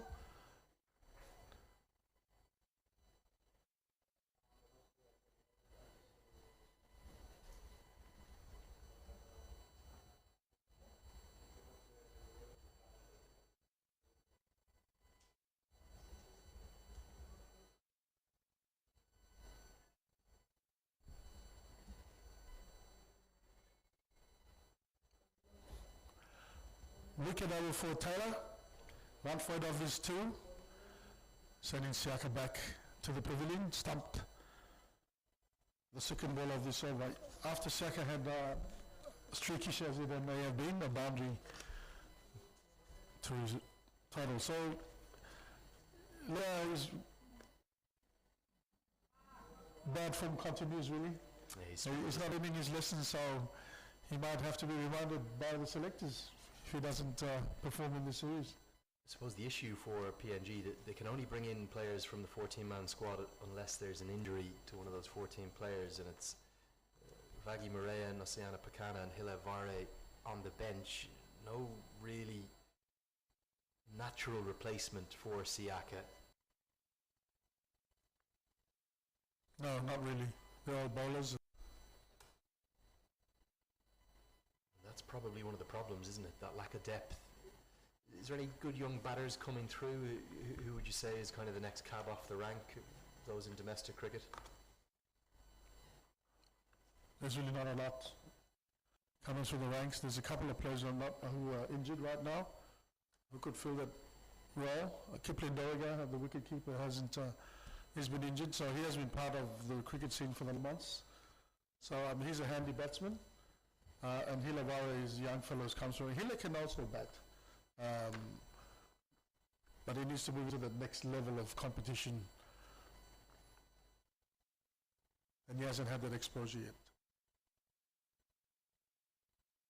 It was interesting to have a chat to Michael Dighton as well, who's, I don't know the official role, so I don't want to get them wrong, but I believe Mark Coles is the current interim head coach, and I think Michael Dighton is the assistant interim coach. He's from Perth in Western Australia, spent a bit of time here in Papua New Guinea about 10 years ago, did a lot of work with the under-19 players, so he knows quite a lot of the more senior guys currently in the squad, and the local coach John Avia as well, rounding out the coaching team alongside the team manager Jack Vare. He was the keeper, wasn't he, for PNG back in the day. I'll tell you a little story about Jack. I don't know if you know this one. I was with the ICC at the time in 2015, and Papua New Guinea came to Ireland for the T20 Global Qualifier, and it was the first time that ICC had taken that event themselves as part of ICC TV, part of the new rights cycle. It was only a couple of months after the 2015 World Cup, and it was a real jamboree of associate cricket. The best 14 associate sides came to Dublin, Derry, Belfast, Edinburgh, Glasgow, in Ireland and Scotland to gather to find the qualification spots for India 2016, the following year. Papua New Guinea had a good tournament. They beat Ireland in Belfast, hit the ball all over the place, but we did this lovely promo with half of the captains and leading players in Scotland and half of them in Belfast. We came to the Titanic Museum, which is this gorgeous building shaped like the front of the Titanic that was built there in Belfast. And Jack Vare was the one who was representing Papua New Guinea. So we had 7 of the captains in Belfast and 7 in Scotland. I think that was at Edinburgh Castle. And each of the captains had to do some acting. So the acting was they had 2 or 3 seconds on screen of being thrown the ball, and they had to pretend the ball was coming from another captain who was throwing it to them, and then they needed to catch it and throw it off to the other captain off screen, and then you cut the shot. Us back to Edinburgh, back and forth. And Jack Vare was the 14th and final. And we said, all right, Jack, look, all you need to do is catch the ball, okay? And once you catch the ball, you just need to walk out of screen, do what you want. You know, you're the last man. And then we'll come to the action, you know. It was the intro, the 30-second intro to the TV broadcast. Big moment for associate cricket. So in the very first take, I was there advising Jack what to do. Jack's caught the ball. I don't know if he understood me or not. And he's put the ball in his pocket and he's walked off. And he thought that was it. He didn't think he had to do anything else. So we only had one shot of Jack. We had to use that shot of Jack. And it actually became quite, I don't know, as it was played throughout the tournament over and over. It was brilliant. It was just Jack Vare catching the ball and walking off. Had the ball in his pocket. I don't think we ever got the ball back. I don't think we did. But Singh beat Amini outside the off stump, good length that time. But it was a really great tournament, that, the Global Qualifier, showing the best of associate cricket. We saw it again in 2019 when PNG qualified for the first time. They were excellent in the United Arab Emirates. I think it's a little bit of a shame. I know the pathway's better overall now. We'll have another look at Singh beating the left-hander. It's a bit of a shame that global qualifier is gone, because it was lovely to see all the cultures come together from the best of the associate game. Something you spoke about, the 1997 ICC trophy. There was 23 or 24 teams at that, wasn't there? And you love to see the different cultures come together and get to know each other. Absolutely, and that's what we really enjoyed in those days. In fact, prior the 86 was my first tournament, but 79 and 82, excuse me, all the countries got together in one hotel. And we all trained from there. Went to our games all around, and in fact, it used to be in Solihull in the Midlands. The 1990, so the ICC format, I think that stopped in 97, 2001. Yeah, the last edition was 2001. Sorry, 2005. So in Canada it was 2001, and the final edition was actually in Ireland in 2005, where Ireland qualified for their first World Cup in 2007 in the Caribbean. Ireland losing to Scotland in the final, actually, in Clontarf. But I suppose with the strength of associate cricket now, the depth of it, the benefit for Papua New Guinea in particular and the whole region, there'll be a guaranteed qualifier for the 2024 T20 World Cup from this East Asia Pacific region. It's a huge chance for PNG to go to the West Indies and USA in 2024. Absolutely. And it's great to hear that those sort of pathways are continuing to be expanded for the teams in this part of the world. We don't get that sort of exposure.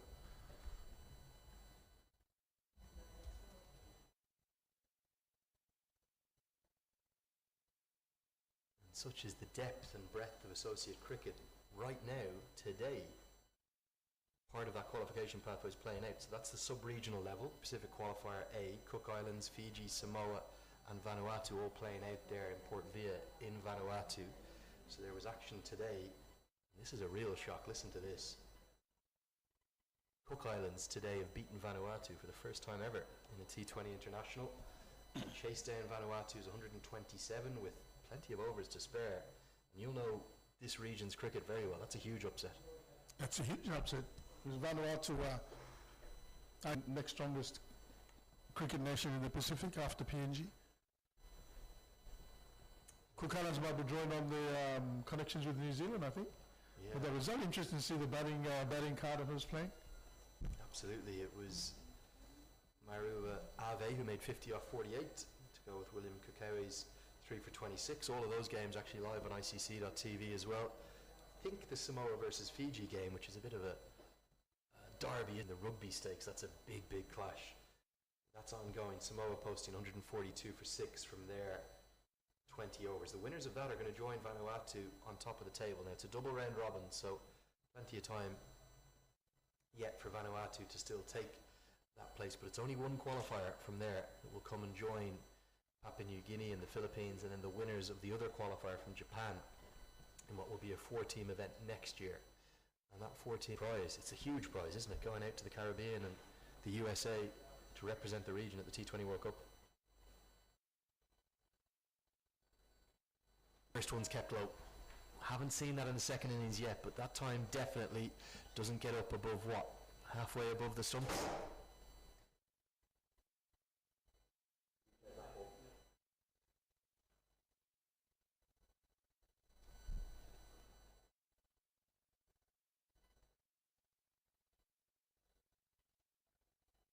Correct, and that surprised Vala.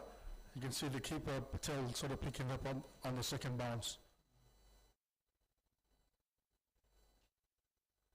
It's been a good spell this from Singh. He looked in a good rhythm. He's a real rhythm bowler. Give us a sense though, going days, could you ever imagine going to a World Cup, how big that was for PNG last year, how big it will be? Absolutely, it was our dream. But in those days we were all sort of part-time cricketers. We all had a job. We had no turf facilities, so we'd come and train on synthetic on a Tuesday afternoon, Thursday afternoon after work. And that's how the PNG team, we all raised our own funds to travel back in the day.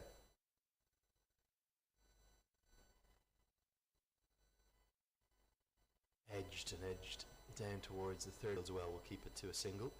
And contrast that with what your son is experiencing now, nearly close to a full-time setup here. Absolutely.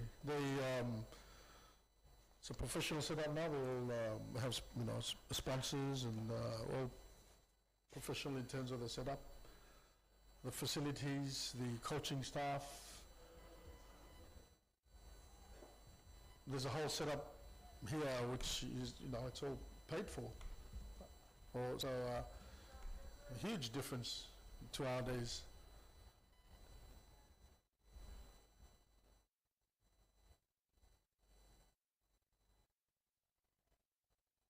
And is there a sense that there is more to come from this group of players, more to come from the future generations? Interesting you mentioned this, because the current crop of players that we have are from the under-19 team of 2007, and that's the likes of CJ, Legasiaka, Tonio and Assad, just a group just before them. Now they're into their 30s now, early 30s, so really this bright group of cricketers that we have for the Barramundis really only have another 3 or 4 years left. And is there then a concern, I suppose, leading on from that where is the next generation coming from? There's a huge concern. Been involved with the game locally for many years. I cannot see the sort of same caliber of talent coming through. And the pathways that we've had in the past, they don't sort of seem to be there anymore. So there is real concern that the next playing group, are they of the same standard that we have now? So you mentioned the World Cup in the Caribbean in a couple of years' time.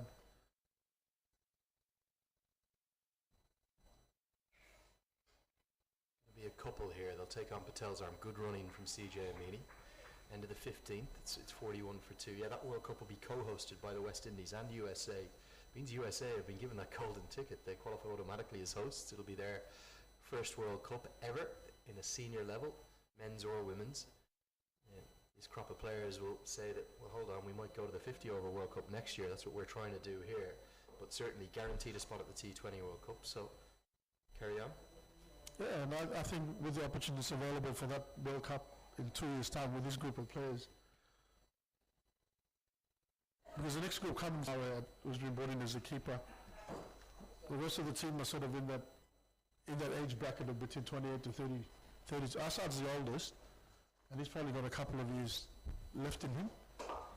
So you would think that he'd be in that World Cup in the USA and the West Indies.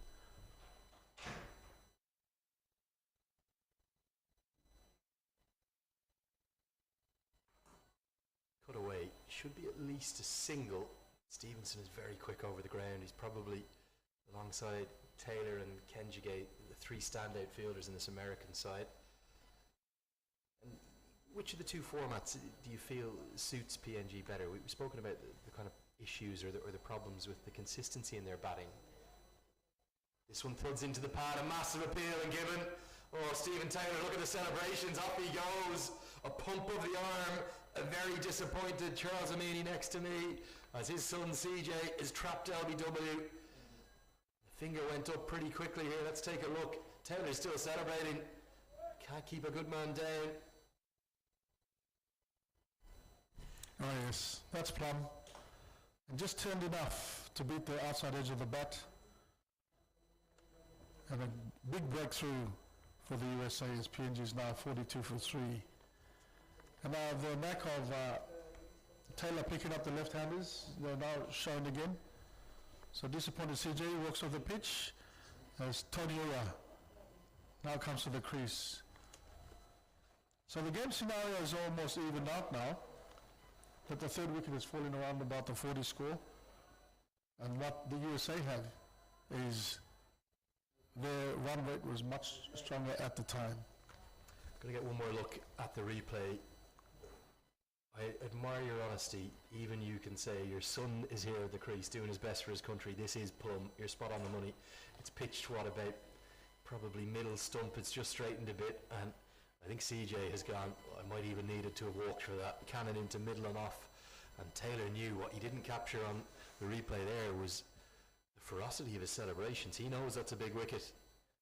Taylor was determined to see the back of Amini, and right now, if USA can open up an end here, if they can these 2, it's really just the challenge of Norman Vanua after this. PNG are in trouble. And apart from here his wicket with his ball, a really good ball. I think the intent from both Lega and CJ, that's the discipline I'm talking about. You know, they've played like 2 or 3 dot balls or even a couple of maidens, and I think there's this thing with PNG cricket that you've got to be scoring. That's the sort of mentality that everybody's been brought. So to go back to your question, which game suits PNG? Definitely T20. Yep. Because you don't have time to think. You just go and play a natural game, which is go see ball, hit ball. And this is where it's going to be fascinating to see what does Tony Ora do. We know he possesses all the power in the world. He's one of the great batters to watch, not just in the associate game, just in world cricket generally. When he's at the crease, you can't keep your eyes off him. He can clear any boundary rope anywhere. If you're just joining us for the first time today, what you won't have heard during the first innings is that in one of the domestic finals just a couple of days ago, he scored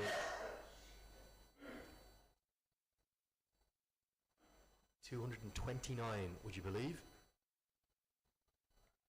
Quick single turned down, rightly so, by Tony Ora.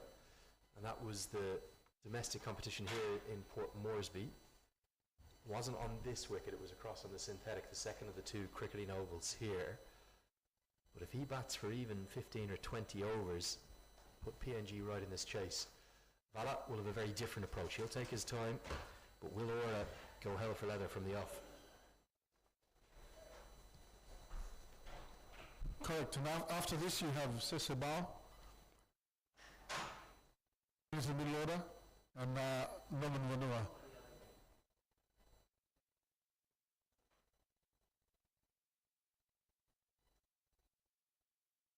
So in terms of the really recognized batsmen that are still left for the PNG Bowman, it is up to these 2.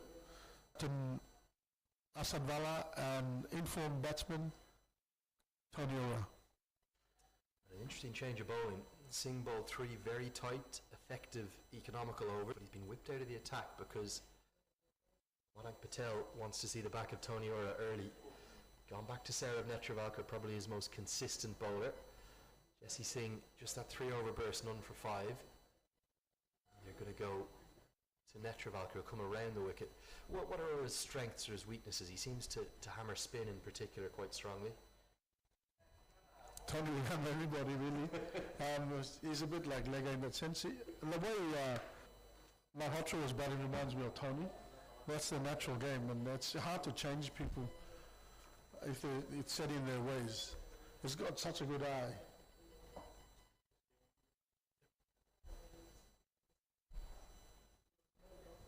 So if it's on to hit, we'll put him away. There's a slip in place. Aaron Jones, the American vice captain there. Plenty of fielders up in the ring as well. Rather remarkably, just the 2 fielders outside the circle. Sorry, correction, 3. There's a fine leg, a deep square leg, and a 3rd man in place. Everyone else up in the circle, mid-off, mid-on up. USA dangling the bait to Tony Ora. They're saying, hit the ball in the air, take us on.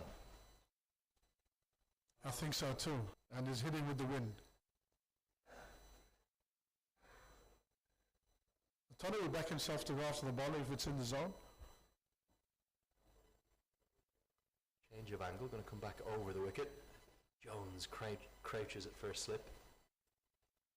Part of 35 overs to conduct this chase. The required run rate not an issue now. Still only about 5 and over, a little bit under that.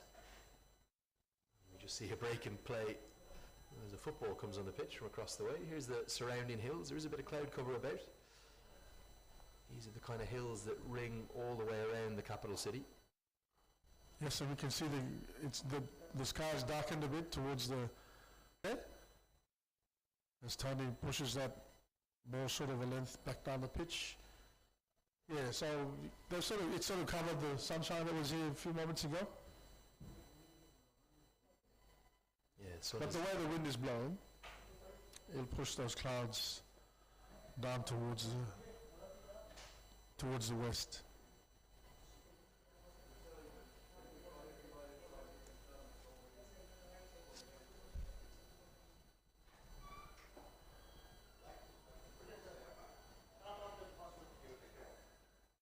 Cautious start.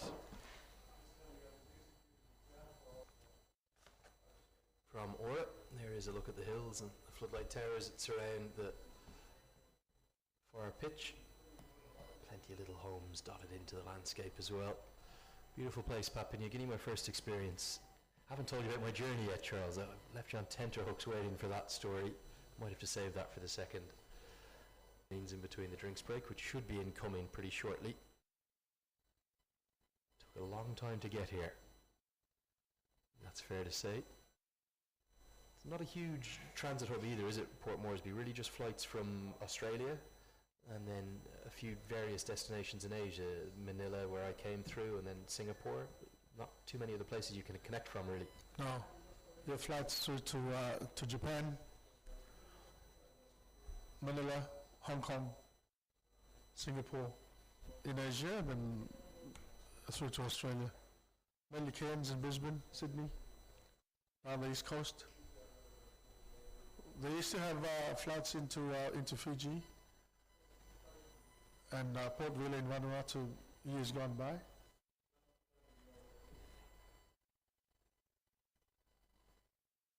Nice little airport to land into, though. You get a beautiful view of the Pacific.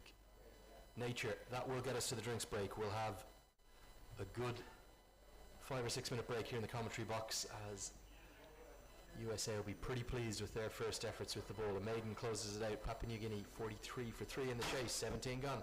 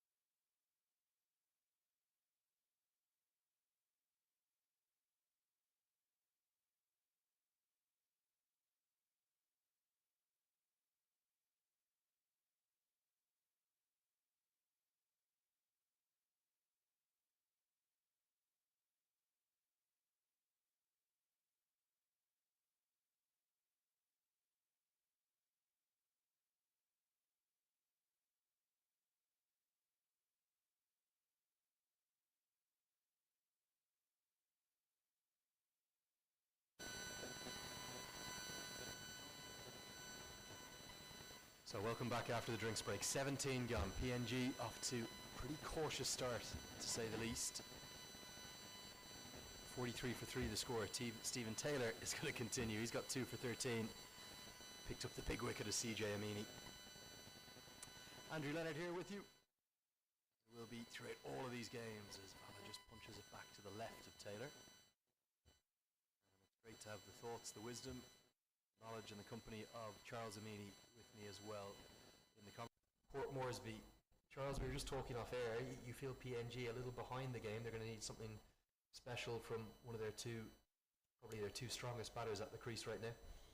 That's correct. And like I said, it's a predominantly bowling all-round team. We don't really have a lot of choices, even with the backup players that they have in the squad. So these two batsmen, Sesebao next, probably the last of the recognised batsmen. Oh, and a big agricultural hike from Tony Ora. That wasn't quite there to be hit, was it? And huge moment in the match because it's gone, 3 or 4 yards to the left of Nisarg Patel. This was not a wise stroke. You can't think it was. We'll come back to that replay after this ball. Taylor quick between his balls. Let's see if we can bring it to you.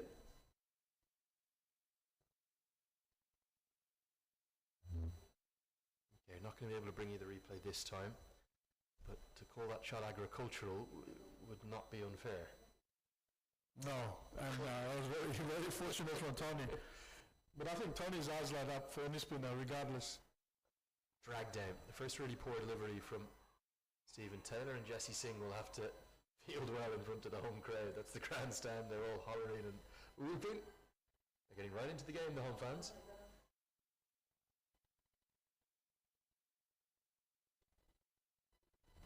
Yeah, short ball dragged down halfway down the wicket, so 2 easy runs to Vala through mid-wicket. Much better delivery this time. We close out the over. 4 runs from it. 47 for 3 after 18.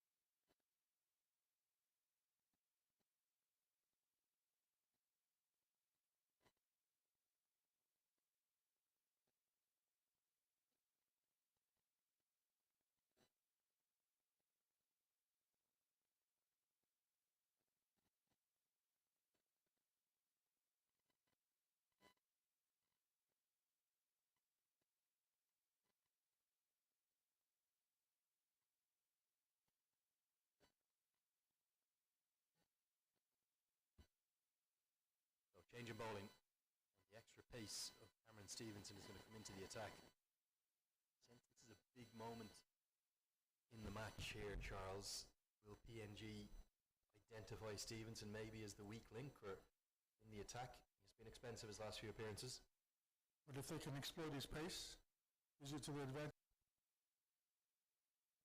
and take him on especially towards the pavilion end, the broadcasting end where we are here, which is a shorter boundary, the 60-meter boundary. To Asad Vala, as for Asad, that's through the cover region for him on the offside.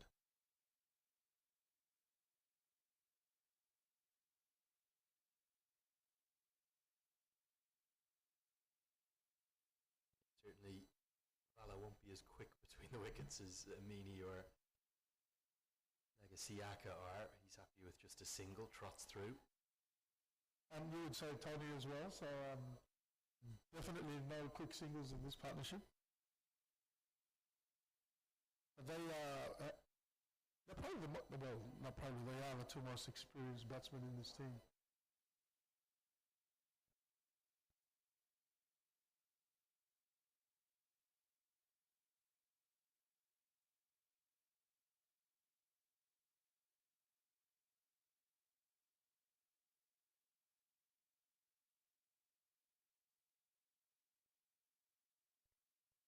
As we approach nearly 3:30 p.m. local time, game starting this morning at 10 a.m. Game continues to hang in the balance. PNG just a run shy of 50 in the 19th over. Stevenson's extra pace on offer. USA will be hoping he can find a way past Ora. Open up an end. Sese Bao likely in at 6, you'd suspect. There's the fans, they know they're on the TV. Big waves and big smiles. The land of thousands of smiles, isn't it? My country, we say Cade Mila Fulcha, which is the land of 1,000 welter. What do you say here in Papua New Guinea? Yeah, land of the unexpected. We saw that this morning, didn't we?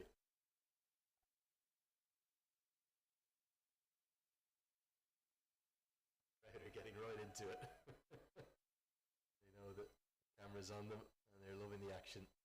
Nice to see young kids in as well, getting to see their heroes in the flesh, which they haven't been able to do. How was the World Cup received? I know obviously not the results that fans would have wanted, but they were generally really proud of the boys getting to that World Cup. Oh. With all the attempts that we've made over the years, starting from our time, it was the first time for PNG to enter the World Cup. A dream come true for all the cricketing fraternity here in PNG. Pull shot towards Mohammed, who's on as a subfielder and taken. Stevenson has bounced out the danger man. The change in bowling has worked. Far from being the weak link in the attack, Stevenson has picked up the big fish. Similar to Malhotra's dismissal, wasn't it? He took on a pull shot that's rushed him for pace. And on as a subfielder, Yasser Mohammed takes a simple catch. Very well bowled by Cameron Stevenson. It's the first short ball. I just skied that Dolly and catch. See if we can bring you that replay again. We don't know if that broke up. But one thing is for certain, Tony Ora is gone for 3, caught by the substitute fielder, Yasser Mohammed. And here is the replay again. Let's take a look. Just hide those graphics down. Probably not quite short enough to pull. Didn't get into a good position. Catch held by Mohammed. Very simple. And if you're looking at the replay, that should have been a shot that should have been played down through the offside. Probably a cut shot was an offer there. And the ball previously, I think he set up Ora. He bowled a Yorker, which Ora managed to keep out. So he's bowling with fairly good pace there, Stevenson. And he picks up the prize wicket of Tony Ora, who just come off a double century in last week. It was a big step up though, isn't it, from local cricket.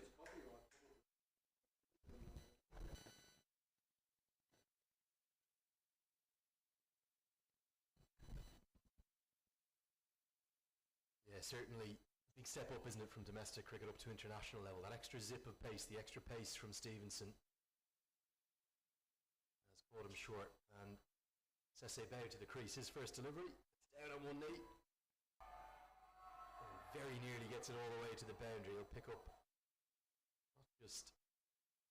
Well, how many runs have they run? Assad Valley actually, so picks up 4 all run. Yeah, 4. It was a 4-all run. I thought it was going to be an all run for Assad Vala down on one knee. Apologies. Non-strikers end our graphics. Telling me short Joe, but doesn't end up saving a run despite affecting a good piece of fielding. Now, at the non-strikers end, the right-hander. By far, the most weight of this chase now on his shoulders, you'd have to think. Still over 150 runs required, nearly 5 and over. Required rate as well, that will come into play. After this time does the fielding.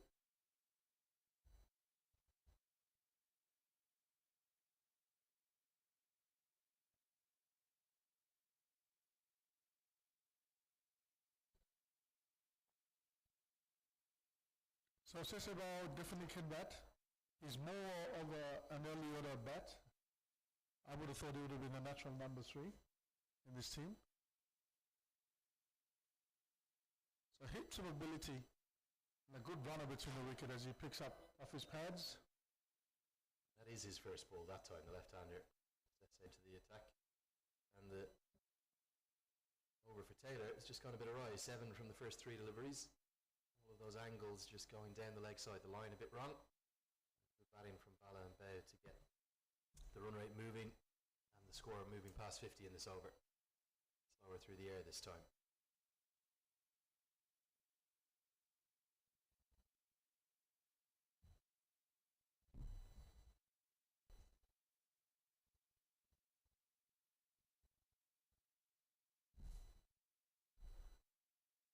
Single to Bao as he clips it down to backward point. Deep backward point for a single. What we find with Sese is he's a very busy batsman. He's always looking to score. And he's had a fairly decent run in the last few tournaments. So if he can support Assad. Particularly with the power hitting of Norman Vanua to come, would you expect Vanua at 7 or will they hold him back to 8? Maybe Chad Soper, the other one in the mix. Simon Attai, of course, the keeper still to come too, before you get into the real. Yes, I think they'd bring in Chad. I'd bring in Chad next. You don't want Norman to sort of think about what his role is going to be. So I would say at 4 for 57 PNG after 20 overs. Another 150 required of the next 30. So that run rate has gone up to 5. I don't think that's going to be an issue for PNG with the shorter boundaries on the pavilion end. It's a matter of keeping the wickets. If somebody like a Norman Vanua can hit 2 or 3 sixes in 1 over, changes the equation anyway. So it's a good occupation of the crease from here, isn't it, for PNG? Got a fired up Stevenson to deal with, and to our eyes side on, make an argument maybe the fastest bowler we've seen from either side today. Yeah, absolutely. He's generating quite a bit of pace here. What would you rank him in terms of his speed? Look, hard to say. Stevenson hasn't played any televised cricket since he appeared for the Melbourne Renegades in the Big Bash quite a few years ago now. Qualifies through his American mother. To an Australian father. He's guided away nicely. It's 76 metres that boundary, but it's gone very fine, and a little tickle from Sese Bao will get it probably in and around the 130s, I reckon. It means that if his line is even just a little bit wrong, it's going to be runs to the total. Correct. And bowling at that pace, all you just need is a touch to bring about the boundary for Sese Bao. So he needs to be right on the spot here, Stevenson. But yeah, definitely has been the quickest bowler. I would think followed by Ravu. Yeah, I think Damien Ravu from this end bowled at good speed as well, but Stevenson certainly passed him. The length that Stevenson's going to bowl here will be interesting for me. Take it, oh no! Taylor did all the hard work, he got there, and I thought he was going to hang on. I think that's a chance with Taylor's athleticism, and that could have been 2 wickets and 2 overs for Stevenson. It was a leading edge. The length was a good length, wasn't it? Squared up Bao. I think he's got there.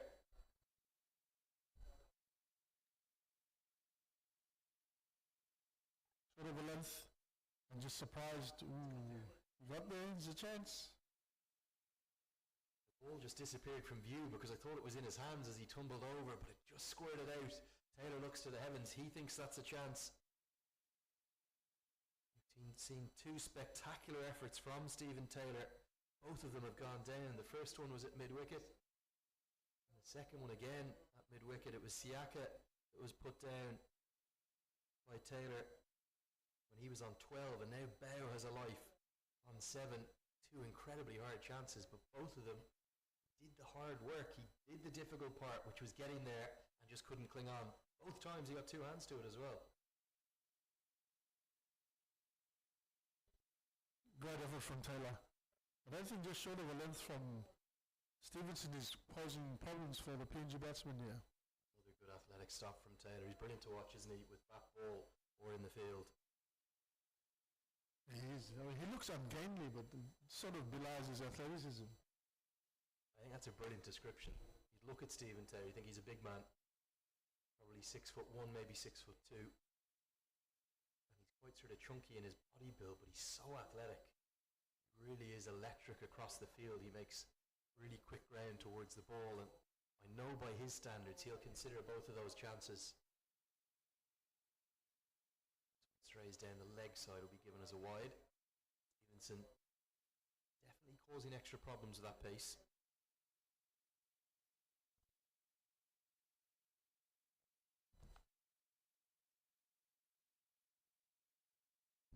And the boundaries would be with after the tournament in in the Northern Territory, being able to face bowlers of this sort of pace and calibre.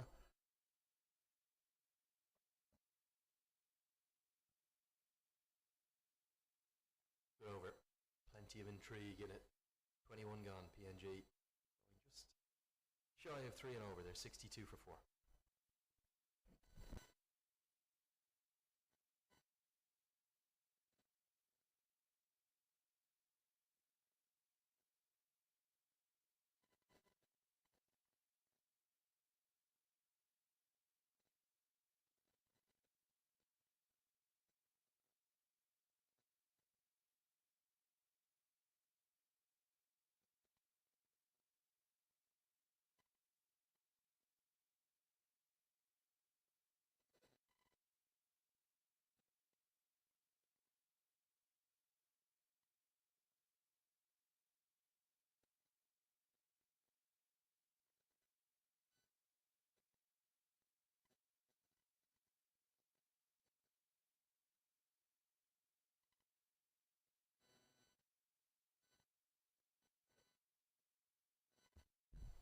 Taylor's going to continue. And passing that 20 over mark, Charles.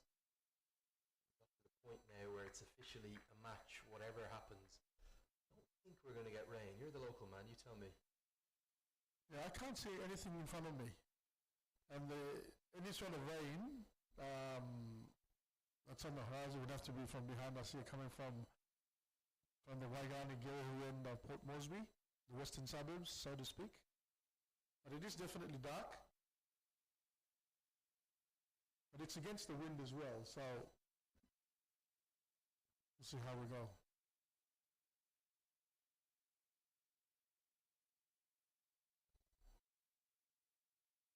We're seeing Jesse Singh warm up in front of us.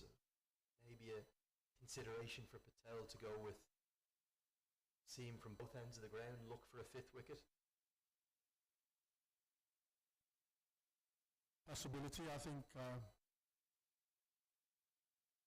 with Tony Ura, this dismissal I think is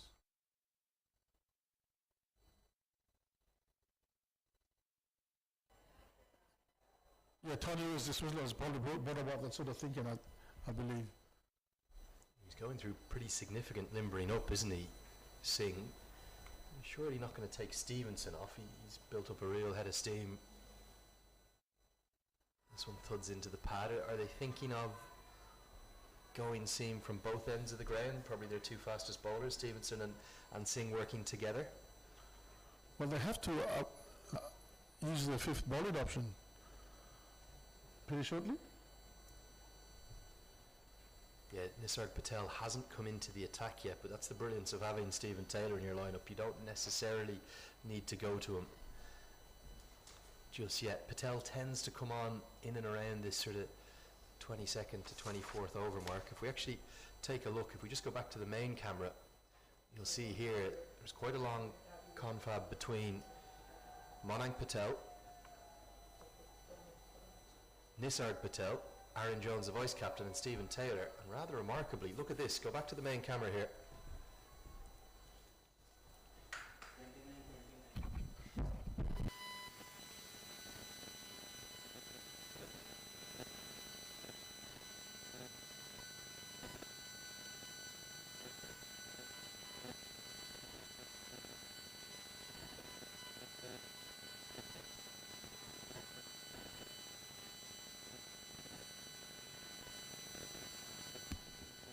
So what we missed there, just whilst we were off having a look at the crowd that's really building in size, Charles, is that Cameron Stevenson, and look at the long, lonely trudge he's taking.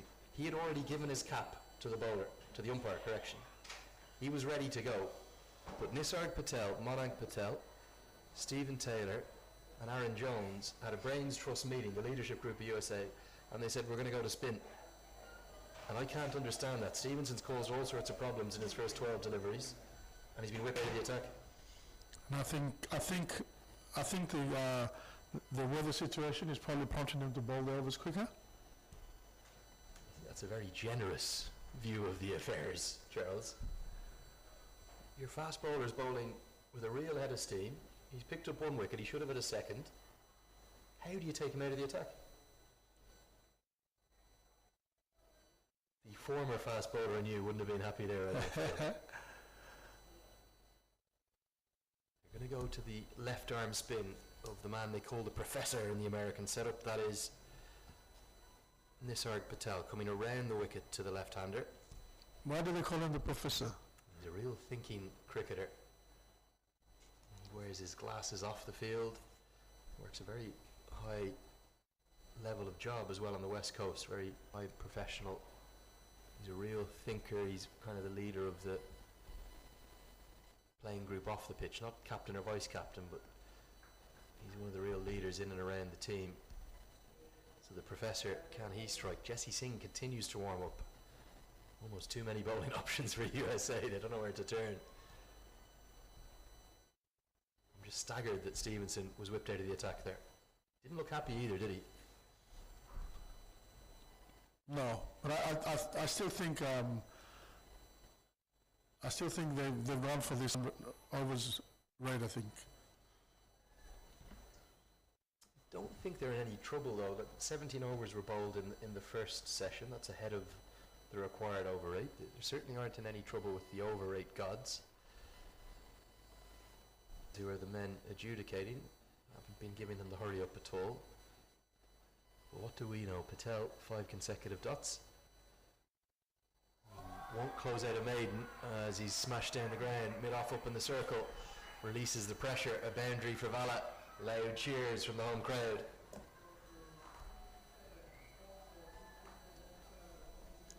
Vala had a few attempts at this. Balls pitched up, but in this particular case, right in the slot, lofted a couple of bounces into the long off fence for 4. The question's going to be who's going to bowl now. And all of a sudden, the body language from USA has just gone a bit confused, I would describe it as. I don't think anyone knows who's bowling. I think Jesse Singh thought he was bowling. But in fact, what's going to happen is Cameron Stevenson has had a change of ends. Didn't seem too happy to be taken off, but maybe he's been talked into bowling with the wind. Others have tended to have more success from the other end of the ground. Yeah, because that the ball hasn't really bounced, but I think it's bowling with the wind may be part of the decision. But one of the problems as well for the spinners bowling from the Bassini end of the ground is that Vala's stroke there was hitting with the wind. So he's a very comfortable shot. He's not hitting into the wind. So I'm not sure whether they've got their ends right here, USA. Stevenson will be determined to make a continued impact, whatever the case.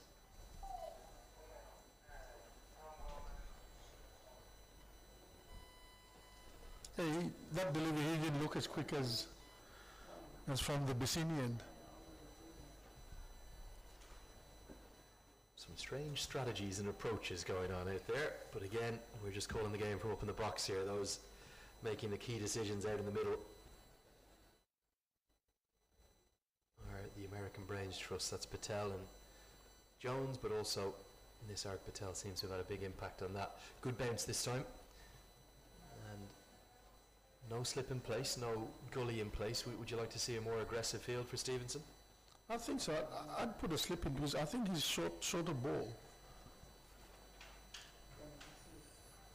It's difficult for the PNG batsman to play at. Antonio's dismissal is an example of that. Mind you, Sesabauer loves to play the ramp shot or the shot of a third man. sort of the uppercut shot. The uppercut shot, yeah. And Sese is also a lot more comfortable against pace than spin.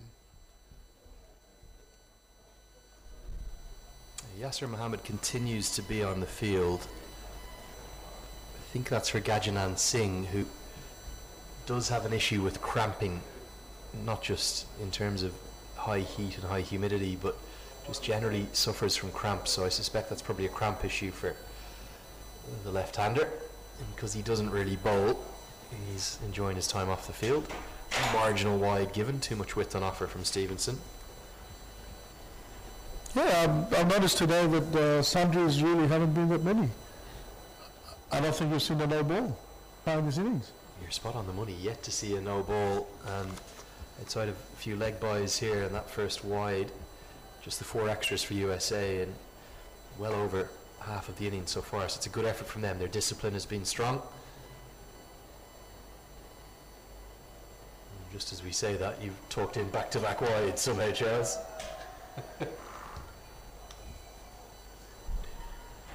I think Pinji needs the commentator's curse at this stage. You've had a few good ones today, haven't you? It's been all that time you spent building up, waiting to get back into the commentary box. You've held your very best back for us, Charles Amelia.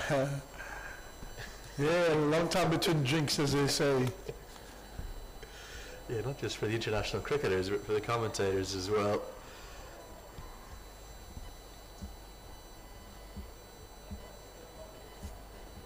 So if the switch went to this end, are they going to let Taylor finish his allotment because he was bowling fairly well? Or I cover a lot of associate cricket, Charles. I do a lot of American cricket. I think I've done every international they've played in the last 3 or 4 years. And there are times dumbfounded is the only word I can use to describe the occasional approach. Doing a series there in Aberdeen where every single over of spin that was bowled from one end seemed to be successful. 3 consecutive wides. Stevenson just losing his radar with this change of ends. And hands on hips, the double teapot.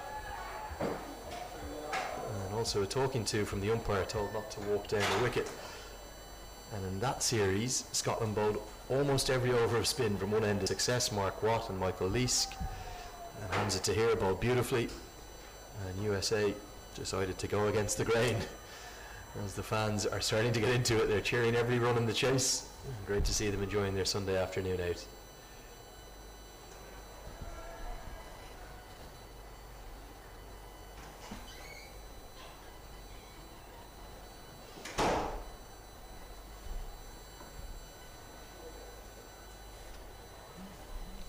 yeah, the longest over so far in this match. We're talking about not having a lot of sundries, and we all of a sudden got 3 wides in a row. That's your power, Charles. The power you have here in the box, it's unbelievable, really.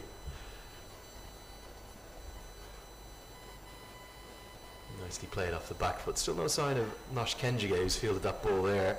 Thought he bowled really nicely with the new ball. 4 Yes. overs, very tight. Yes.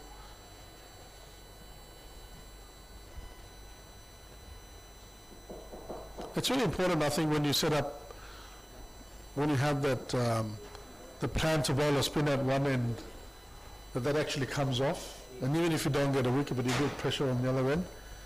Because as a spinner, you know, trying to bowl with the new ball is pretty difficult. There's Vala picks up a single, knowing very well that Sesabao is quick between the wickets. After 24 overs, PNG 72 for 4.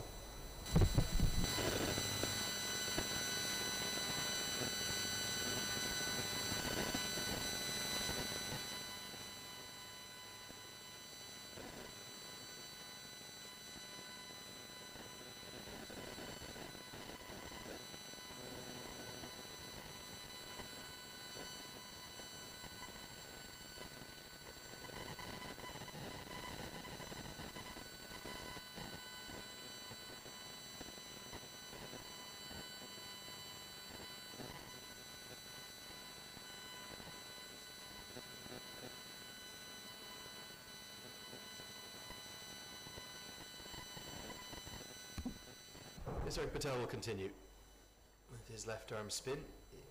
The most confusing aspect of that change for me was that you had Stevenson with a very good rhythm from this end of the ground. Taylor, who I know had already bowled 7 overs, but was taking the ball away from the left-handers. And then Patel has almost inserted himself into the discussion, brought himself on, or said, I've got to come on now. Into the change of ends, where he looks like he's lost his rhythm now. And it just looks strategically to be a bit of an error to me. Yeah, I agree with you. I agree with you, Andrew, because it didn't make sense. I thought they were going to bring in 2 spinners on to try and fast track the overweight. But bringing Stevenson on, and the first thing I noticed was he didn't generate the pace he did from the Bissini end. And he bowled 3 wides in a row. Patel will be bringing the ball back into the left-handers. Vala and Bow have nothing to fear here from Nisarg Patel. It's a holding role, it's a defensive role he's playing, bowling around the wicket, trying to tie up the left-handers. So having been so positive in their thinking and their approach throughout this defence, this could nearly be a chance. Netravalkar doesn't quite. Vala nearly gave it away.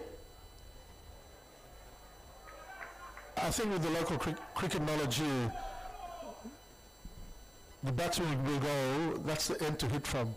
I think with left-handers, as you saw from that Singh shot, the ball up is 50. They can cover the off boundary quite easily.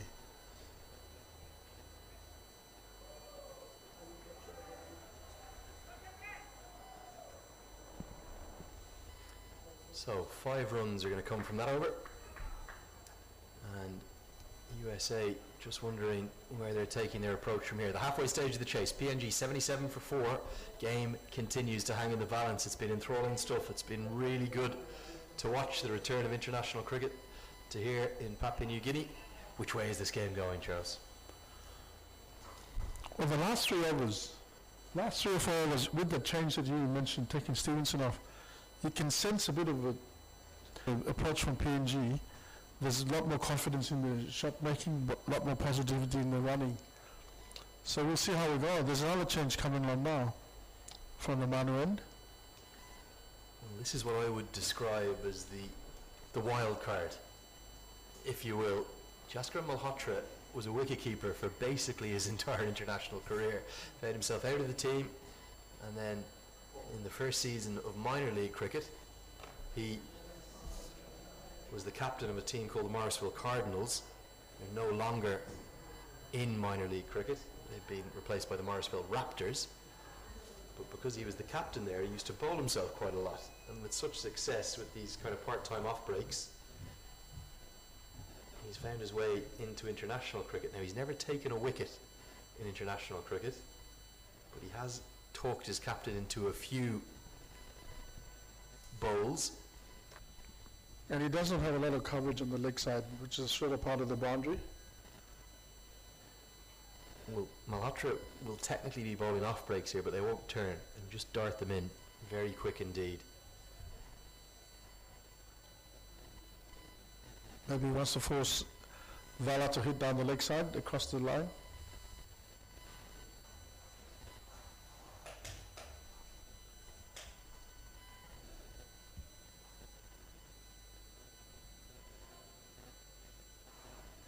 Again, I'm just not really sure of the approach here. USA had such control in the second innings. They've gone to a 7th bowler. You usually go to a 7th bowler when you're chasing a game, when you're behind in a game. They were well ahead of the match, finding those 4 early wickets. But instead, they've gone to a bowler who is yet to take an international wicket.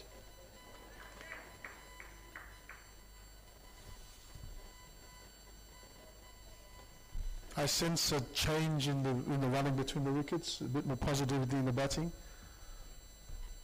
So since the change, I think PNG will find it easier to score. That's what I've noticed.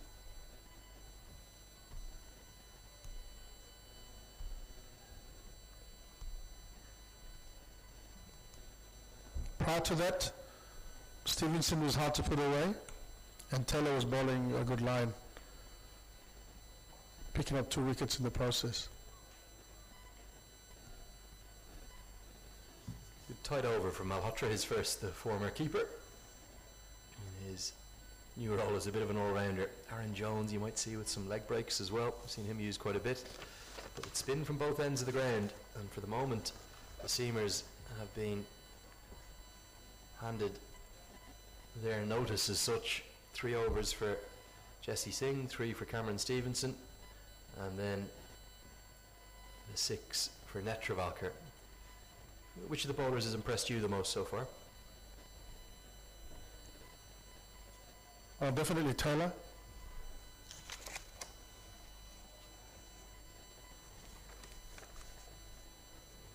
His 7 overs, 2 for 26.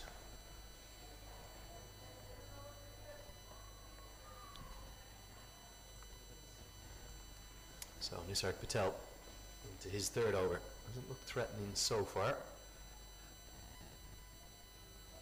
Cut away, a little bit of an outside edge, and Bow will pick up at least 2. Kenjige's very quick. Will Vala take him on? He's going to. He'll get back for 3. Raucous cheers from the home crowd. They're coming into the game in a big way. And if Papua New Guinea can ride the wave of their 12th man here at home, they'll get themselves right into this chase.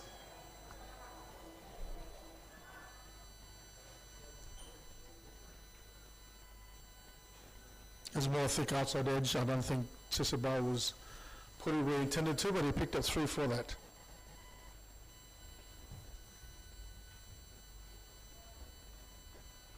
Well, I just unable to find the gap between point and backward gully, so to speak.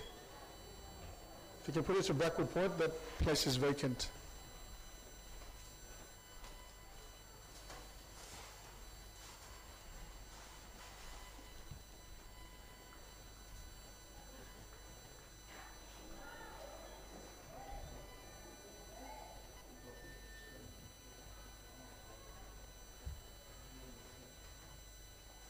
Good stop off his own bowling by Patel. Yeah, plenty of comments on social media why Stevenson was taken off. If you do want to get in touch, please do. Send me a tweet message on @cricketbadge. That's cricket followed by BADGE. And if you have any questions for the great man with me to my right, that's Charles Amini.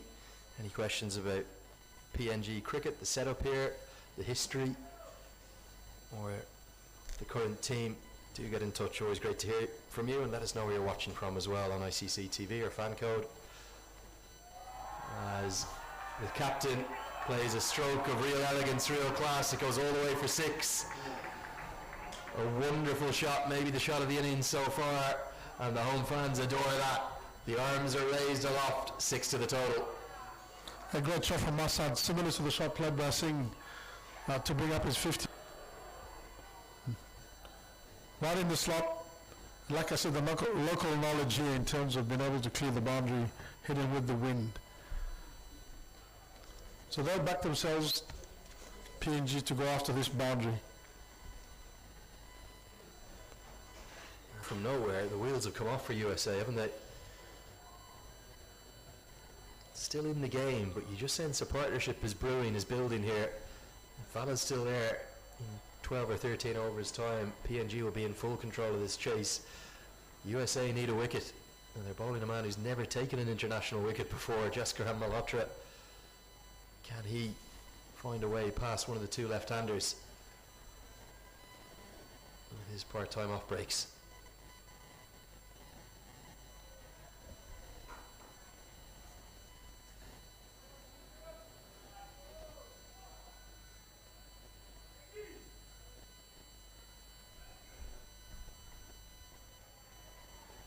Five and over, it won't be of any real concern for PNG.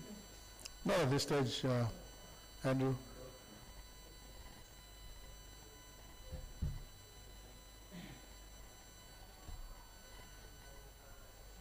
As I was saying though, Sessa's a bit more circumspect with spin in his approach.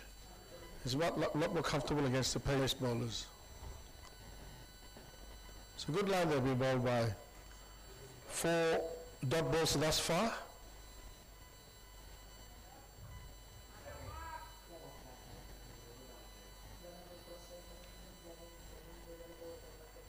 get a single after 4 dots. Don't seem to be concerned about the required run rate, do they? I suppose with the power hitting of Vanua to come, they just want to try deep as possible, PNG. I think that's the aim. If they can get into the 40, if these two can bat into the 40th over, Going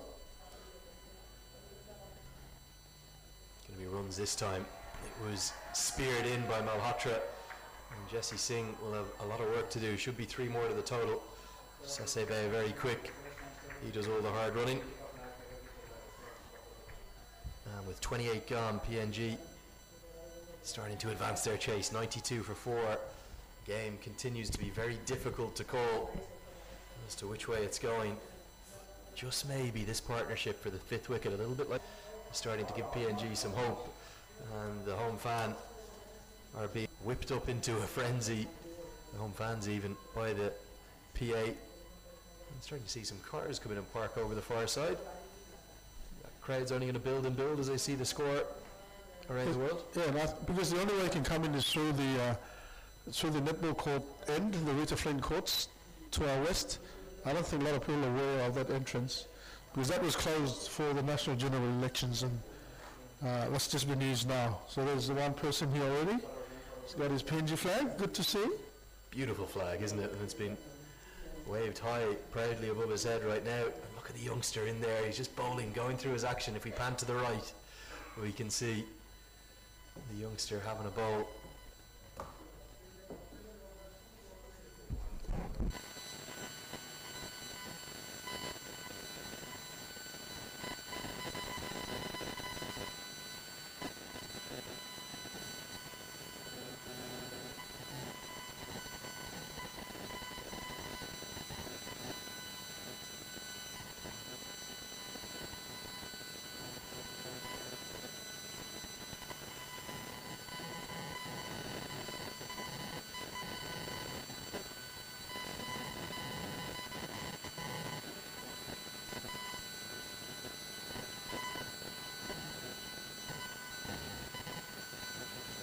Stephen Taylor returns to the attack. Nisarg Patel whipped out of it unceremoniously. Is that an admission that they've got their tactics wrong there, USA? I think they had to wait for the 6 to be hit. Just showing us his, what looked like a pretty good medium pace action to me. Get him into the nets. You're wondering where the next generation's coming from, Charles. There's one of the youngsters we'll be seeing, sure, I reckon. Cut away, going to be runs, bit of fortunery, and the home fans are definitely coming into this game in a big way. Atmosphere is starting to bounce. Big crowd support here, and they love watching Asadollah Vallo bat. Yes, well placed in the end. Edge, I believe. I don't think Assad meant it to go as far as he hit it there. But 4 runs to the cause, and PNG approaching 100 in the 29th over. And again, the change of ends for Taylor. He's bowled so nicely from the Manu end of the ground. Now in from the Bassini end. Like I said, as a spinner, I guess any bowler, and we saw that with Stevenson. He wasn't the same bowler when he was switched ends. So far, this is the most expensive of the overs that Taylor's bowled thus far. Even the leg buys.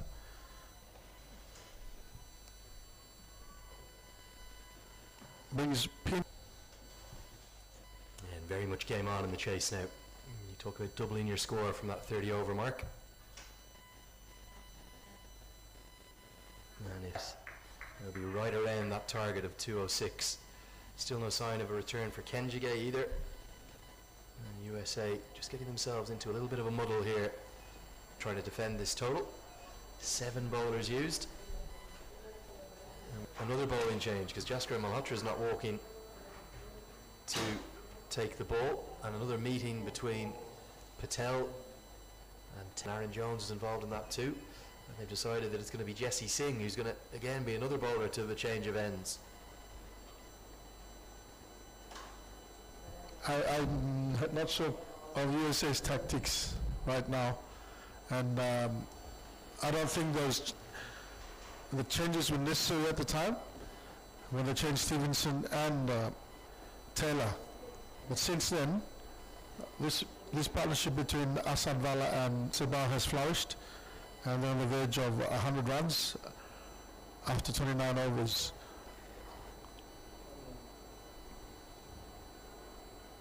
Yeah, for USA, with all those changes, they've gone from a side that looked in control of defending this total to one that's looked a bit listless, and body language has changed. There's hands on hips all around the outfield. And for Vala, all his experience, he's going deep into the well here, isn't he? Such a good player. He's found a nice counterfoil in Sese Bao, who's almost playing the Nisarg Patel role from the first innings. Can Jesse Singh find the fifth wicket, find the breakthrough? He's going to do it. Look at that. One of the bowling changes has worked. He's pumped up. That's just what USA needed. The fifth wicket's come from nowhere. The return to the seamers has been the right one. And Vala, who was just looking probably to guide it down to third man, has found a feather of an outside edge and through to Patel, who gleefully takes. That's what USA needed. His ball is well outside the off stump, and Valas has gone fishing for that. And the thick outside edge caught by the wicket keeper. Loud cheers greet Norman Vanua. What a big moment in the match. It just looked to me like Vala was guiding PNG's chase with all that experience. But just like that, can't quite believe it. Kenny dismissed for 40 from 52 deliveries, 3 fours, and that glorious 6 in there. And now we're going to see Norman Vanua. He really only knows one way, Charles. That's right, and it's interesting at this juncture that they've opted to bring in Norman instead of Chamov. If that signals anything, is probably an intent to up the ante. If he can play a Malhotra type innings now, only time will tell. But Norman will back himself to hit anything with the wind. He's probably hit the most boundaries of any local cricketer down into the pond over here, down next to the pavilion. Yeah, but a big move, isn't it? Because it wasn't just Chad Soper they could have gone with. Could have also gone with Simon. Just tried to rebuild things for 5 or 10 overs before holding back Vanua till the death. Instead, Vanua is going to be facing Jesse Singh. He's deserved that wicket, hasn't he? Bowled 3 nice overs from the other end of the ground, and with the change of ends, He did, and in the end it was really a nothing shot from Asad. I think that's the state of the game right now. Probably has swung the momentum towards the USA. Vanua will get off the mark immediately, down the leg side. Going to want a second, but good piece of fielding from, I think it's young Saiteja Mukamala down at fine leg. We'll keep it to just a single. The 100 comes up and raucous cheers fill Amini Park. Great atmosphere building up here, Charles. Just 100 up for PNG. Vanua off the mark. The first ball is faced. If anything, you'll see a change in the tempo, I believe, in terms of running between the wickets between these two. They're fairly quick. Yeah, and the crowd building up. Someone has found a way to get into the car park on the way in, so hopefully we'll see a few more as we approach the interesting part of the match.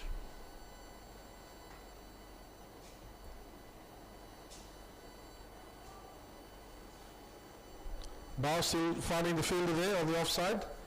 Amida either way would have been 4 runs. So Singh bowling that line just short of a length outside the off stump, and Bao unable to capitalise. Slip in place though, which is good to see. USA on the attack again. I wonder, will they consider bringing back Stevenson from the end of the ground? He bowled nicely at, get the seamers bowling in tandem. As Bao plays this beautifully, square cut, quick between the wickets. He wants the second, and oh, that's a very poor throw in the outfield, isn't it?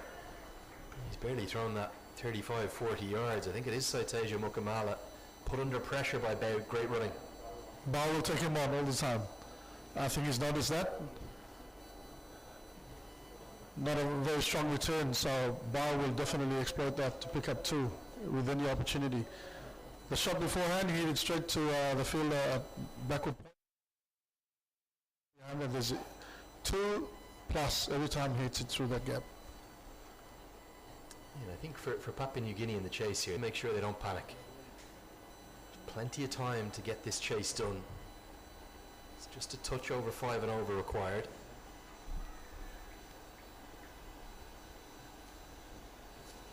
If they take this game all the way to the 50th over, they could well be on the winning side. The issue, just like it was for USA in the first innings, it's not with the run rate, it's with the wickets column.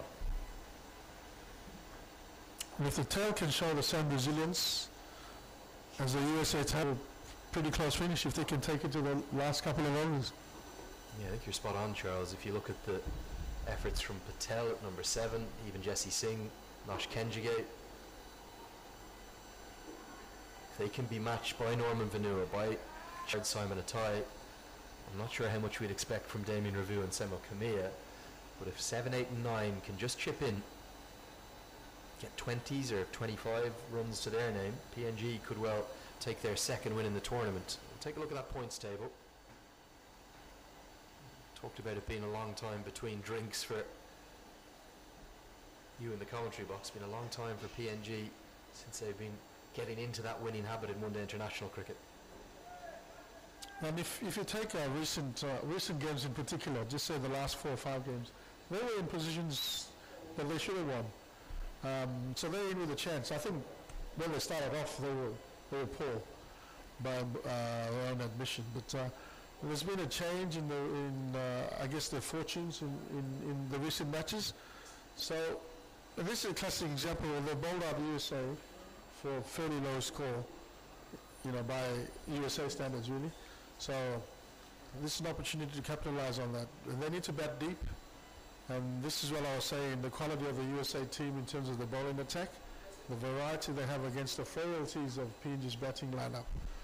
And it's been a historical one, Andrew, not so much for this particular team, but it's just a discipline of hanging in there as long as possible. The runs will come.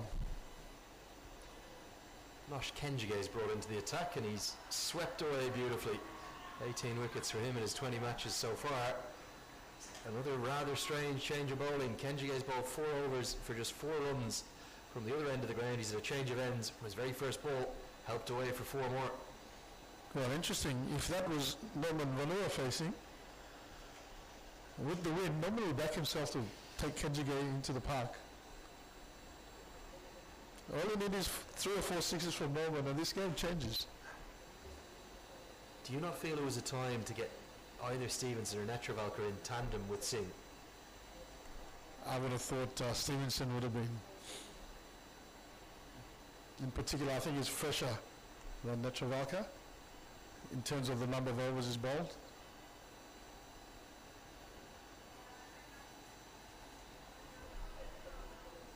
But the PNG batsman, if there's a spinner bowling from this end, the Bissinian, they'll take him on.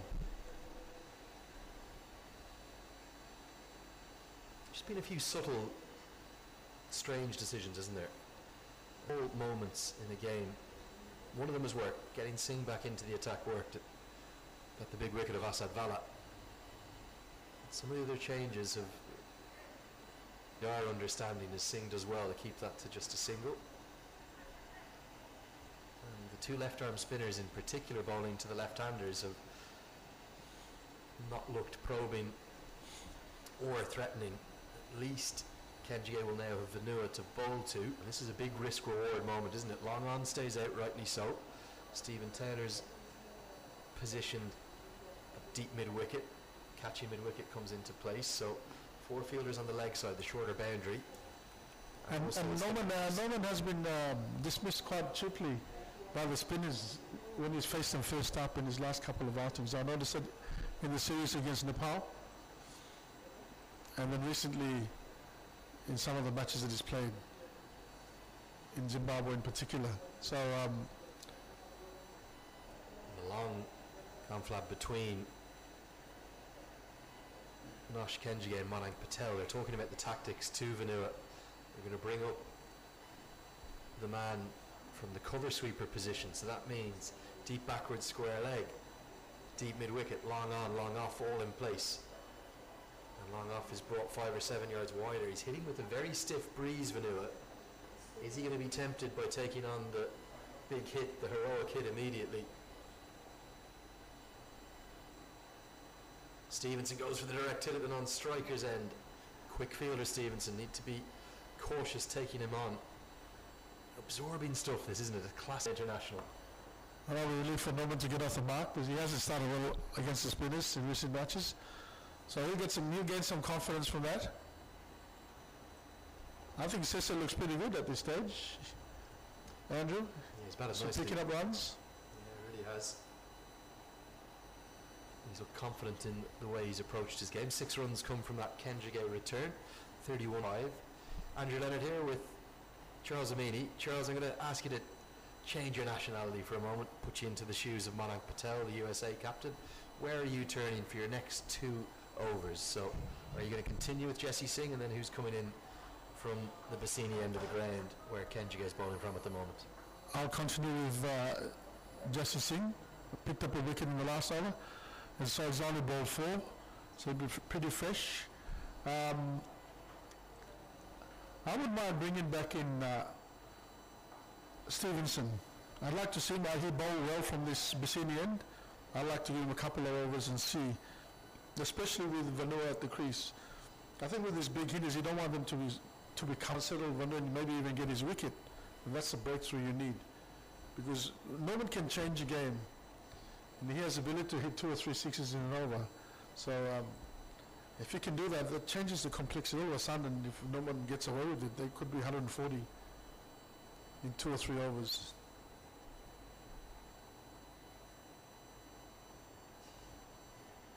It will be Jesse Singh for the moment. Where are you after that? Will be interesting to see.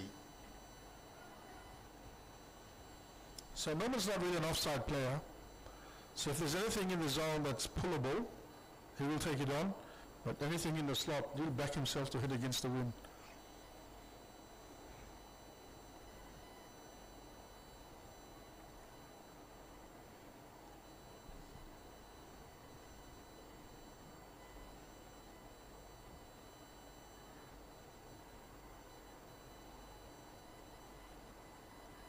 Vanua needs to be careful as well between the wickets.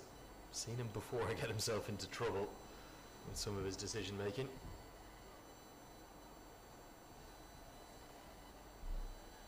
What Norman needs to realize, he's got 20 overs. Because he can put the bad ball away. That, there's no question about his ability to do that. Just need to provide some support to Cesar. Cesar's looking good. So if I was Norman, I'd try and knock around the singles to get Cesar on strike and build myself up in that manner. Big shot attempted. It skews off an outside edge. Down towards the third man fielder. Vanua takes him on for the second bow. And not even left his crease, but the throw going to the danger end means Vanua gets home comfortably enough. There's always 2 there. Tricky shot from Norman. And anything in his arc, he'll go for it.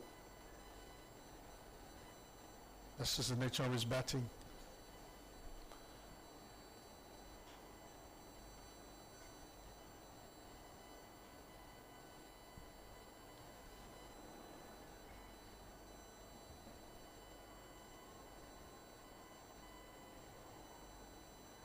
Thuds into the pad, massive appeal, not given.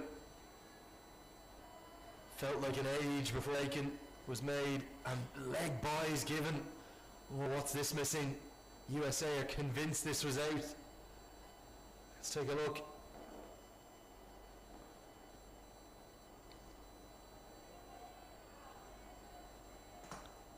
I think Norman's very lucky.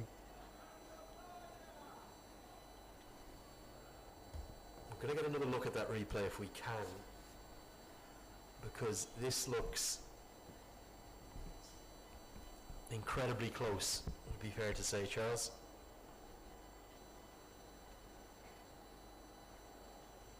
Ooh. You could tell from Norman's reaction that I think he knew he was gone. maybe just height the only concern, but it didn't look to me.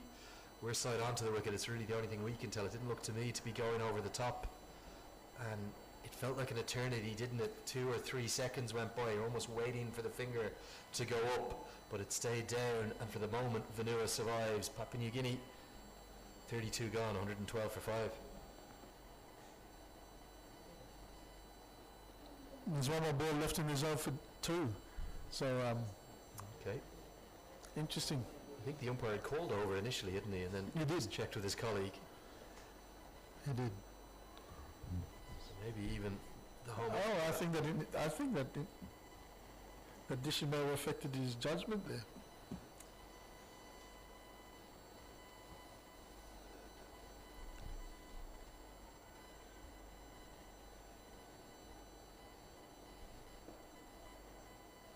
So the extra ball, he survives, and Jesse Singh pulls sharply. He's calling for, I think, either fresh boots or maybe fresh spikes at least on his left foot. That's the home umpire, Lakana Ola, from the Manu end. Have to remember as well, it's not just the players that from the PNG end will have found themselves out of touch as such, not getting to train or play much. But the umpires too, we're going to see a subfielder come on. Big Kyle Phillip, he is tall and still look at him.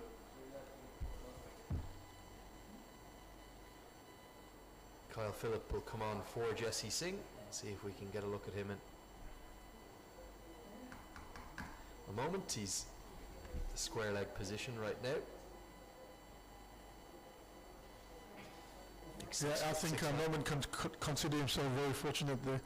Probably the only thing in his favour is that he could see the stumps. 2 of the stumps are busy going just on leg, around leg. That could be the only factor that I think saved Vanua there. So Kyle Phillip is at mid-wicket right now, and means that bit of extra height for USA if Vanua tries an aerial stroke over the leg side. Plenty of protection. This is the over. Let's see. Big shot attempted. It goes miles into the sky. Jones runs backwards and doesn't get there. It falls agonisingly between Netravalkar and Jones. Both men went for it, but neither got there. And that's what I meant. No one would have gone for that. Yeah, nicely bowled. It was bravely bowled, wasn't it? Well, I think they know that and that they expect that from Norman. So, very lucky. Vanua, last 2 balls he could have been dismissed. Now on strike. Bale looks really controlled, doesn't he? In his shot making, his shot choice as well. But there's action coming here. What's going to happen? Vanua can resist himself, can he? He's hitting with the wind. It's about a 75, 76 metre straight boundary, but a very short leg side boundary. Just 60 metres out to Stephen Taylor at mid-wicket. Something's got to give as we approach the second drinks break.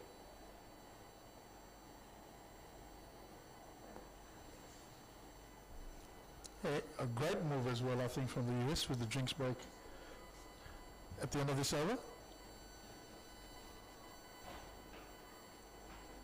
Good diving stop from Stevenson, keeps the pressure on Vanua. 2 more balls remain. Can't take your eyes off this right now. Exactly. I just wonder if he's going to pitch this right up and see if Norman has a go at this.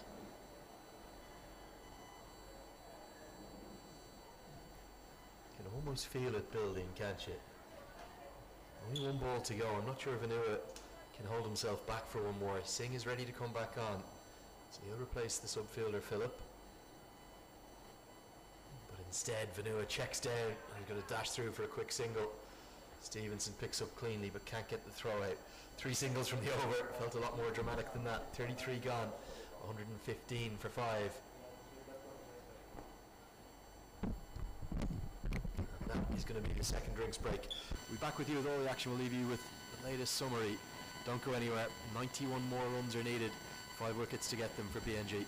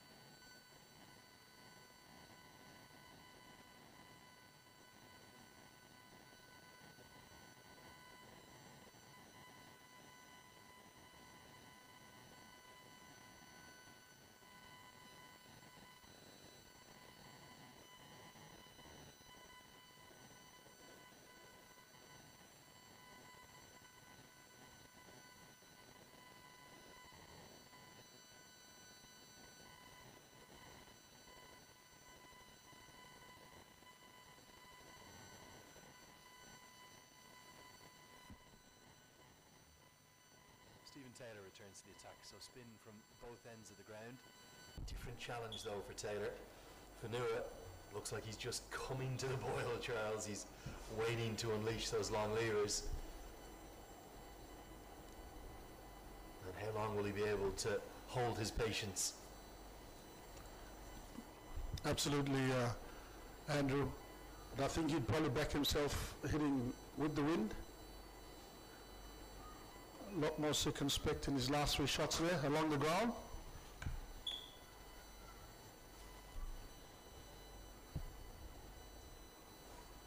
Oh, an inside edge just saves Vanua. Yasser Mohammed, who's on as a subfielder, I think he's on for Gajanan Singh. Doesn't quite react that quickly. And they dash through for a quick single.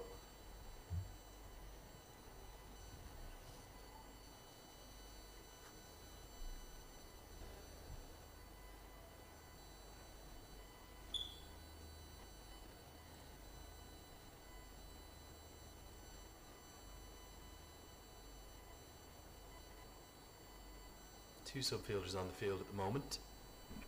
Yasser Mohammed and Kyle Phillips. There's still no Jesse Singh. In fact, Jesse Singh is on. So, fielders running everywhere for USA. It gives you a kind of idea of just how hot it is, how humid it is out there.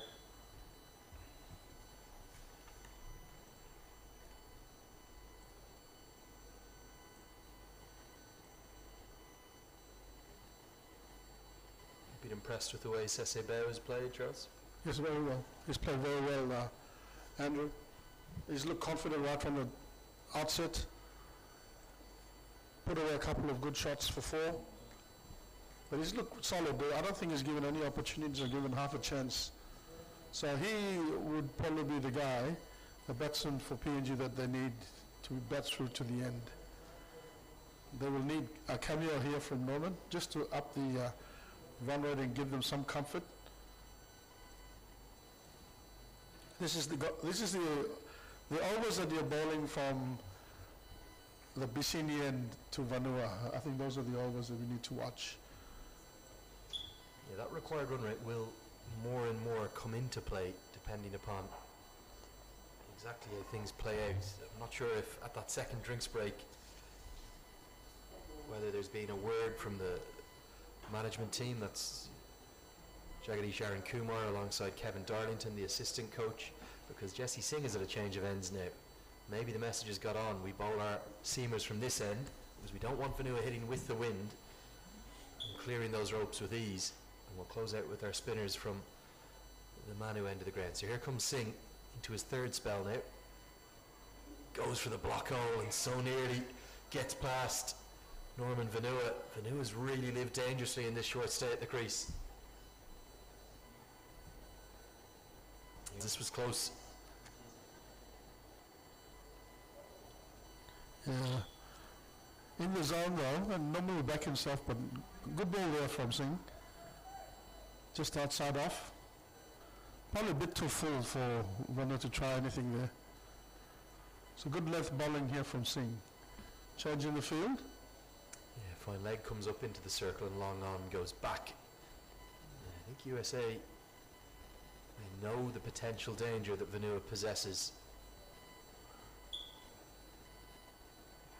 And he gets that through the offside, looks for the block hole but misses it. And there's arms outstretched all over the field. Stephen Taylor is going to run 70 yards in from deep mid-wicket to speak to Jesse Singh. This is the right length. If you miss the block hole, Vanua is going to hammer you away. Good power from him. See, almost a similar delivery to the one before that he missed, but this was right on the stumps. So you got a ball just sort of outside off to Norman. He hits freely, so. I think Dot and 4. possibly the plan might be to bowl the ball into the wicket to Vanua. Maybe take the pace off it. I'm not sure Yorker is what Singh is being asked to do. Back to length. That's more like it. Vanua plays a shot of ball, doesn't he?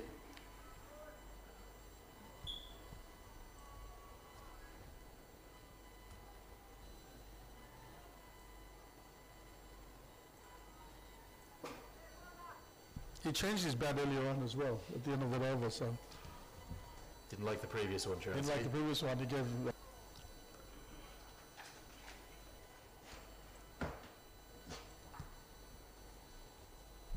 Sese Bao back on to strike.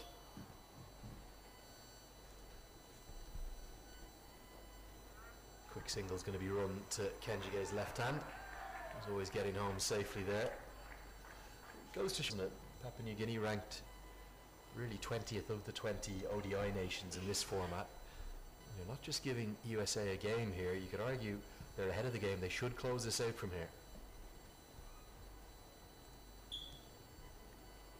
They should. Damien can bat as well. He's pretty handy with the bat. Probably not so much Sela. But Hilavare, the youngster that's in the team, is just barely past 20.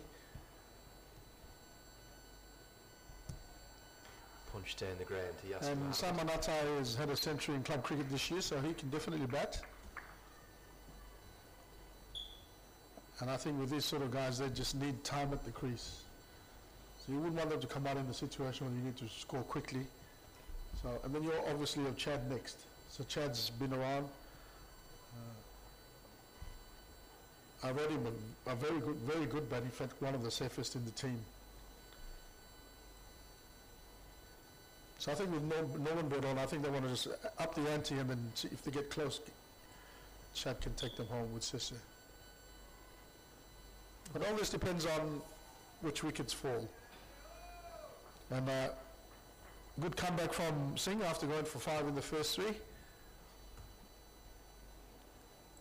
After 35, PNG 5 for 123.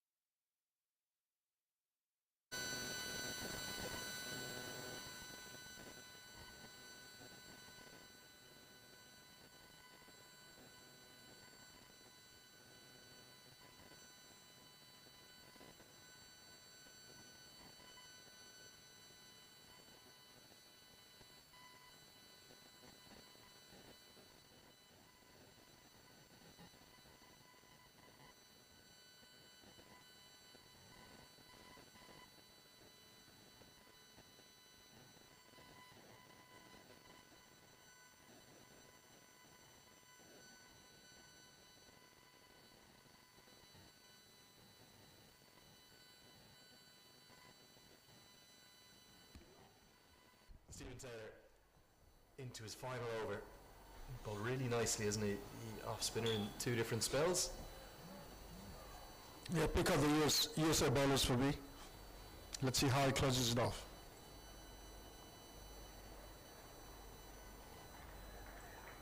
Definitely been an absorbing match. It's had everything you'd want and expect from the return of international cricket, and the home fans continuing to come down to Amini Park. Great to have them here, back in action in Port Moresby. And for Sese Bao and Norman Vanua, they'll be hoping to guide this chase home. Need to keep building this 6-wicket partnership.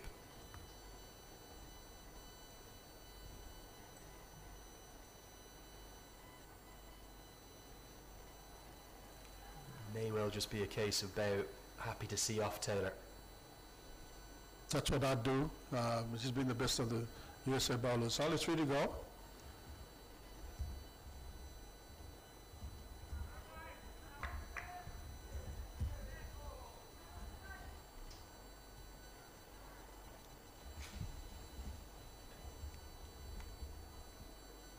Was this a chance? The reaction from Taylor, he looks back at the umpire to ask, was there an edge through to Patel? I'm going to get the replay of this. Patel unable to hang on cleanly. It was darted in. Was there something on this? Ooh, looks like an edge there. So you call that a chance in the first that Sisse is given, and mind you, at the last ball of Stephen Taylor's 10-over spell. Great bowling. Spinner picked up 2 wickets of his allotted 10 overs. Well, Charles, I'm a very harsh judge. I think that's his second life, because I think the one that just carried to Taylor off Cameron Stevenson was also a life. So in my book now, I keep a harsh judge's book here. 3 missed chances, 2 have gone down from Taylor, both very difficult efforts, and that feather of an edge through to Patel was definitely a life. And maybe that's a little bit of fortune that PNG need. Absolutely, always needs to go your way, and Sis has had a couple there.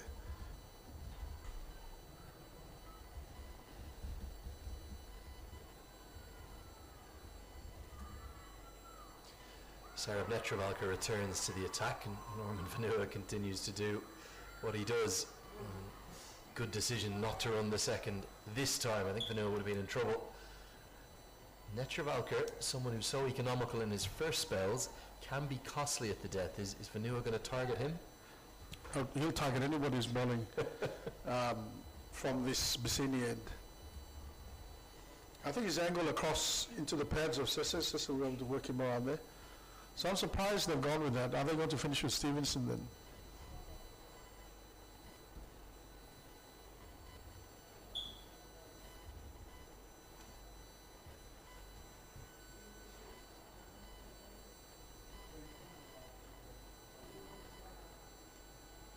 Yeah, I think fans looking on, particularly if you're just watching the scorecard,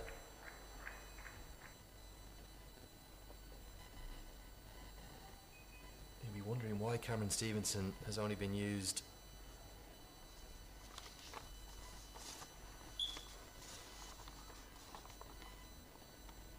Are they concerned because he's been hammered in his last 2 outings? I mean, every game is different, so. very different conditions here in True. Port Moresby to Aberdeen. Kind of 2 polo goes into the sky. I think this is going to land safe. It is. Oh, great effort from Stevenson. He's done incredibly well to get anywhere near that. I thought it was going to hang. Stevenson, did he get hands on this? Another maybe half chance, a quarter chance.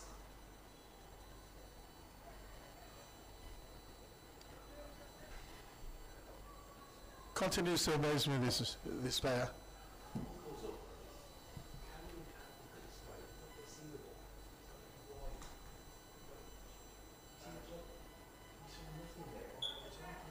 So Lord Vanua gets a life, brings Bao back on strike.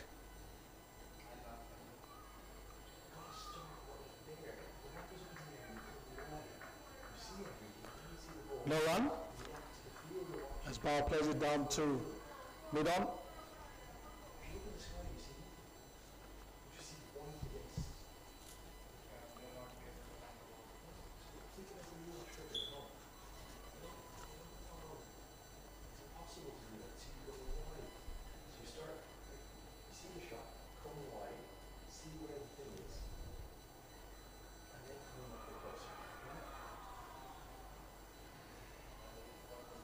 Bao picks up a single to mid-wicket.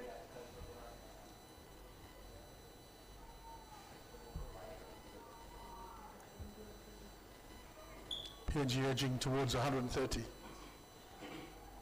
really is interesting how we didn't think that the required run rate might come into play, but all of a sudden it's nudging up towards parity, towards a run of ball.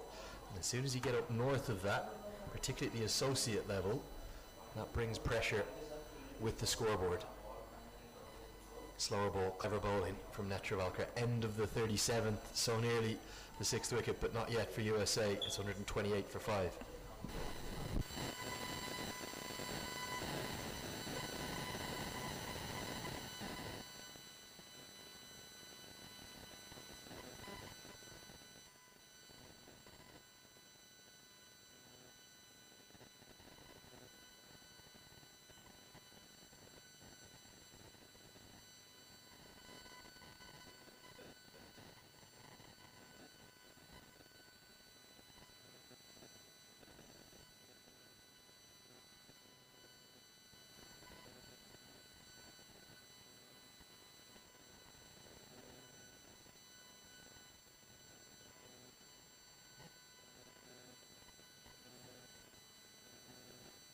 Big change in bowling. Stephen Taylor has finished his allocation of 10 overs.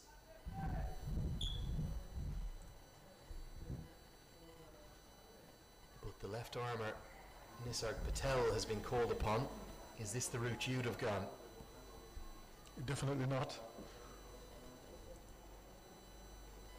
But stranger things have happened. I know what you said, trying to attempt here. Well, he's going to smash him away for 6. The last ball that Patel bowled went for 6. That was bowled to Asad Olivala, the left-hander. The left-arm spinners have had no success to the left-handers today, and that's the biggest cheer of the day because it's hit into the crowd in the grandstand. This is a really good shot. In the slot, and he's gone for the shortest side into the grandstand there, which has really picked up a big crowd there this afternoon, Andrew. Well, the DJ's got a few tuning as well. We heard Bob Marley, Could You Be Loved? I'm not sure what tune that is, but they're bopping now in the crowd. Strategies very strange again from US. And you put the first ball away, puts pressure on the bowler. Good comeback there. I'm going to look at it at the end of this over. We're going to show you the American bowling card. There's so many options. They didn't need to go back to Patel here. And with the left armour having to bowl to at least one left-hander, and then the pair of Vanua, it's a real risk to go back to the all-rounder.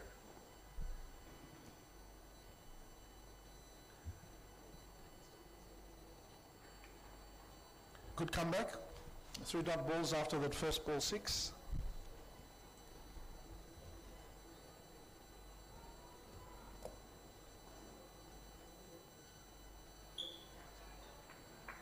Now, what will Norman Vanua do? Just one. Surely if Vanua has any sense, he's not going to attempt a big shot. There's no need to do it. They've got that boundary from the first ball of the over. The question is, do they want it to be a 7-run over? Or 11? Well, Vanua tends to only play in one way. But I'm not sure it's needed with the control they have in the chase right now. If I was him, I'd take a single so I can face the next over. Is this another chance? Patel thinks it is. Has Monarch think Patel, so. his namesake, just dropped a second in 2 overs from this end? Hands on the hips. Let's see the replay.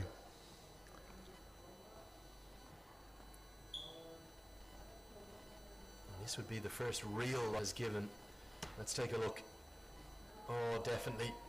The definite outside edge was a beautiful delivery, in fact, from... You can see the reaction there from Patel. But Monarch's the captain. And like Asad dropped in the first innings for PNG. Can't really do much.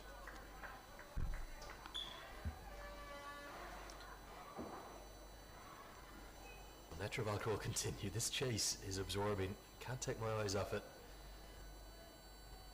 It's almost exactly a run of ball needed now. It's 72 deliveries remaining and it's 71 to win. In fact, 71 off 71 now. It's a simple equation, but how many more twists and turns are we going to have over the course of the next hour? That's my big question for you. I think Cess is safe. It really all depends on how Norman plays out the next 4 overs.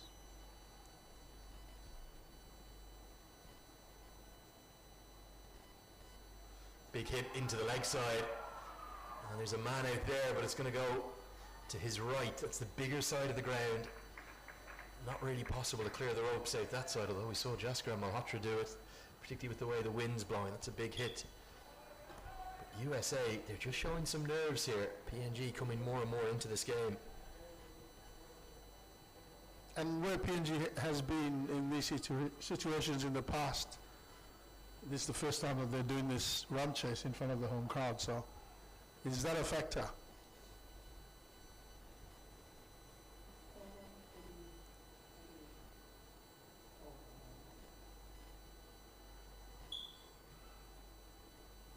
Slower ball again, cutter. Good change of pace from Netravalkar. And here's the big moment. Netravalkar into Vanua. I think Netravalkar is going to take the pace off the ball. He's going to bowl a lot of off-cutters. Remember, we're still in the second power play, so only 4 fielders allowed in the deep. Means that likely mid-off will stay up in the circle.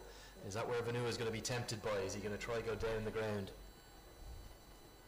Yeah, Norman will go down the ground. That's what he traditionally does on this oval here. He'll back himself.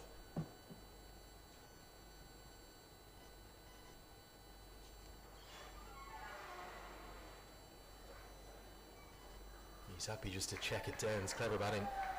And Fanua is recognising the importance of wickets in this chase. And he feels that even if it's 7 or 8 and over needed in the last 5, he thinks that Papua New Guinea can do that. They can get there. The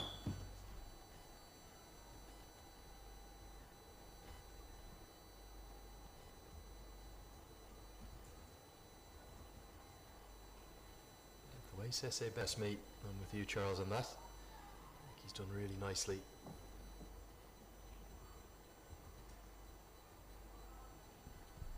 We'll take a look at the bowling figures after this delivery with one ball to come. 11 to go. Have we seen Patel hit out of the attack, or will they continue with him? Well, he's the professor. I think he has a lot of influence on this team, because I wouldn't have bowled him at all when he's had 4 overs already. I think you've summed it up pretty well. He does have a lot of clout, a lot of sway within the brains trust of the leadership group here. Good work again from Stevenson. He's been excellent in the field. End of the 39th over. Let's take a look at the bowling figures for USA. 11 to go. They have so many options. The only one bowled out is Stephen Taylor. Netravalkar has 2 left. You'd expect him to bowl them. But Cameron Stevenson has rather bizarrely only bowled 3 overs thus far. Yeah, Singh has bowled well. You'd have to back him to bowl out at least his 4 overs. Cameron Stevenson, he's got 7. So there's the 11 there already.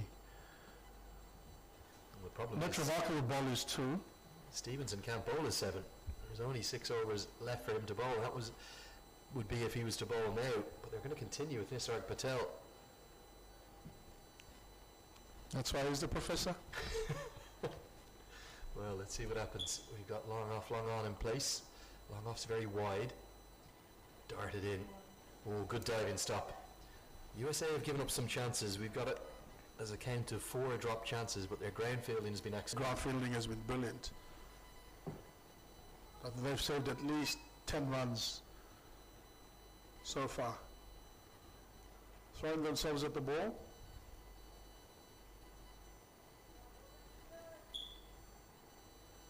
Certainly up for the challenge, Nisarg Patel.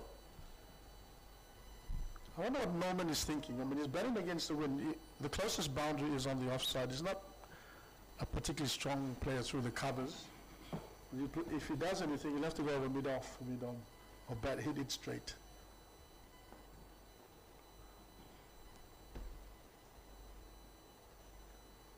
Bowled him. The professor struck. The move to Patel has worked. That one's just almost run along the ground, hasn't it? It hasn't bounced at all. Credit to Patel. He's bowled it flatter through the air. He's kept it away from the hitting arc. And look at the relief, almost a heavy sigh of relief from USA. Oh, you could see the captain there just telling him how he dropped the ball. So I think that was his justification to come back on and bowl this. Great delight for USA. The tactics have worked. Not without their critics here in the box. But Patel has struck his first wicket today. And will bring Simon a tie to the crease. Is that a game-changing moment? Is that a match-winning wicket for USA? That is definitely a game changer, because it takes out the power hitting equation that Norman Vanilla brings to the P. Simon Atai plays for my local club here in Port Moresby, the Costas Cricket Club. He's a handy batsman. If anything, he'll be a good runner between the wickets with Sessa. I think that's what they'll focus on, trying to pick up those singles. They put pressure on the US field, of which the US ground fielding has been exceptional. Led by Taylor and Stevenson, brilliant in the field today. So I noticed the ball kill. I think it's the first one that sort of kept low on this end, the Bissini end. He'll take a few balls for Simon Atai to settle in. But at the end of this over, it leaves only 10 overs remaining. And the run rate is virtually runnable.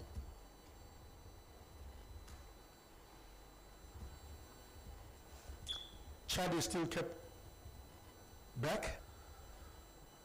I would have thought he would have come out in this particular situation.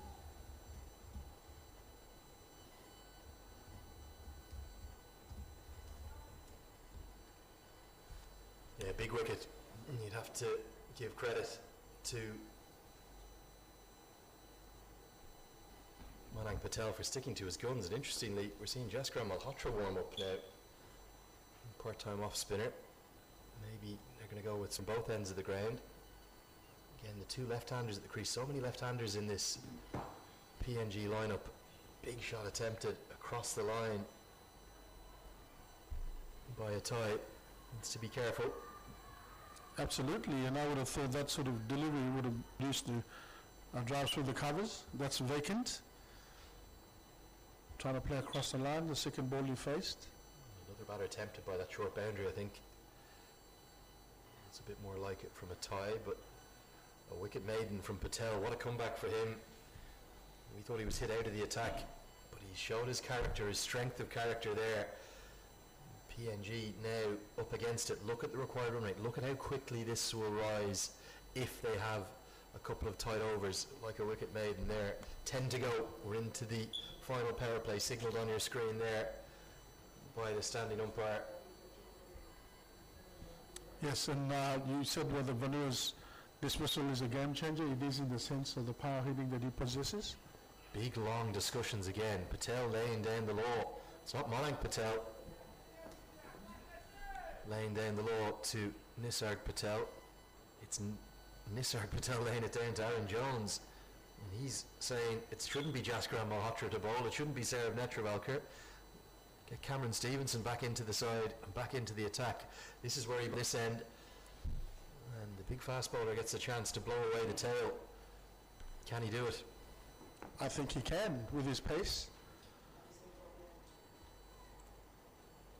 That's a good move from the US.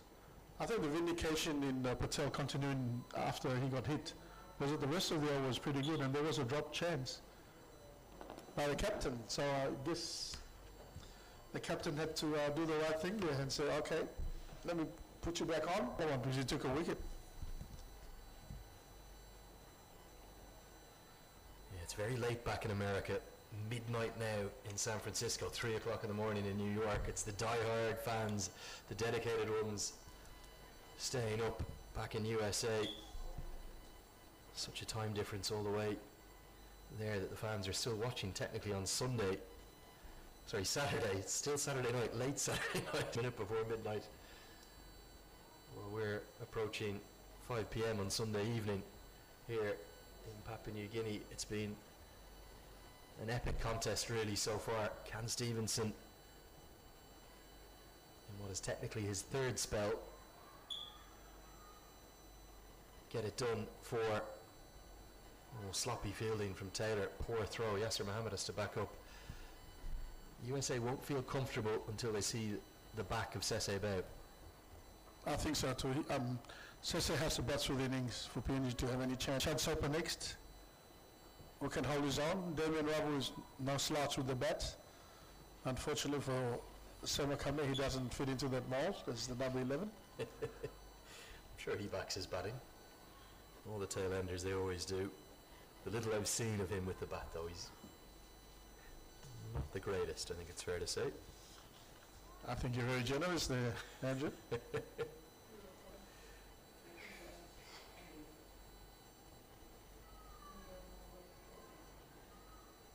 Nicely driven, straight to Singh, directed, it's going to be gone. Oh, that was a real chance. The tie has taken on the mid-off fielder who did everything right. Attacked the ball, picked up cleanly, had 2.5 stumps to aim at. But as we saw, PNG miss several times, so did Jesse Singh. Yeah, Atai was struggling there. He, in fact, ran diagonally initially. Well, USA didn't take the chance, and Atai survives. I think Atai's role is to just rotate the strike. risky single, that one. Big swing and a miss down the track. Half an appeal from Stevenson. Standing umpire, the Australian, Donovan Kosh, he's unmoved from the Bassini end. There's a look to the heavens as well. We see a plane take off from Port Moresby Airport. Where's that one going? What's that, an Air Niugini flight maybe? That's the national airline here. Yes, Air Guinea, national airline. Sunday afternoon, must be going to Sydney or Brisbane. Gorgeous shot there, isn't it? Look at that, brilliantly captured by our cricket club's team. Rushed for pace again. That airport just up northeast of the city. Yeah, just over the hills there, Andrew. Jackson's International Airport. Gorgeous little airport. When you come through the big ones in the world, your Heathrows and your Dubais, you have enough of them. Just the one terminal, in you come. Big welcome from the PNG locals, delighted to see you. One of the first times I've come through a customs and immigration, I was asked almost no questions. It was just welcome, just great to see you. There's a stamp of the passport, in you come, sir. Slower ball from Stevens, a good change of pacing. Very sharp single again. I'm not sure that ball, if he'd run more direct and straighter, again, probably could have been a run-out opportunity.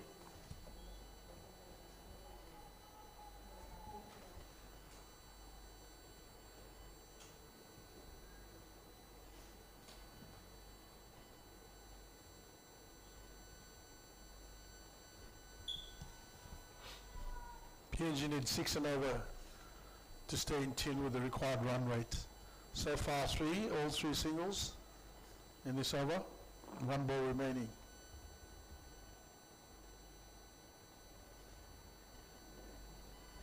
I think Stevenson will be hard to drive down the ground. A glance or anything short, a pull or a cut for 4. It is cut away and it is going to be 4. Talked in, a kick of the turf in frustration from Stevenson, couldn't close out his over. 7 runs come from that one. That's exactly what PNJ need, and they're dancing in the stands here at Amini Park.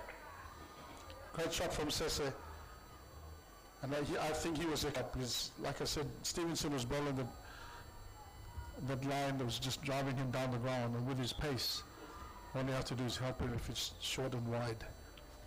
And Bao moves to 36. 38, correction? Well, 7 off the over, so they keep him in the run rate required.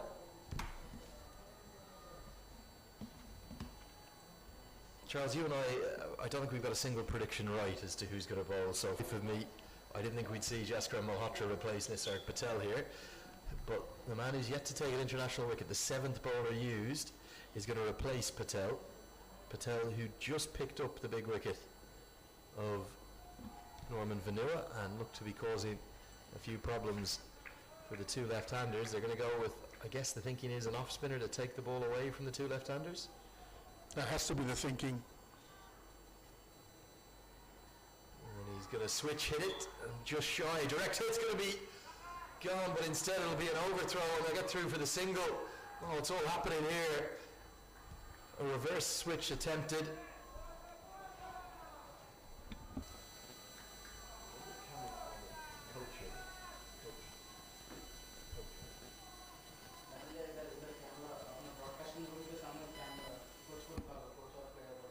So we've seen an attempted switch hit, a near catch opportunity for Yasser Mohammed, the sub fielder, darted in at the stumps. I think we're square of the wicket. I think a direct hit was gone. Simon Atai, sorry, correction, Sese Bear had gone wandering out of his crease. And instead it was an overthrow. And what you won't have seen on your screen, hopefully we're going to be able to show you in a moment, Jagadish Arun Kumar was out of his technical area, out of the team dugout, and he was having what I would describe as a vociferous discussion with Nisarg Patel right down. Very strong exchange of views. He's gone back in there now. There is Jagadish Arun Kumar in front of the American flag. But the discussion with Patel was, I think, Arun Kumar going out to his left arm spinner saying, why has he come off? Why is he taking himself off, really? Because just all happening here. I was going to say, why is Malhotra bowling? Patel asking for a change of ends, is that's why Malhotra's bowling. There is overs left though from Singh, from Stevenson, from Netravalkar. This is the 150 is just about to come up. It's now come up in the 42nd over. PNG, they control their own fate here. It's just 56 more to win. 8 overs after this to do it. Thuds into the pad, angling down. Malhotra was by less, so leg byes given. Probably going to miss the leg stump, is it?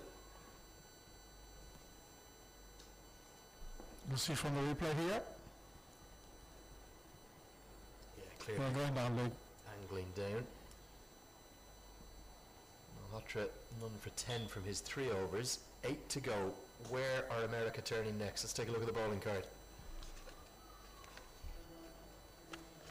The Singh is going to have to take his... So Cameron Stevenson has bowled 3 spells. 2 overs where he took a wicket and had a drop catch. He was then brought back with a change of ends for 1 over, and now he was brought back from the other end of the ground for another over. 4 overs, 1 for 19.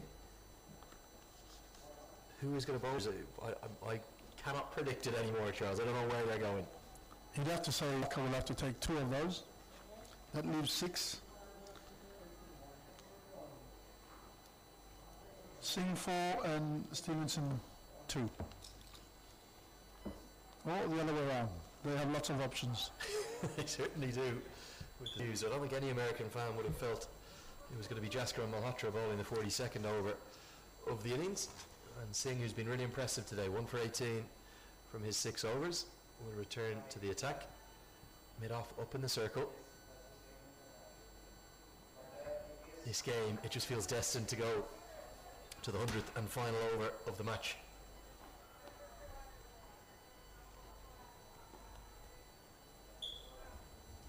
I heard that Stevenson's been instructed that if you get hit for a boundary, you're taken off. So that's what's happened. He bowled very well, and his very last delivery got hit for a 4, and so there you go. But Singh has been impressive. Not only at 3 and over. Runs into the leg side, should be a couple. Good running between the wickets, good technique demonstrated. And now is sending this home crowd into raptures. It's building to the biggest point it's been. And you'd have to suspect that if they get over the line here, there's going to be joyous scenes. The shadows are lengthening across the ground. We're already well after 5 p.m. local time. Could be an all-time classic in the making. Could be.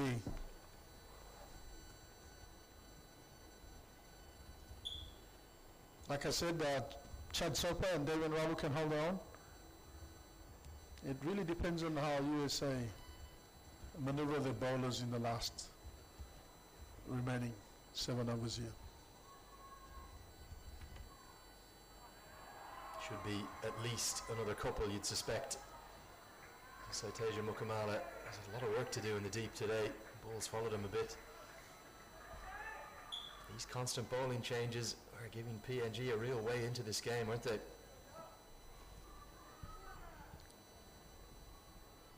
You're right, and Singh has strayed onto the pads on both occasions, and Sesabah's picked up 4 runs from those last 2 deliveries.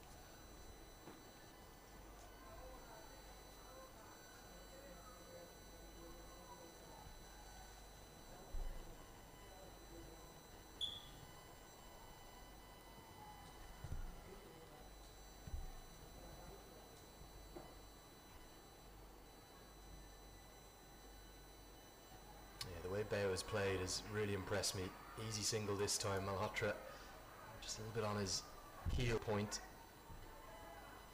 Bayo is there in the 50th over. I think PNG win. That's the key. He has to bat right through. Because if a fall of a wicket new batsman in the crease, it takes you a while to settle in, at least an over. And PNG can't afford that at this stage with only 7 overs remaining.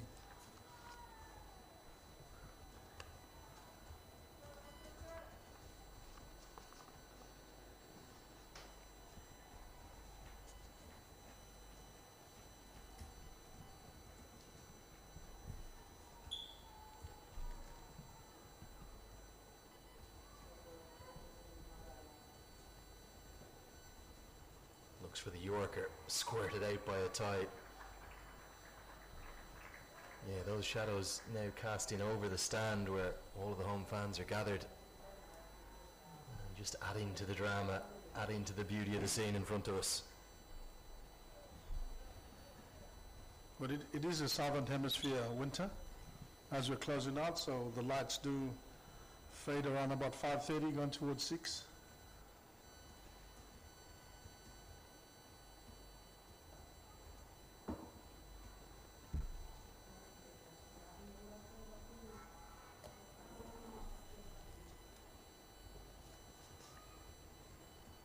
Looks for the block hole, squirted out again, this time by Bow. Won't come back for the second because it's Stevenson. He's had a very good day in the field, isn't he? 7 to go. Good over for PNG. 7. It's just what they need. 43 gone. 158 for 6.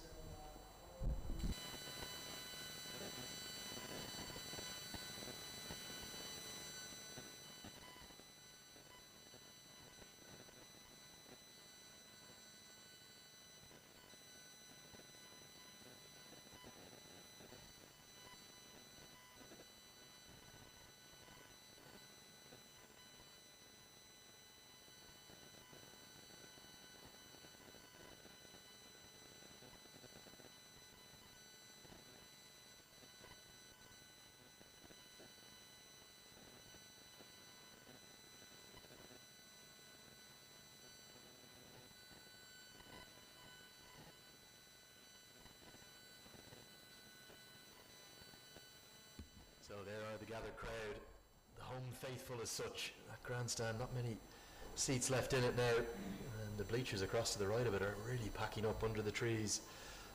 Remarkably, Jaskar Malhotra is going to continue. Ball his 4th over in the 44th of the game. Hasn't really been a chance in the last 4 or 5 overs. His 7th wicket partnerships look pretty comfortable. The Sanders are building nicely for Papua New Guinea.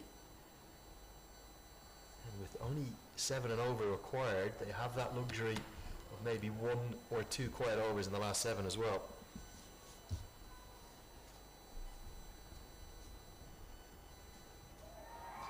Big shot into the leg side and dropped. Oh! Is that the moment? Jaskar Malhotra has never had an international wicket, and Sese Bay, who's been so good, has nearly given it away, but Jesse Singh has put down a dolly. See the replay here, ball hitting against the wind. That's a sitter. 2 attempts at it as well. Can't believe that. The crowd cheered at first. They thought it was 4 or 6, and then they realised, hold on, there's a man in the shadows over underneath the tree. He really tossed it up, teasing. He didn't. It was a very brave piece of bowling. And he tempted Bow,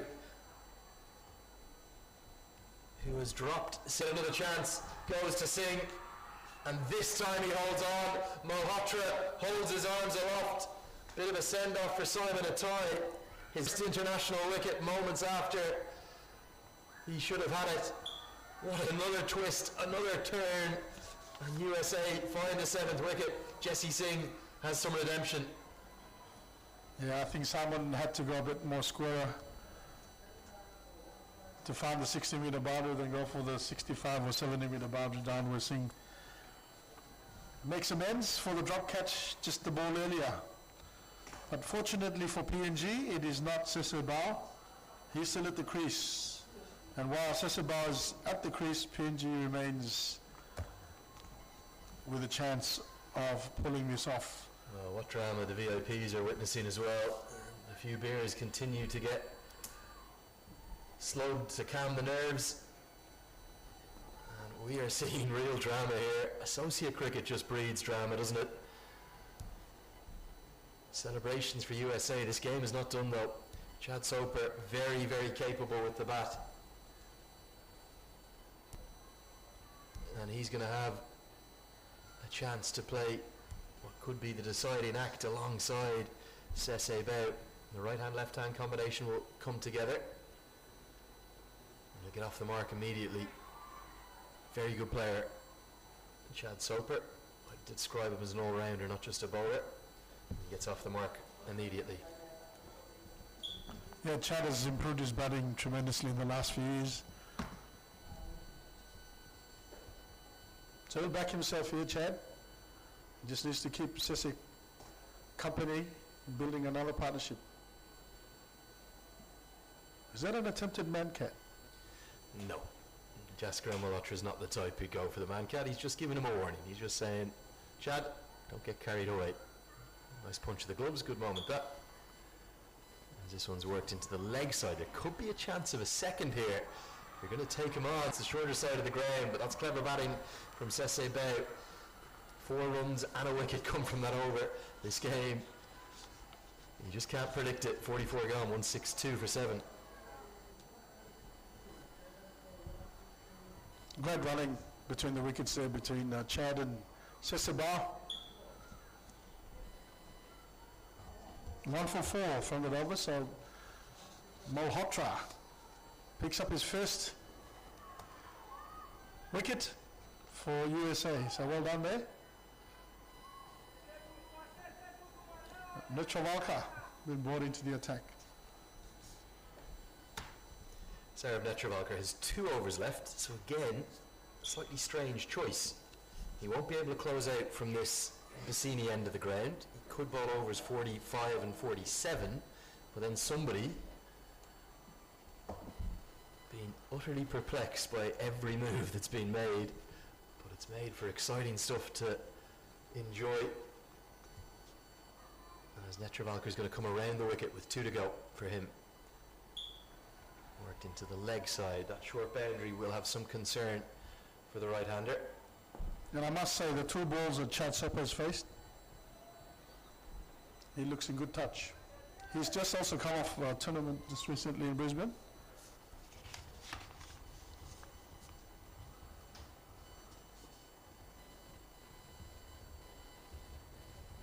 So bring Sese Bao to the crease, and he's on 49.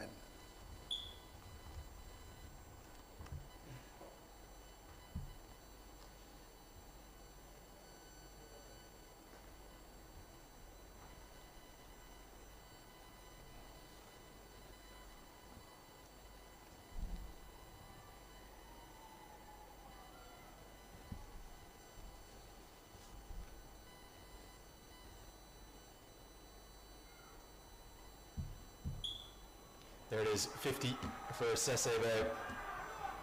They're going to try and run a second. Jesse Singh has misfielded that one on the offside, and the crowd rise to Sese Bao under big pressure. He has had 2 lives. In fact, he's had 3 lives, hasn't he? Dropped by Stephen Taylor off Cameron Stevenson before being dropped by Patel off the bowling of Taylor. And then Jesse Singh put down the easiest of those chances, just his second ODI 50 in his 37th appearance. So the 30-year-old has come good. Yeah, great knock from Sese. He needs to be there at the end, though. He really does. But the way he's played, I know he's had his fortune. 51 coming off 79 with 2 4s and 1 6. It will give PNG fans a real belief that they can get over the line here.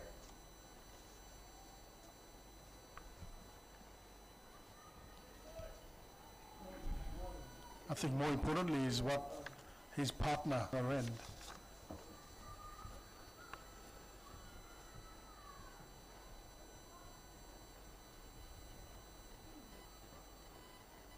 It's almost turning into tip and run stuff from these 2 batters.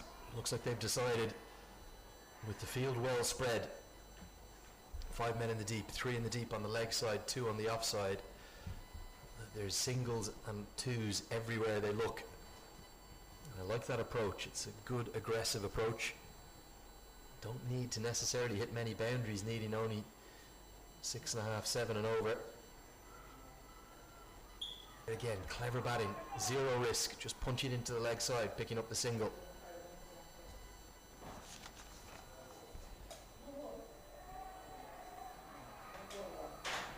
And we're going to have the first free hit of the day for an overstepping of the front foot. Didn't see it live, but the umpire has signalled a no ball from Netravalkar and a free hit incoming. First free hit, first no ball of this match. And Sisebao, who's on 50, has an opportunity to do something about this.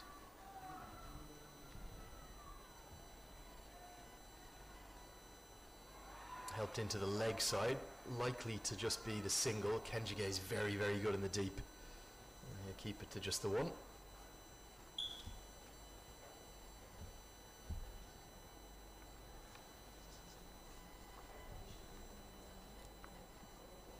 Good over this for Papua New Guinea. 5 to go after this. You see the conundrum there, 37 off 31. That's the equation. I think PNG are ahead of the game. If they keep the wickets in hand, they'll get this done. Can USA find an 8th wicket? Just the man you want at the crease, isn't it? Along with all that experience in Australian grade cricket. And after 45, it's 170 for 7.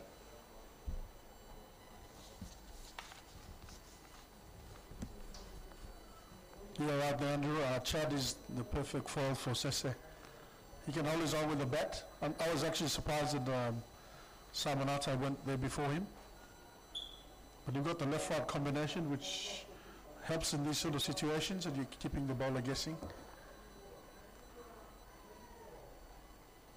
think there's a real belief, isn't there, all of a sudden, that Papua New Guinea can get this done. The crowd are spurring them on.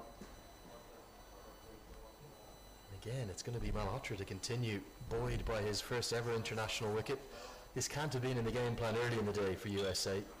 Off spinner bowled the 46th over of the match. And he's picked up his first wicket.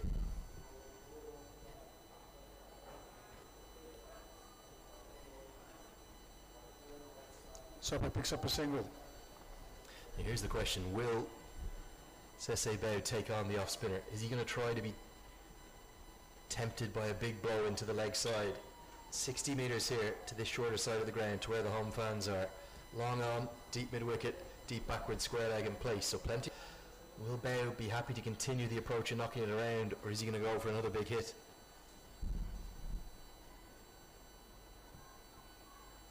He's tempted by the big hit.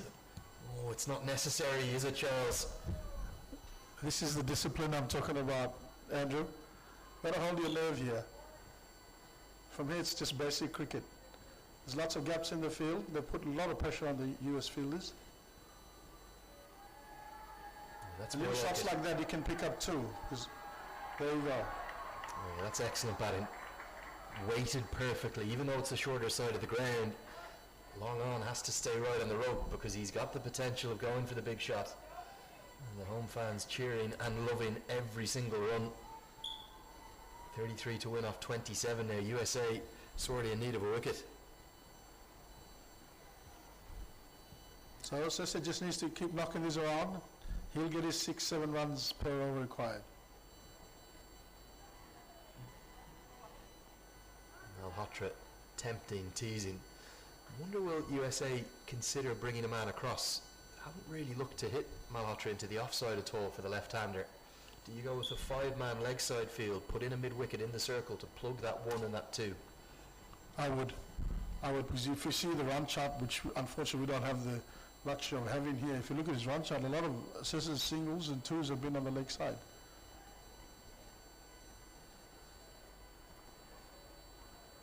What do you call them? The wagon wheel. The wagon wheel, yeah. Not within the cricket club system yet. That'll be the next one we'll bring in. 5 fielders on the offside now for the right-handed Soper.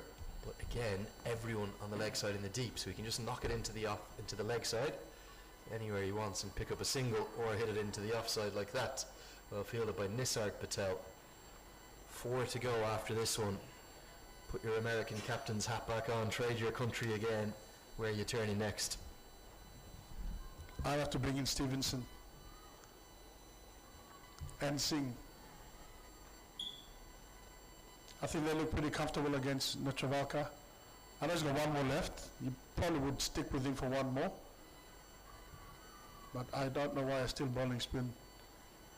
Yeah, good batting from Bao. He didn't need to attempt anything silly, and a very comfortable 6 runs picked up off that over. Malhotra's got good figures in fairness, 1 for 20 from 5 for him, but with 4 to go, The equation is pretty simple, and it is 30 to win. How much are those balls that USA left out there, bowled out, remember, with 3 overs remaining, going to cost? If we go back to the main pitch, just look down the ground, just go back to behind the bowler's arm. Let's have a look at the pitch here. Look at the wickets. Look at this massive long discussion between Monank Patel, Aaron Jones, Jaskar Malhotra's involved in there, and they are going to go to Jesse Singh. Maybe they're listening to you, Charles. Well, outside of Stephen Taylor picking up the wickets, Singh has been the best bowler. 7 overs, 1 for 26. Well, what a finish we're going to have here in the lengthening shadows of this wonderful stadium at Amini Park in Port Moresby. The first international cricket, it's been worth the wait. Coming back to Papua New Guinea, first one-day international for the best part of 5 years, the first international of any kind for 3 years since the pandemic. It's boiling up to a classic, whatever happens. Remember, 3 results possible. We could have a tie yet. Don't rule that one out, Charles. No super overs in place in ICC Men's Cricket World Cup League 2. But for USA, I think they're going to need the 3 wickets. For Papua New Guinea, they down the track and played nicely down to Stephen Taylor. Takes on the throw. Brilliant running from Soper. Gets back for a second.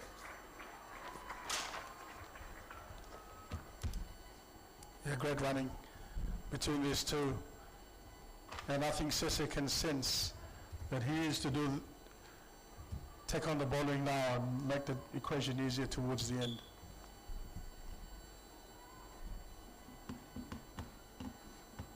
And he advanced down the wicket to play that shot.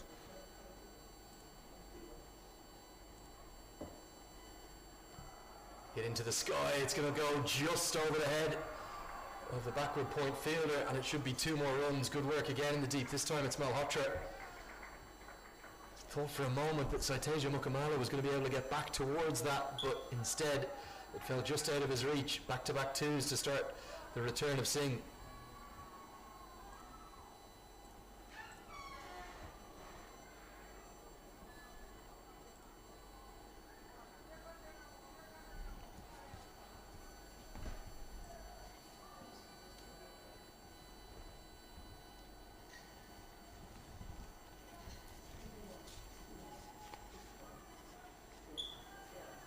Nearly 5 years since we've seen one-day international cricket here in Port Moresby. Just the 2 games in the history of ODI cricket played on PNG soil. They were against Scotland. Down the leg side, the last thing USA need is a wide. Everything going PNG's way, every run being cheered and greeted by whoops and hollers and jumps of joy and delight.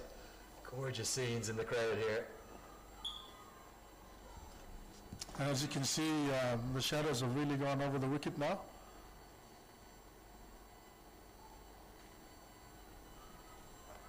What USA would give for 15 or 20 more runs on the board now, they don't have them. The required rate isn't really a concern. They need wickets, USA.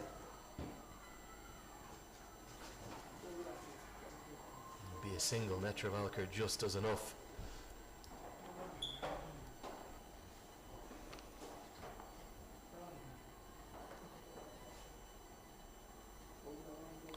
Six runs or 3 balls, so they already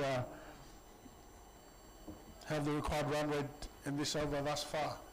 So anything they can get on us, and that helps their cause to ease the pressure towards the end. 18 deliveries USA left out there in that first innings. Stevenson attempted the big hit into the leg side, was caught right on the rope. Has been such a calming influence on Bow, hasn't he, since he's come to the crease all the way down at number 9. He's just done exactly what was required of the situation. PNG may be looking more comfortable now than at any point in the chase. I would think so, and especially with Chad at the crease, just that experience that he brings to the table.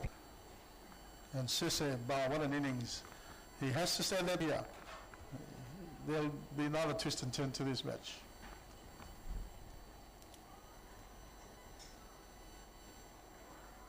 Misfield, we've said the ground fielding's been excellent, but Sarav Netravalkar has dived over one, and that's going to be a boundary. Singh's return has been an expensive one. They believe, is this game going inexorably towards Papua New Guinea here in Port Moresby? The cause.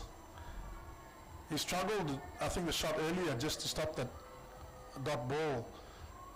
And Sesebao has played a similar shot, but just wide of Netravalkar, and picks up 4 runs. Yeah, big moment in the match that you just feel now the game is slipping away from America. They fought valiantly, but right now PNG are surely nearing the finishing line. 19 off 19. And keep you just the have wickets to, intact, they'll get it done. you just have to see all the teapots that are starting to appear in the USA field.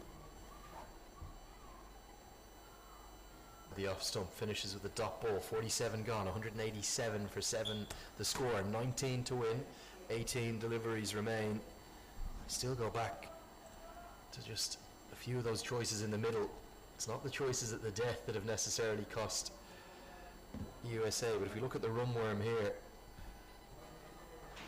you can see as it loads up, that teal coloured worm beneath, which is Papua New Guinea's, is starting to push up towards that plate.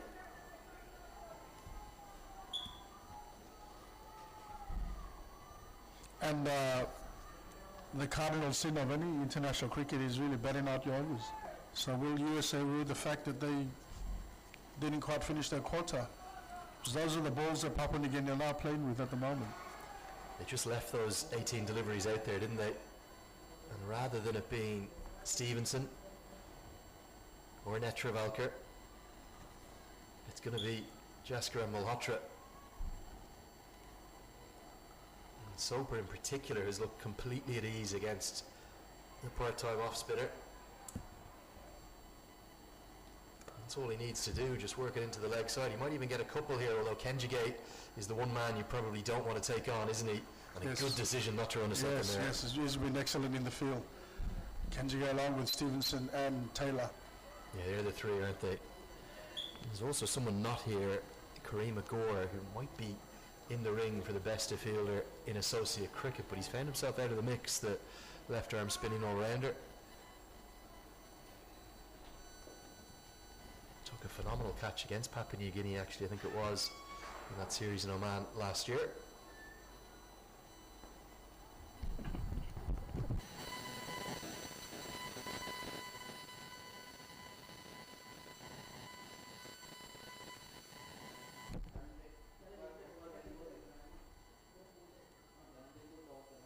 Big swing and a miss. And what's this missed? Is it going to be buys? Nisar Patel hairs after it. It's going to be 3 runs to the total, whatever the case. I think Patel might have missed this. Wait for the signal from the umpire. It is buys. Oh, another big moment in the match. Buys from the captain too. Malhotra, and I think Sesebao rules that he should have put that away into the stands. Really But everybody missed that, including Bao.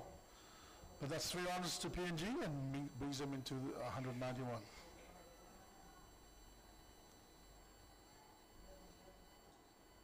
Brilliant batting from Chad Soper. I know he's only got 9 off 10, but it's the way he's got those 9 off 10. Zero risk, zero drama. The perfect foil for Sesebao. And he's looked comfortable right from the start. So as soon as he came and hit the first ball cleanly, he's looked confident. And like I said, I'm surprised he went out before Simon Atai. But yeah, he's providing Sesebao good support here. Clever batting this time. Not sure whether Soper's going to take on the second. He will. It's to Taylor. Back to Darren Jones. Apologies, Taylor's at mid-wicket. They do get beautiful weight on the shot. And the crowd are now reaching fever point.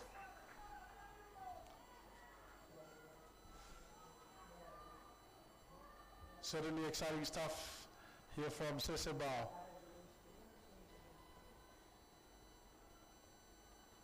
And he can do this without any risks. The thing is, can he hold his nerves? Can he make sure he finishes this off? He has to be there at the end of the game. More runs here into the offside. This game is only going one direction now. USA are on toast And PNG have picked up with 0 risk. 9 runs from that over, including the 3 boys. As if a sign from the gods, we've got a rainbow surrounding the ground. We might just zoom out from that. And you'll see the full ground appear beneath it. The beautiful scene here in Papua New Guinea. This is a historic day for the home side. Yes, PNG cricket, international cricket in particular, the ODI matches that have been played thus far have all, for the Barramundis, have been outside of Port Moresby. So finally having a home game back at Amini Park, and PNG on the verge of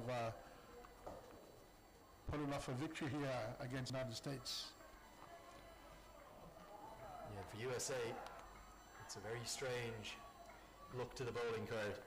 Nosh Kenjige, just 6 overs. Cameron Stevenson, just 4.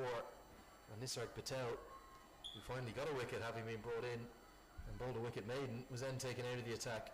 It means they need to pull a rabbit out of the hat. Just 10 to win from 12 deliveries. Should do it comfortably, Papua New Guinea, particularly with the experience of Soper at the crease. But Netravalkar is USA's leading wicket taker for a reason. And he needs one more telling blow here. 10 to win from 11. Dot ball to start the 49th.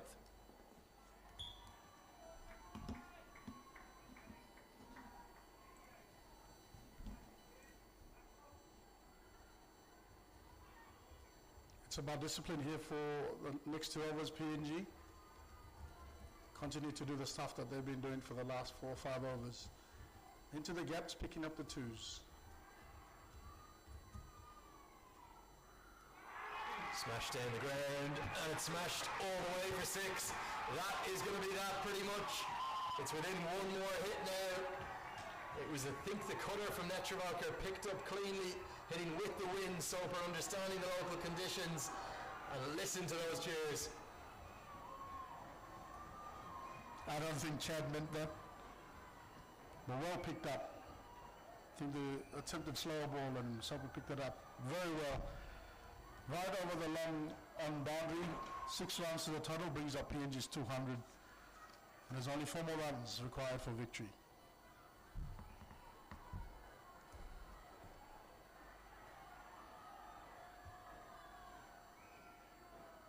Beats him through to the keeper. 4 to win. 1 good shot from here will get it done for Papua New Guinea. They're going to do it with room to spare. Those drop catches, 5 of them for USA, particularly the drop from Jesse Singh of Sese Bao when he was on 46. He's added 24 since then. They were as easy as they come. They are literally bouncing in the stands to our right. Don't know if you can hear that. Drums are being smashed. It's all happening as they just need 3 more now. And it gives Sese there the chance to hit the winning runs.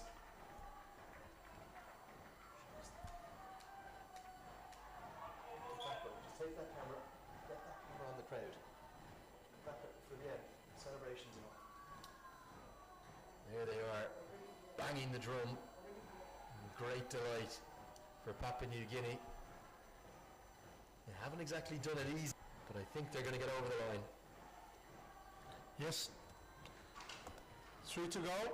Sesaba at the crease. What an innings that this has been. It's going to Just finish. to make sure. Going to finish in the darkness, isn't it?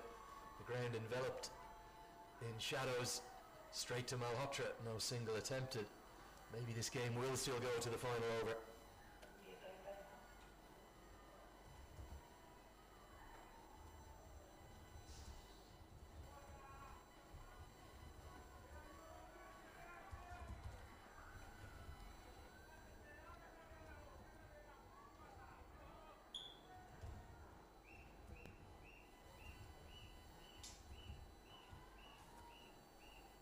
Bowling, another twist.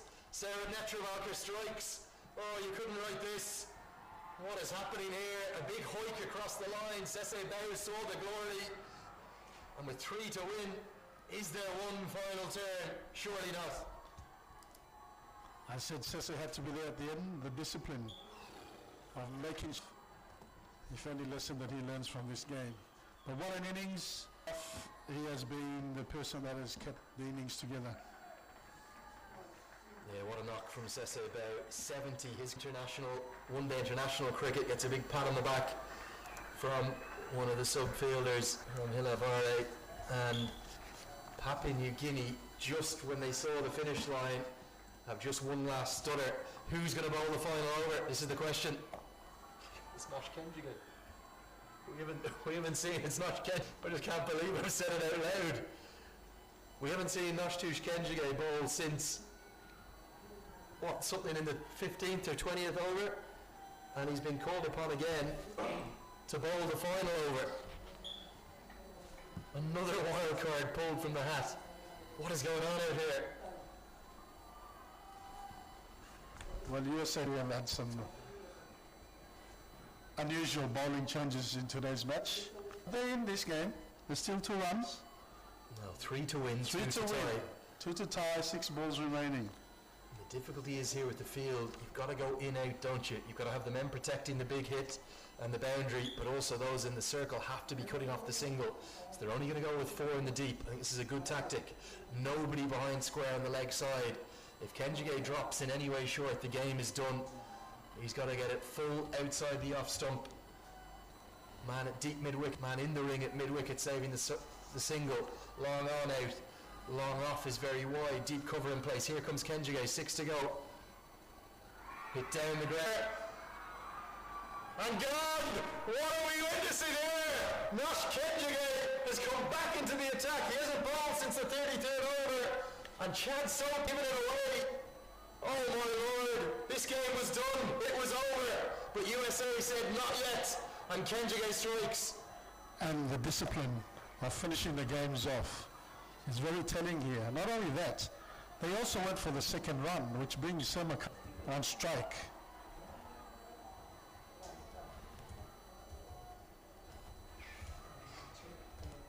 Well, we thought the game was over. Semu Kamea has just asked for a different pair of gloves. Soper, who has played with such flawless elegance, 16 or 15, he's gone. USA, I'd already written up the post-mortem. I was already writing up who was the player of the match, that PNG had taken just their second win. But USA are saying this game is not over. One more good delivery, they're going to pull a win from the fire, a win from nowhere. What are we witnessing here, Charles Anini? We're witnessing the lack of discipline in PNG's approach to these games. I said it from the outset, Sosebao had to be there at the end to make sure this game was done. I think these guys have played cricket long enough to know that the game's not over until it's over. And the 2 runs that they took has put Kamea on strikes. I would have preferred Damian Ravu. So Kamea somehow has to get a single to get across to put this game away. PNG need just 3 runs to win. But their number 11 is on strike. 3 men in the deep on the leg side. Kenjige to bowl it.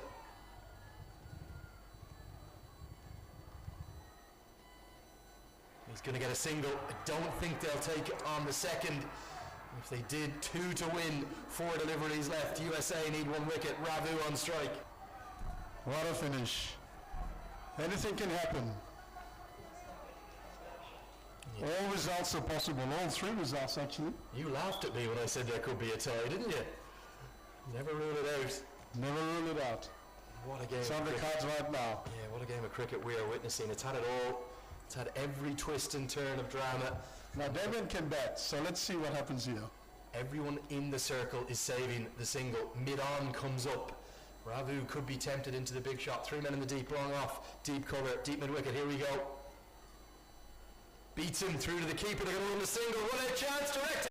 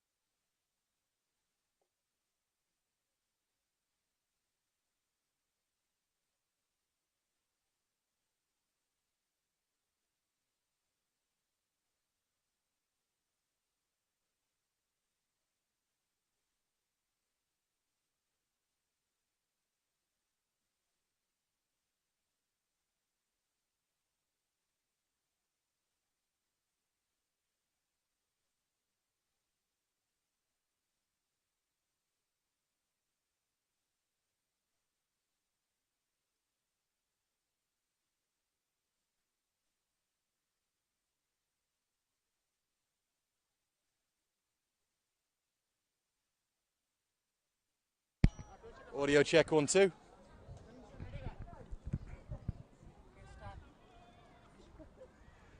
It's working okay. You come this way now, okay.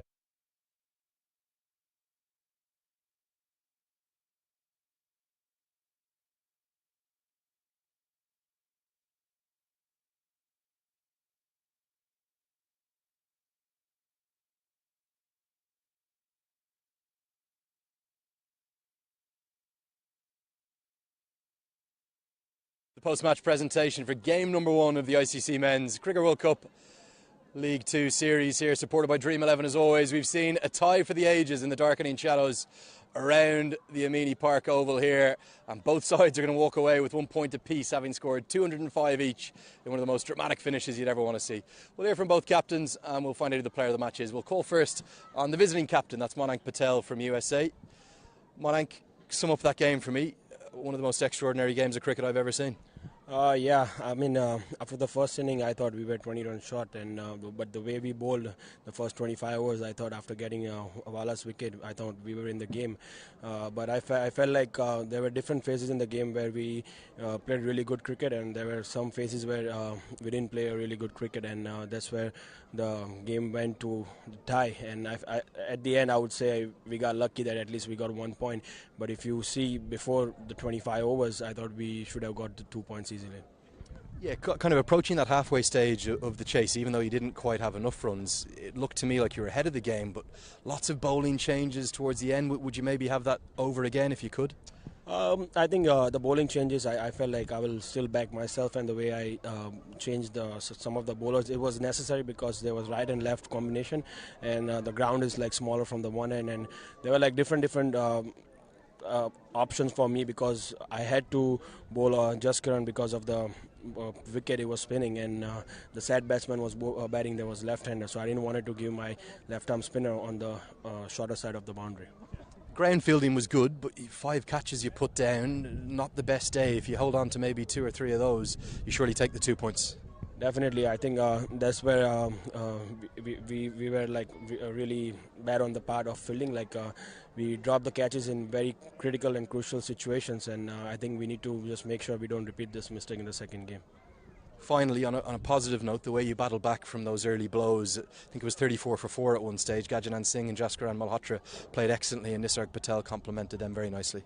Yeah, definitely. The way we fight back after the first 10 overs, it was brilliant, and I felt like still we need to improve a lot of things. When we got a good partnership, we should have. They both were set batsmen, and we lost the wickets in very crucial time, and also we could have easily finished 250. Okay, mate. Thanks for your honesty. Hard luck today. We'll see you in 2 days' time. Thank you. Yeah, Mayank Patel, he doesn't know whether to be happy or disappointed. You can understand why. We'll speak now to Asad Alavala, who I think is going to be disappointed.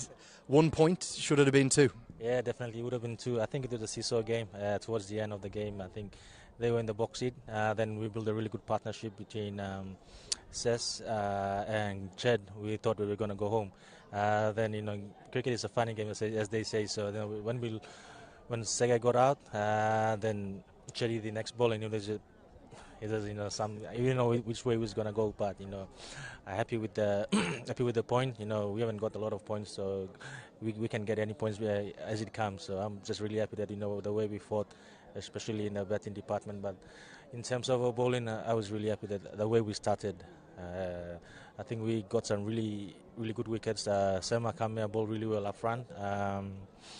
But I think from the 8 to the 9 to the break, I think we just gave away. I think we started chasing wickets, and I think with 2 quality batsmen, I think they put those loose balls away, and I think relieved the pressure again.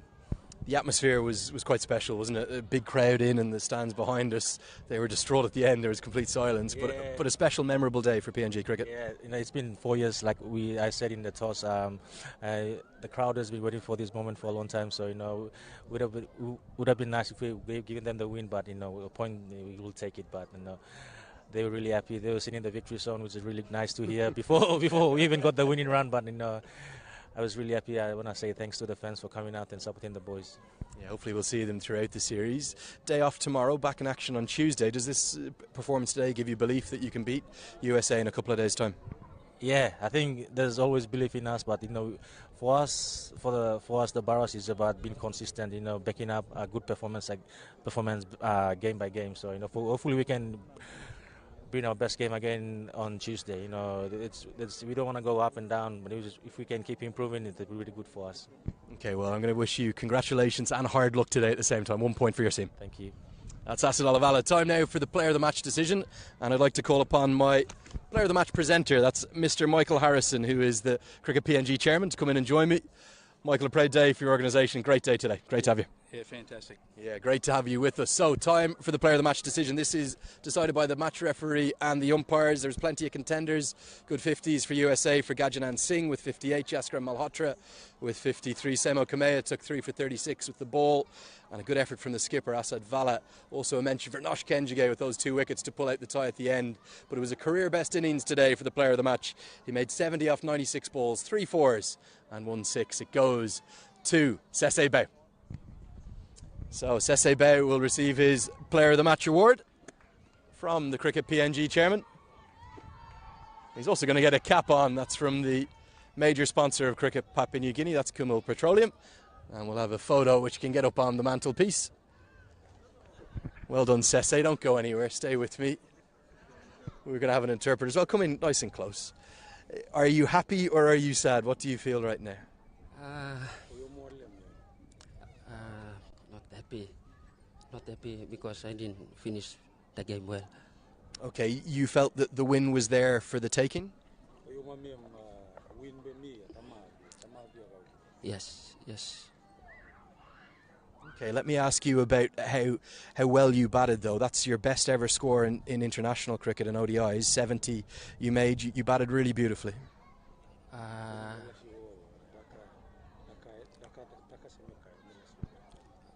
was starting slow building my innings. Yeah. Okay, well, I'm going to say congratulations to you. Well batted. Hard luck today and 1 point for you. That's the player of the match. That's Sese Bao. We're going to thank him. That's going to wrap up our coverage here from Port Moresby. The good news, we do it all again in 2 days' time. If it's anything like today, it's going to be must-watch action. 205 runs apiece, 1 point each for both USA and Papua New Guinea. For me, Andrew Leonard, for my co-commentator, Charles Amini, for all the Cricket Club's team, thanks so much for watching. We'll see you in 2 days' time.